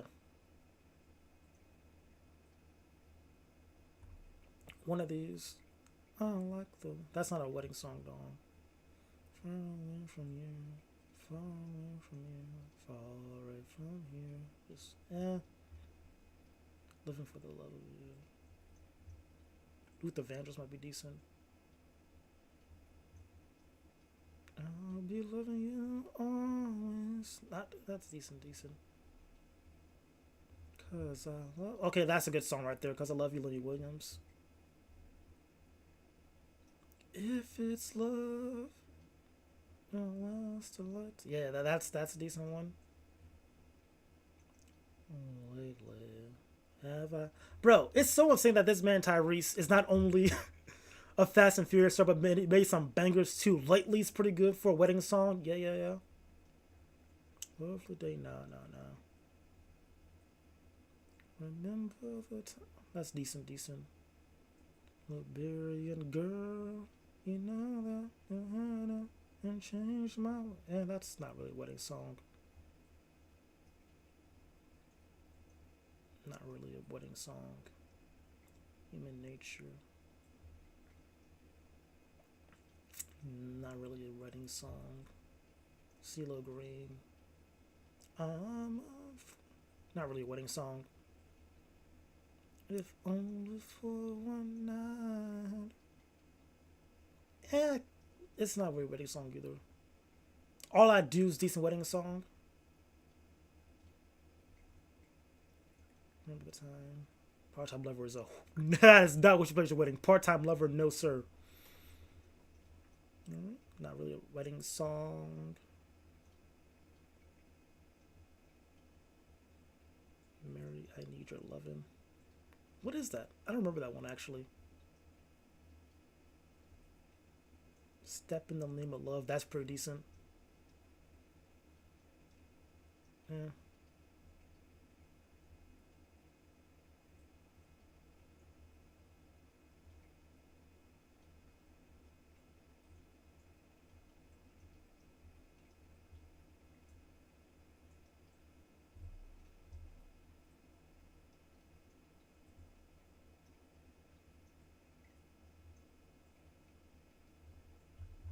Okay, yeah, so it's most definitely like an oldie for sure. So All I Do is decent. Fool for You is pretty decent too. Lately by Tyrese is a good option. If it's Love, yeah, that's decent too. All I do is think about you. Yeah, that's decent too. Yeah. Okay, there's options. So my bad for the terms. I blame the autism. I'm sorry, bro. Like I need to think about that for a second. Hold on. Let me go through my. You have time. I'll give you guys like a minute. Okay. How long? That's gonna be like at least 2 minutes. I think. That took me a little bit. I am half Filipino. Oh, that's valuable info. Oh wait, hold on. That's valuable info. You guys know. Okay, ready? Okay, all right, contestant number 5. All right, I got you. It's pretty basic, but I feel like we're gonna do a rendition of this where me and you are singing it. Okay. I have to sing. No. Oh, I'm about to crash out. Yo, this is this. It's the anthem, bro. I have to. Of course he played this. Of man. course, man. Are they Canadian? This sounds like it, no? Or maybe I'm just tweaking, but like right now, like the other thing, of course, man, and other things like that. Just like I'm sensing a Canadian accent, but I could be wrong. I could be off. What's going on here? Does someone? Okay, no, I'm good.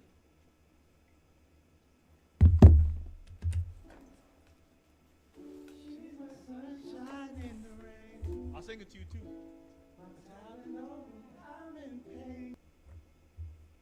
No, am I gonna get copyrighted?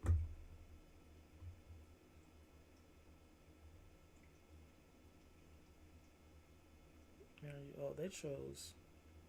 Oh, someone chose the barge. Not a bad choice. Not a bad choice. Yeah.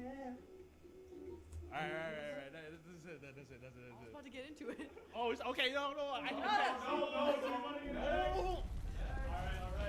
right. So Sabrina, what do you think so far? I think that was a pretty fair decision to choose, but it is overplayed. Oh, you hear that? Contestant number 5. Any words? You know, it was like a classic. Like if this was to be on a Pinoy meme page, this would win. Whoa. Listen, Yo, that's a sneak diss, bro. I said That's it's a rendition where you and I are singing it, so it's a duet. Okay. But then It's that a would be duet. cute. That would be cute. It's a duet. I play guitar, piano, everyone. I play all those instruments. Oh, really? Honestly. But like, Okay. yeah, we sing. Come on. Okay, valid. Okay, contestant number 4. Now listen, I'm about to play something that nobody ever played at a wedding. This is about to be different. That's all I gotta say. Hold on. Where's the song, bro?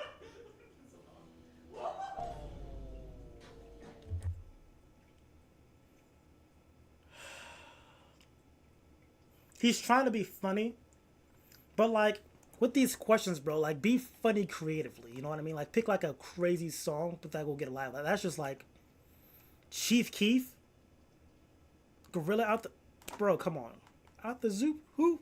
Like, bro, that is an insane song pick right now. She's not feeling you. I understand.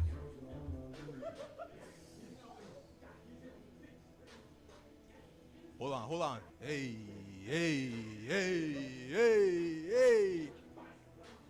Yo, I don't think this survived, bro. It's not her vibe at all, bro. Like that was. I think the black guys are losing this one, bro. Like you always want to cheer for your people, like, hey, y'all got this, but y'all just be embarrassing me sometimes. Like, what are you doing? Stop. Have some lock in, please. Like you chose Chief Keef for your wedding song? I don't think this survives, man. Alright, cut it. Yeah, cut that, bro. You Cut it. Alright, embarrassing. Sabrina, thoughts? So to clarify, is it this exact version, or do we get like an acapella? No. So see, I was gonna sing the song for you. That's what I forgot to mention. I was gonna mention. Yeah, I'm getting a glimpse of his face, bro. I don't think he has real game, bro. Like, he needs a.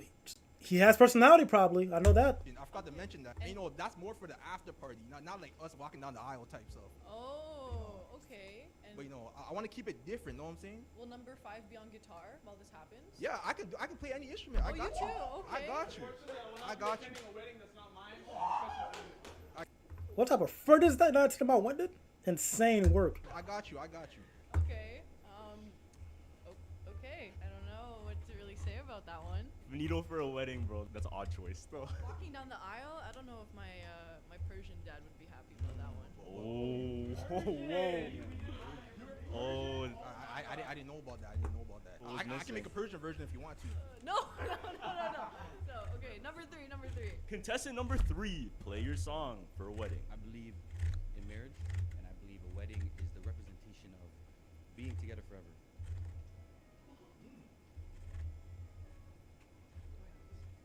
I think you do. This is a solid pick. I'm not gonna lie. It's a classic too. If you watch Office.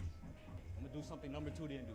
It's you and me moving at the speed of light through eternity. Tonight is the night. So 2000 loves. So I think the CeeLo Green one might be. Could be decent.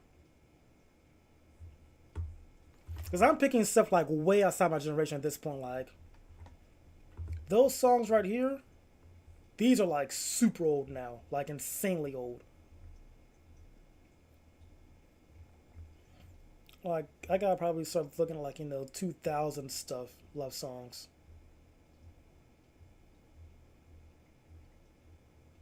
But I do enjoy the classics. Can't even hold you.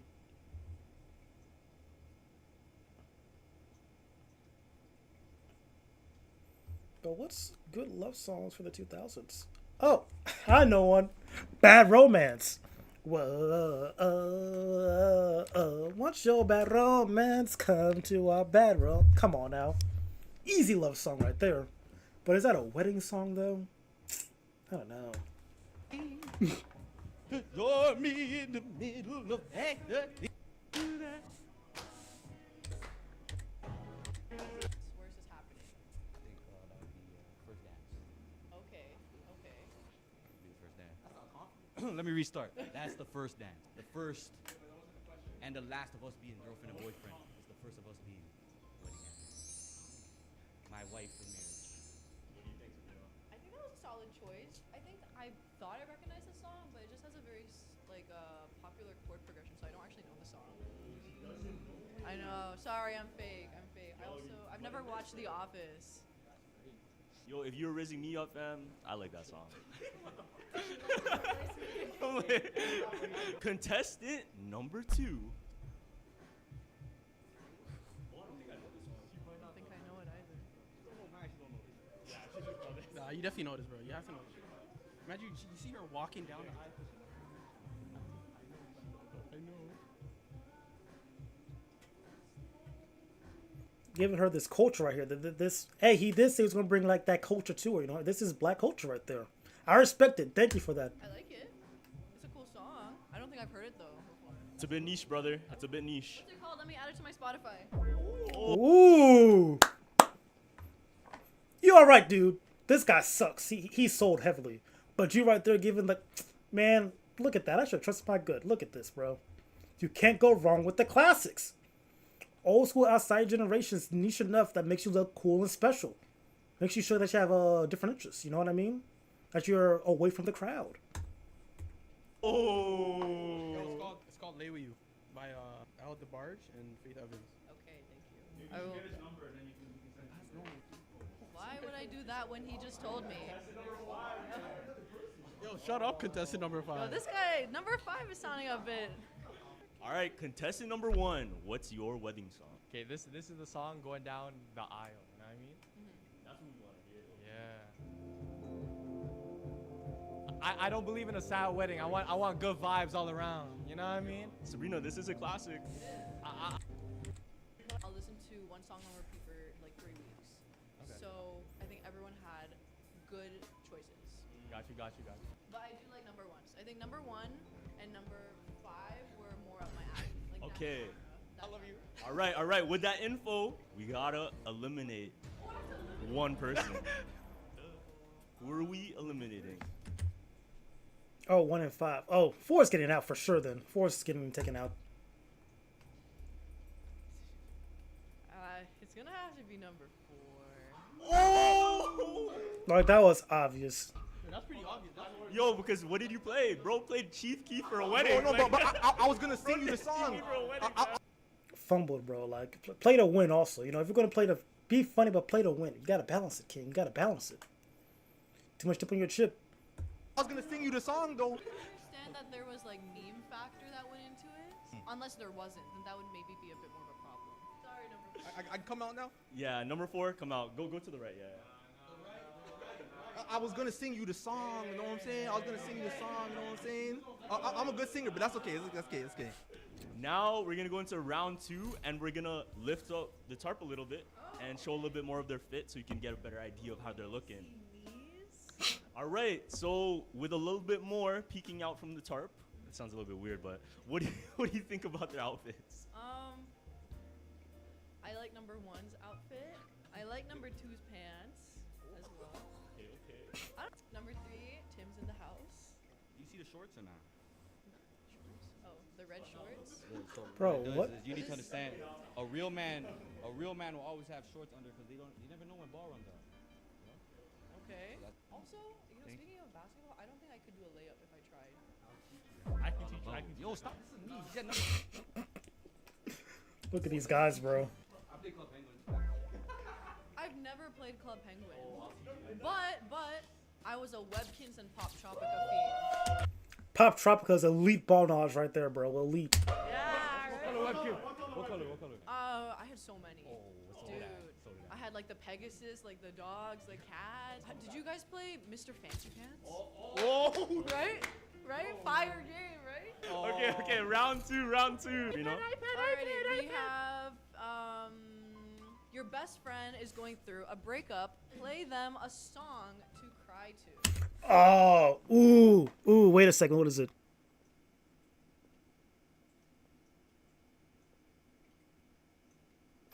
Luther Vandross, "Cause I Love You."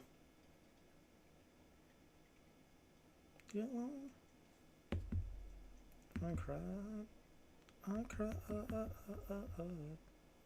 Mm-hmm.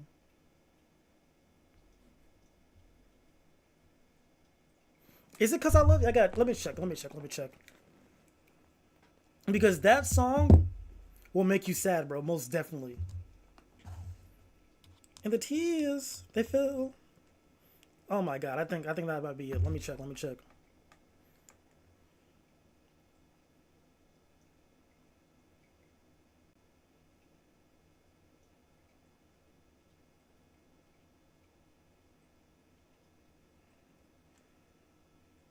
Let's double check real quick.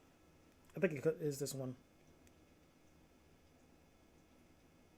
Who's here in 2025? Me.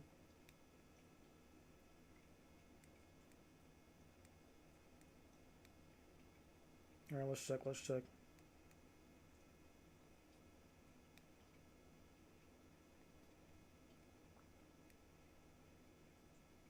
Yep, this was the end. Because, like, this man was crashing out this song. He's like, I knocked on the door till the knocks weren't answered. I called the phone till the calls were just hit me with the ringtone. I watched TV till TV weren't TV no more. I listened to records till records just weren't hitting anymore. And then I cried. Oh my goodness, bro. This song right here. I listened to this song in high school, man.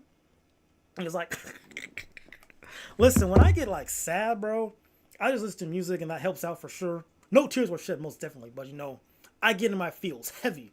So I for sure listen to music. Excellent outlet. One of the songs I listened to high school too, Marvin's Room. That's a good one too. I think that's a good one. Like, if make it a song for them to cry. Marvin's Room is pretty good. Luther Vandross, "Cause I Love You." Like one of those two. Those are the songs you pick if you want to help them get some tears out. Cup of the Rose. Come on now. But yeah, most definitely Luther Vandross or Drake's Marvin's Room. Very, very great card from Oxwords itself. So where's Oxwords from, actually? Oh, you can get it at oxwords.com. Actually, oxwords.shop, available in the description below. It's exactly $35 USD. Wow. I really want to get that. This seems like a great game. It's a great game. I'm sure you'll love it. Okay, so we're going to go from left to right now. So we're going to start with contestant number 1. What are you playing? I love going to my car late nights playing Keshi, you know what I mean? Because I'm a little bit tired. Oh, wait. Just listen to this. I find the one. I don't know shit about Keshi. I can't tell if she's feeling it or not, to be honest. Oh, I like this You song. got me Yeah. when This isn't my sad playlist. Okay. Yeah. Yeah. No, I think that's a solid choice. I have cried to that song.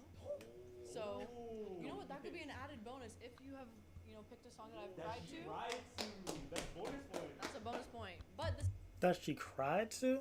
Should I think of more modern stuff too? I'm trying to think of like modern songs, but like I really can't. Like I'm thinking of like, because when I think of lover songs, like my go-to is like just the generation before me, like not like couple generations before me, because like those 80s, 70s singers, bro, like they They were high off their mind on drugs and whatnot, just singing their hearts out in a full pain, just talking about breakups like all the time and whatnot. Like they were going crazy. Nowadays, it's just like there's a couple of decent love songs out there.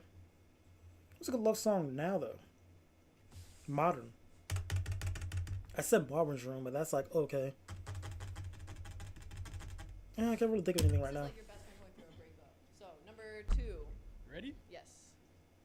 You probably know this one. I actually don't know this song. Yo, you're too niche, fam. I'm not gonna lie.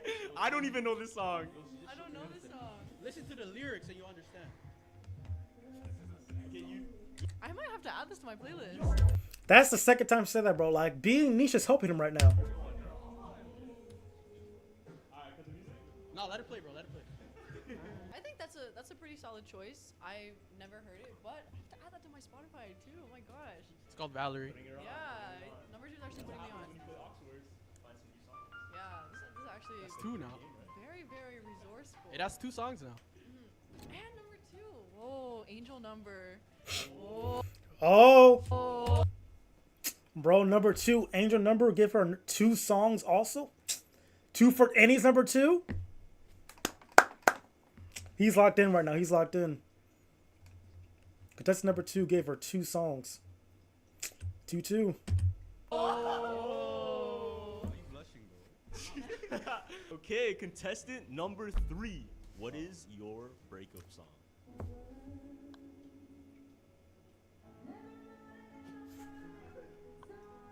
I have cried to this. There we go, Adele. That was a good choice right there. That was a fantastic choice, actually. This song, it's not basic because I want my best friend to know. Feel it. Feel it. This song makes you want to cry. Like, My friends, when they're drunk, this like this song they go to late night. Like when they're in their feelings, bro, they all be singing this. This is like their go-to drunk song all the time. Doesn't matter the mood or what. They go to this song, man. They love it.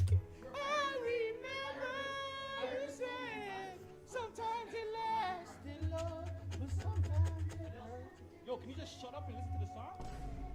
Sometimes it lasts in love. Yo, can you check if she's feeling it quick? Oh, she's crying. Now, this is what I'll tell my best friend. No. Bad. It is a good song. Like I remember, I think it was like last winter or something. I was driving, I had this song come on, and I was like, stop the car. I was just. Hold on, give me like. Fine. Crody, you had so long. Crody. Oh, they have to be Canadian. oh, we're converting her. It's working. Really? Because I think I'm going to get copyright. I haven't actually. The video hasn't stopped yet, so I guess I'm not going to get copyright.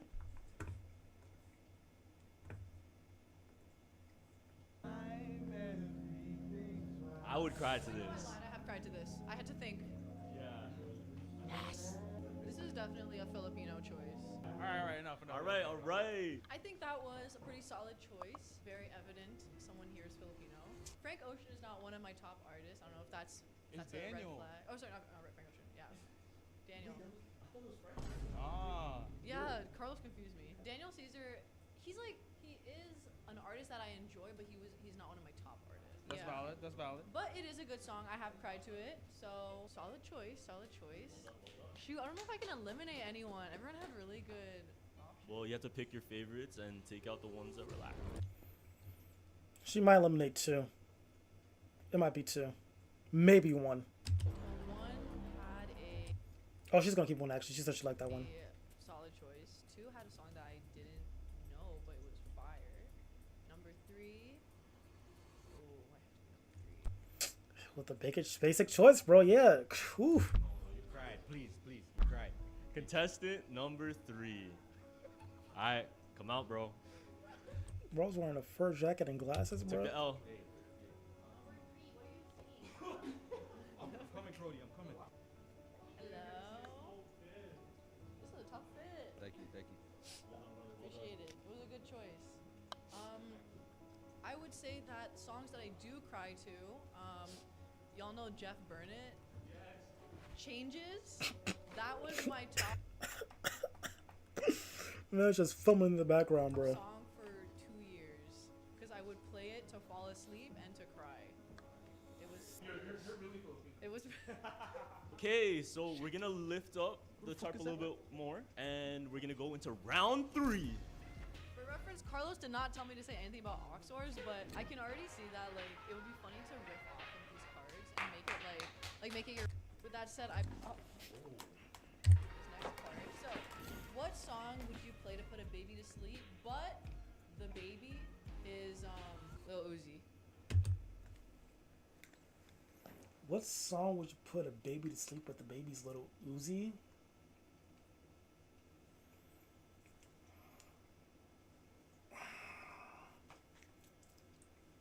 So you want something like kind of fast paced but a chill vibe? A little bit of techno in the back? That's a good question actually. Can I think for a second? What song would you put? Oh.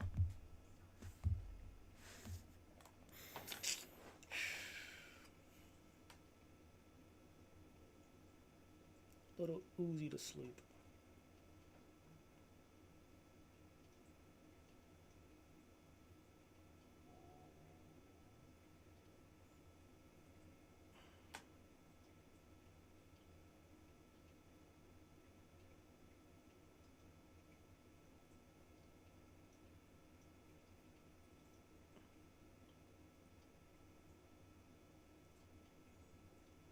I think for sure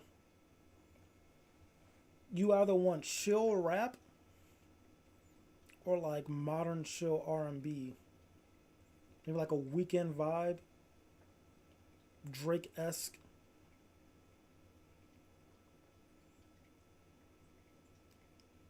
Weekend vibe, Drake-esque. I think maybe. I might have a playlist for that. So if you're looking at these videos right now on my old YouTube channel or just my personal YouTube, like I was playlist heavy because I wasn't into like what's his name? Spotify. I use like YouTube only for music and whatnot. So the song was on YouTube, that's where I'll get it. Oh my god, stop. Can't get copyright, bro.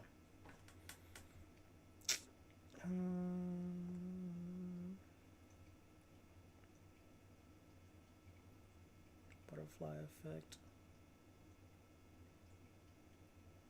Oh, Yosemite? Oh, Yosemite would be pretty good. Putting baby to sleep. Dun, dun, dun, dun. Or Stop Trying to Be God. That'd be probably good for put a baby to sleep. Yep, right there.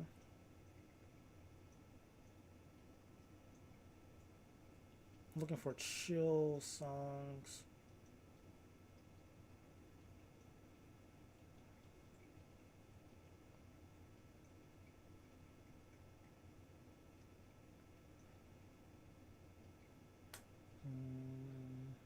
Just like me. That's actually a really good boogie song. You just like me. Yeah, that's badass, guys.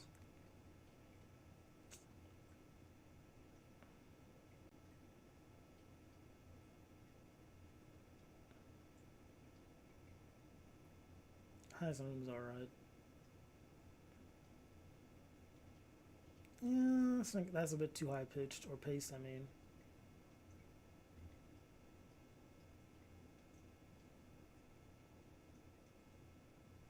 Redbone could be option. I'm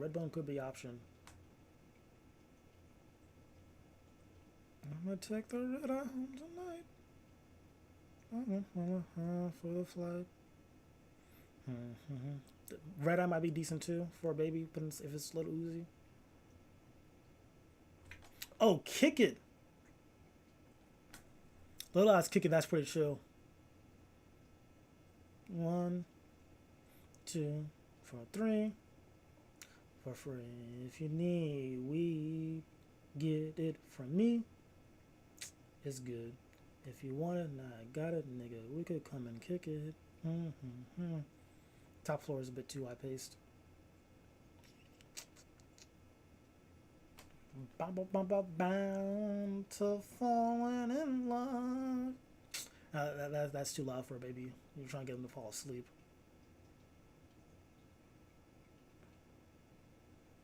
Oh, Kid Cudi, Tequila Shots, probably. Yeah, that would be decent. Bound to falling in love. Honey.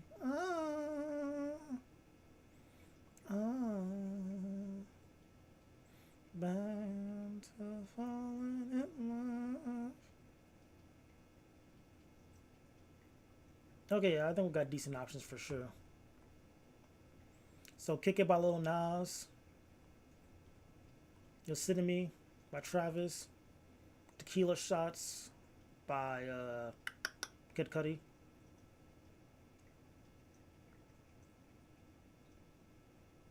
Oh, then Red Eye. That's pretty chill. That's pretty chill.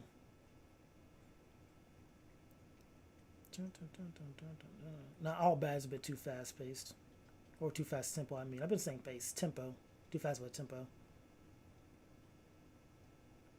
Yeah, Yosemite might be good for sure. No option.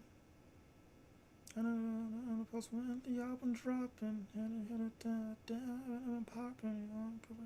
You mean no option. That tempo's alright, but not for a baby. I think Yosemite might be the best one for sure. Buff Baby, pretty chill song as well. If it ain't about the money, wish me would it. Turn up. I count the illusion, I count. Like at nighttime, I think in a car ride with your baby, like put them in the back seat, they will for sure fall asleep with this. So this could be an option. Because also gotta keep in mind, like I made this playlist for like nighttime listening. So most of these songs you can listen to at nighttime. Oh, Night Job? Night Job is pretty chill song actually in the background. Oh, Moonlight. Oh my god, this is like how this playlist started when I was back in like what, high school? Yeah. Spotlight, moonlight, moonlight, moonlight, sure look good in the moonlight. Spotlight, moonlight, get your moonlight. Yeah. Like Uzi as a baby, but he's like full size, but just like a baby. Yo, Uzi is an adult baby right now. I don't know if he's gonna understand it, but like whatever his music taste seems to be, like that's it. And he got like that big diamond in his head. Yeah. I'm not gonna lie, that's a really creative take on it. I didn't take my medication today. Oh. Hold on, I think I have one. Contestant, wait, we're going contestant 3, 2, 1? Yeah, this okay. one. Contestant number 3, let us know, what is your song? What is the song for Baby Uzi? Listen. It's not the normal one. Hold on. Because it's Uzi. I remember it's Uzi. It's not just anything. It's a Jersey Club mix. Yo, that's creative. It's a Jersey Club mix, though. Wait for the beat. Listen, though. Listen.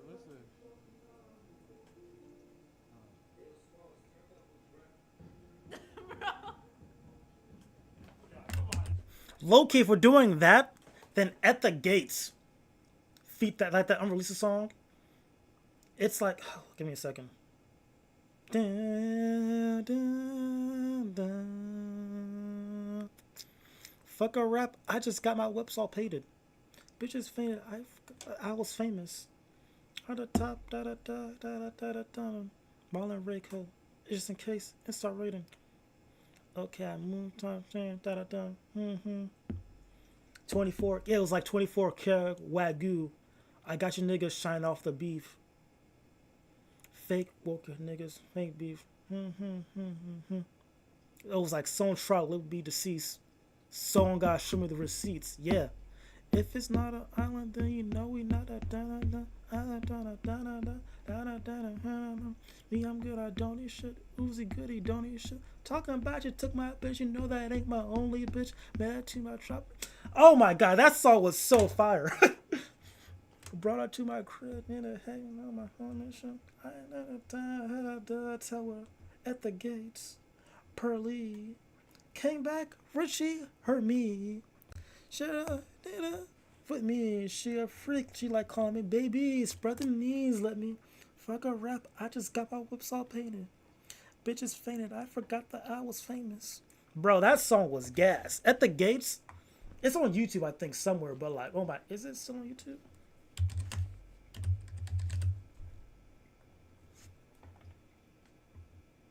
Yeah, this. Wait, can I actually react to this because it's unreleased? Is that how it works? Let's make every shot.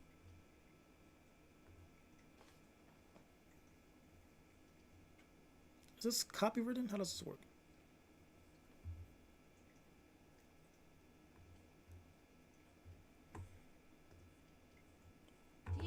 Ah, stop it. The original At the Gates HQ leak, not a fake or remake, straight from the OVO radio.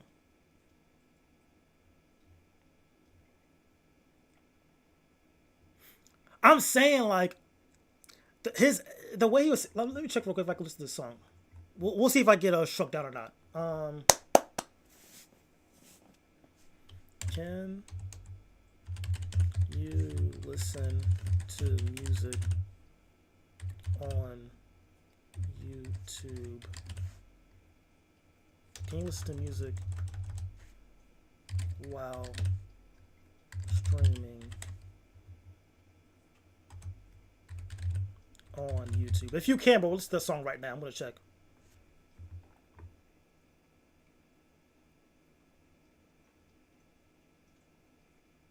Rebroadcast copyright music on your stream without permission.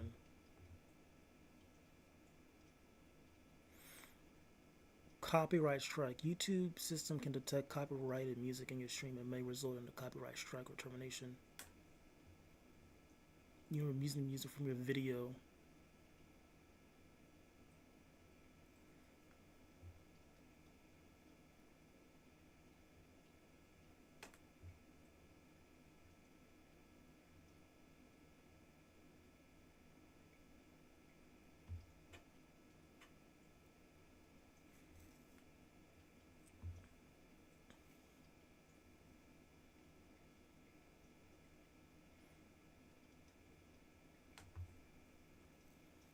How to play music while multi-stream. Yeah, let's check this out real quick. Do you want to play copyrighted musics for your multi-stream?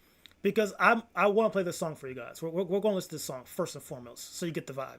But you don't want to get in trouble with copyright strikes or getting your VODs muted? In today's video, I'm going to show you how you can separate your audio tracks so that way you can play copyrighted music on Twitch and then also choose where to send your copyrighted.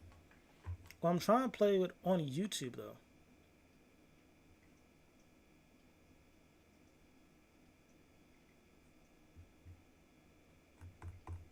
Music if you want to chance it for your other multi-streams. If that sounds good to you, then drop a Twitch, which means it's almost impossible to be able to play music on your YouTube and Kick streams without it showing up in the actual VODs after. However, in the meantime, I reckon it seems to be very unique to Twitch, which means it's almost impossible to be able to play music on your YouTube and Kick streams without it showing up in the actual VODs after. However, in the meantime, I recommend everyone do exactly what I'm going to do in this video, which essentially is going to let us play copyrighted music on our Twitch stream, but then we can choose whether or not we want to risk the chance of playing copyrighted music on our YouTube and Kick streams. Now, obviously, this is not the perfect solution, but if I do find a perfect solution, I'll make sure to leave.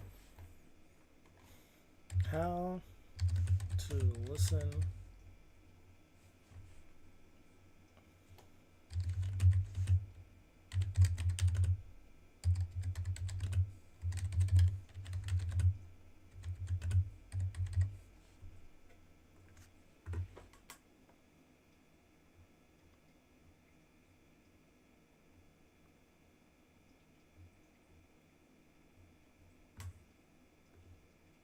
Do you want to play copyright?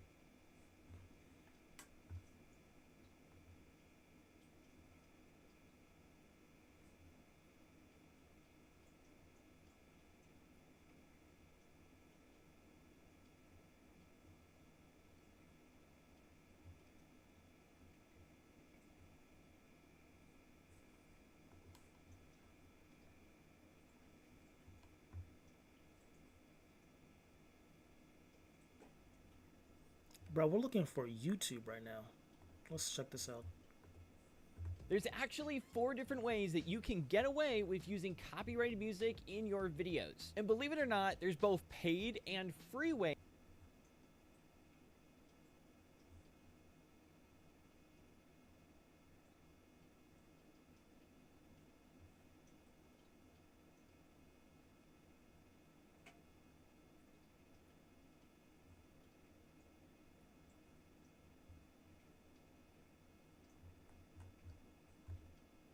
To do this. Now, each one of these methods have their own pros and cons, so I encourage you to listen to all the different methods. Okay, let's first check something real quick. Let me go to my channel. Do your channel. Manage videos. Gonna see some behind the scenes action. So with lives and whatnot. Copyright.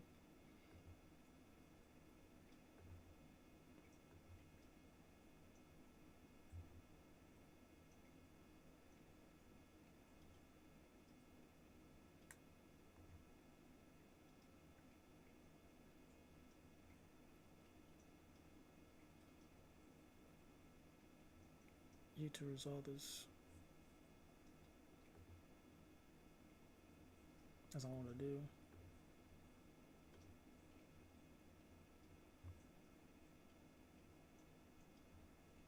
Like, it was a while ago. I'm looking for could have been records right now. Audio, visual, whatever. I don't care about that.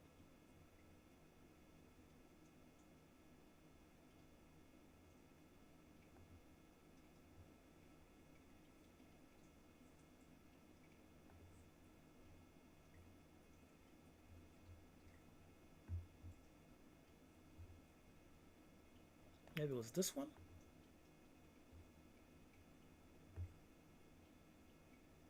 Alright, could have been love.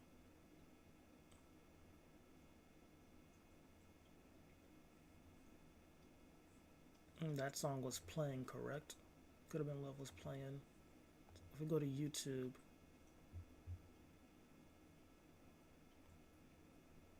Oh, I tweaked. Go back to here. Channel. It was this video.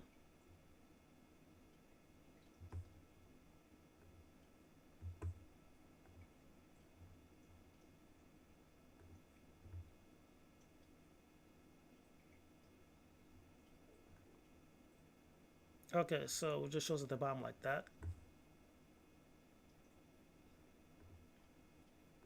All right.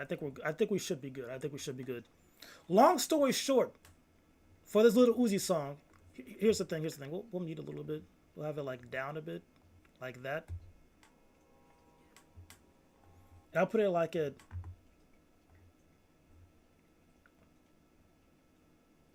1.25 speed.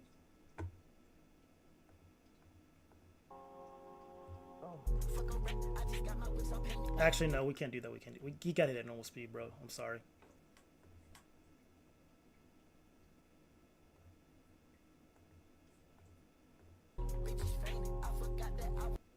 Is that it? Yeah. I just told him that it's just raining. My only Ray cup, just in case it start raining. Fuck alright, I just got my lips all painted. Bitches fainted. I forgot that I was famous. Yeah, this song right here, bro. Money Ray cup, just in case it start raining. 24 Kid Ride Goo, boys gotta shine off the beef, yeah.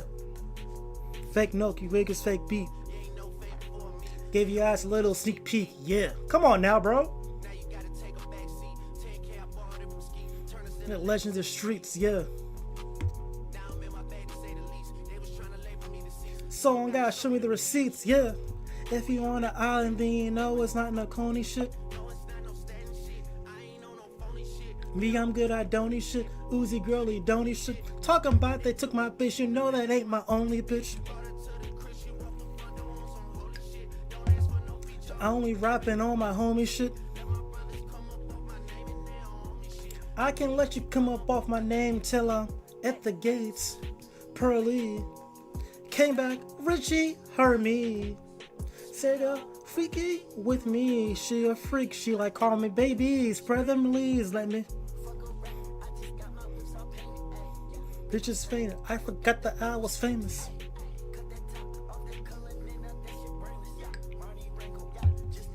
It start raining. It's in my team. Yeah. Ecstasy.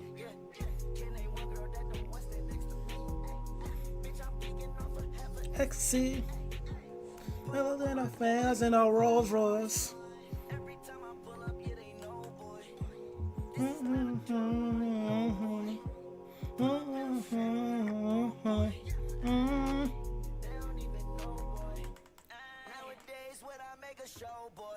Fuck up rap, I just got my whips all painted.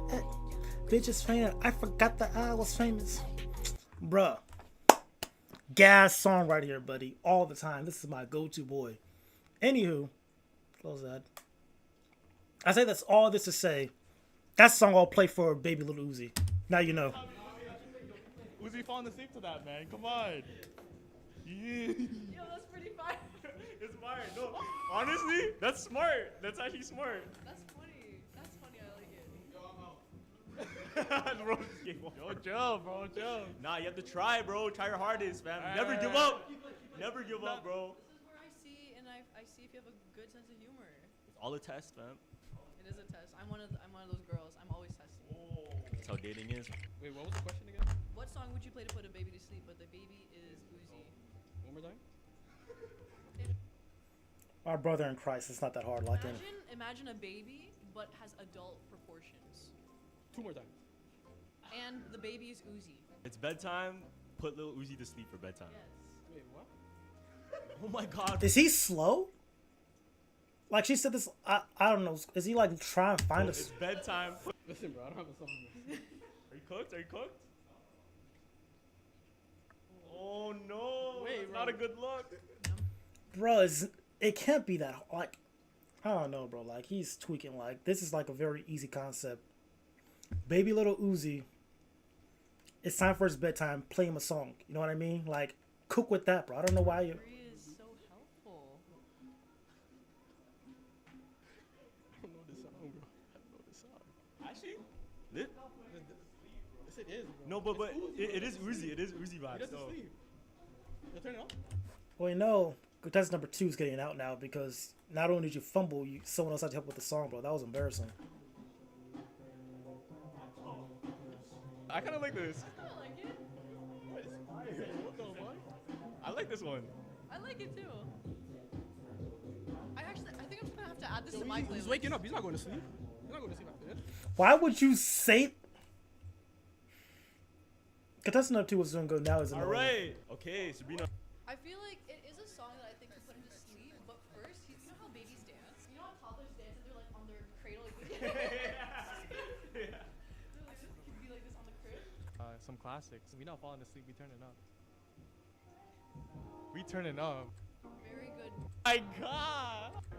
What do you think? Oh my God. I won't get copyrighted too hard, guys. You know. Really tough. But all of the songs were pretty good. It might be number 1. Might be. But I'm leaning towards 2 because he was kind of selling, X question multiple times. I don't know. I feel like we need to ask a supplementary question so I can eliminate. Okay, let's do it. Let's do it. Oh shit, maybe I should give him something from my Spotify. What do you mean by that? Like, I'll drop my Spotify, and then you guys pick a song that you think I would fall asleep to. Oh. And you'll get like a minute or 2 to browse through my playlist. That song you would fall asleep to? Yeah. Oh yeah, car ride works too. You don't have to play it. I just want to hear the choice because I probably know what song it is. I'll go first. Okay. You know what I mean? Contestant number 1. I'll go. Here we go. Come with me. W. That's a W. It's the world out. Okay, contestant number 2. Yep. What happened with the stream? Why'd it stop?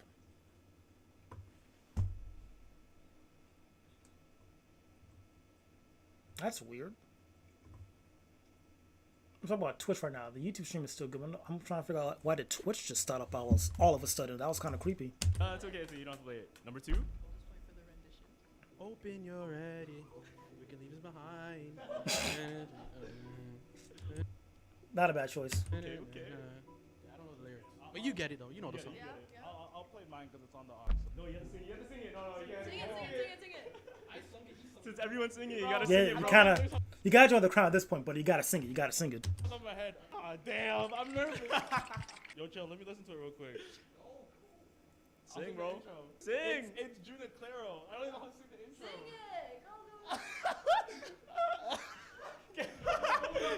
Karaoke, go. Lock in, King. Yo, wait.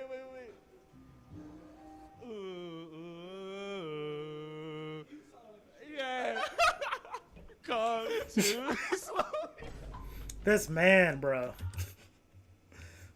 Why are you so nervous, man? You were locked in like the entire game. Now you get a bit. What's it? What I'm looking for? Rocks in your shoes? That's not the same. Cold feet. Now you got cold feet. There we go. I know why I thought rocks in your shoes. All right. Okay. Well done. It's Claro, man. I can't sing Claro. Okay, well done. So for the supplementary round, I think the winner is Loki number 3. And Oh, number because 1 was a close second, and number 2, I'm sorry. You had great song choices, but it was just for this last one out of everything. All good. You win some, you lose some. Hello. Nice to meet you. Oh, I like your fit. All right, here we go. And the tarps. No, right? Or you want to keep it? no, that for the final round you reveal them and then they pick. It's your choice, actually. No, one of them. Yeah, we can keep it mystery. Okay, we'll keep it a mystery. Say less. All right. Oh, you want to put it on higher? Nah, we'll keep it like this. Okay. Round 4. Okay, pick your card. You on that one? Which one do you think would be good? Play a song that describes your bank account. Ooh.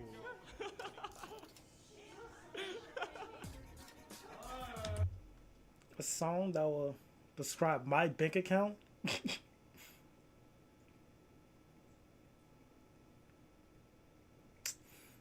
That's a tough one. I'm trying to actually think.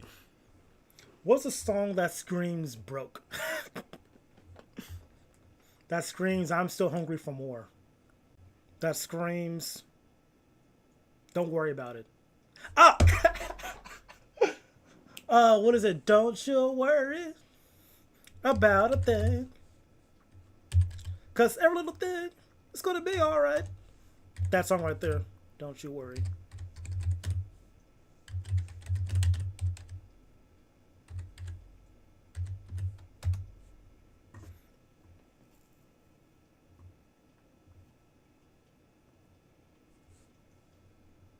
Yeah, Bob Marley.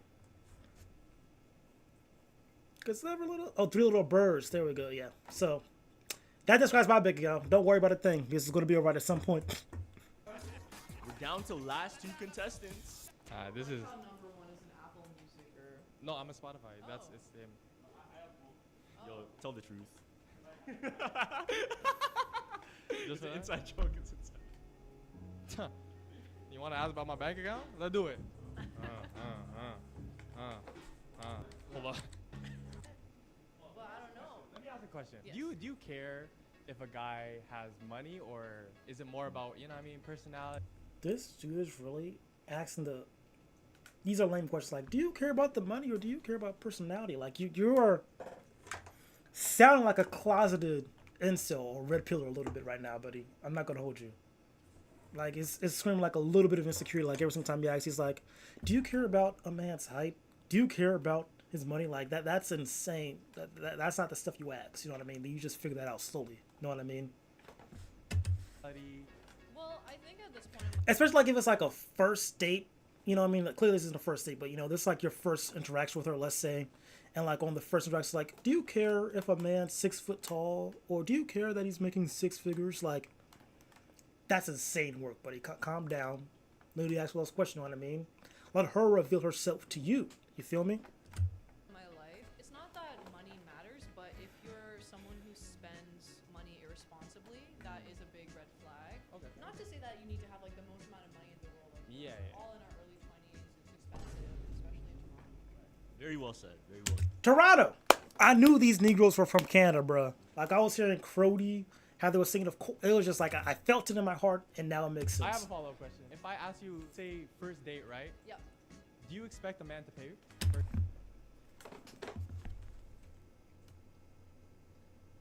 This dude's actually a lame. I'm sorry. He's just lame stats now, bro. I'm sorry. Depends if you're the one who asked me. Because I have no problem paying for dates. I've dropped like what, 2-3 bills on like dinner for my friends. Damn, that's pretty crazy. I was the one who invited them out to dinner, right? So I'm gonna pay for them, right? Respectable. She has a nice mindset, bro, but like you're asking lame questions, and that's hurting my soul right now. You don't ask these type of questions, guys. This device right here, free game. You know, that's the Filipino in you still.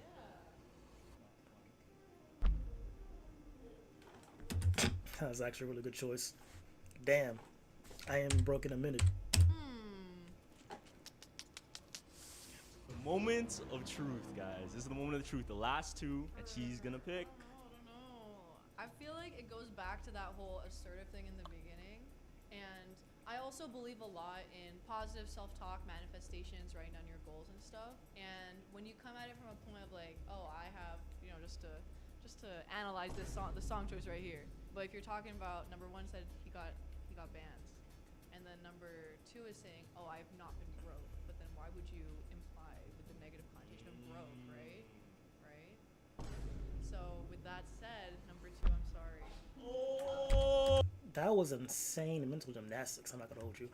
Oh no! I'm dead. Hey, give him the mic. Give him the mic. You did a good job, bro.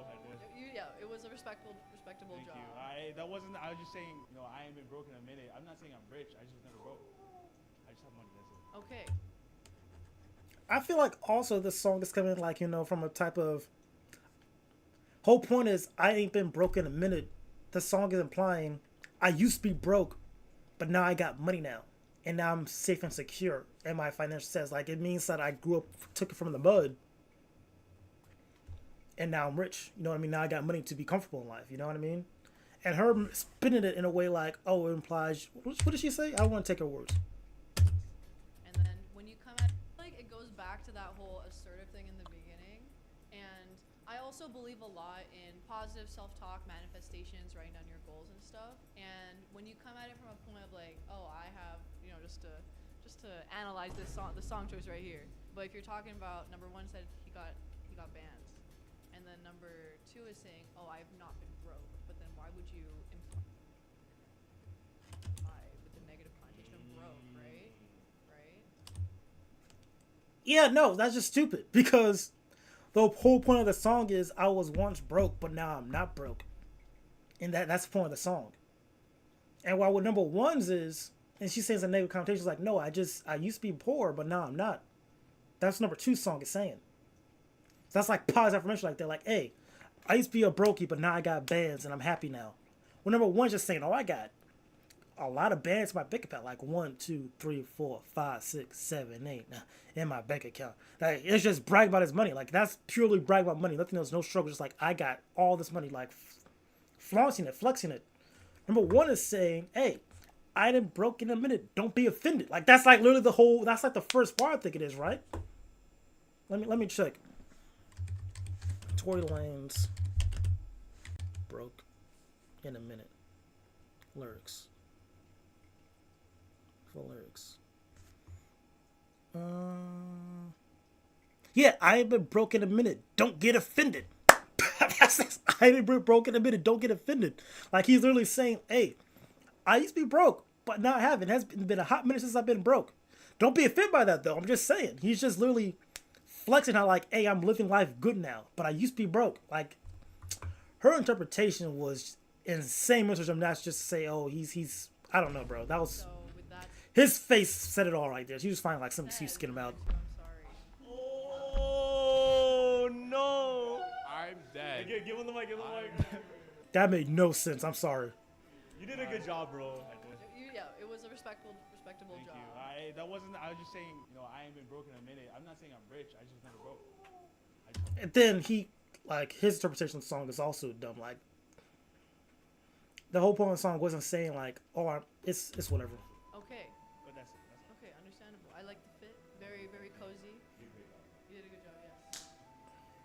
Honestly. again, guys, personalities sometimes win, even though they're closeted red pillars. You know. He had some of my favorite picks. Me personally had some of my favorite picks. I thought you were gonna win that one. We already know who the winner is. That's my brother right there. Come on!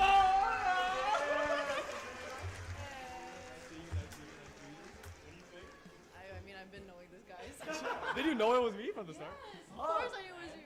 Who Control else harder. has such a tough fit? Bro, I said I was 5'8", bro. I saw the pretty boy. What? Oh, fuck. Giveaway. Fuck, Yeah. I sold to it.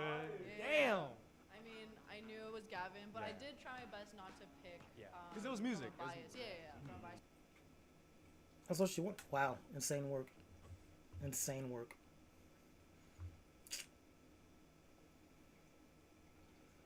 Well, I think on that note, ladies and gentlemen,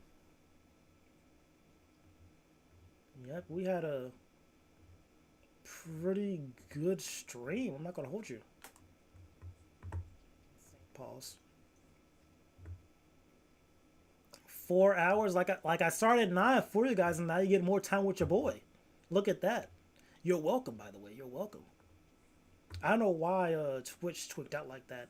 That's kind of weird. But transition. Oh, because of my Wi-Fi connection, whatnot.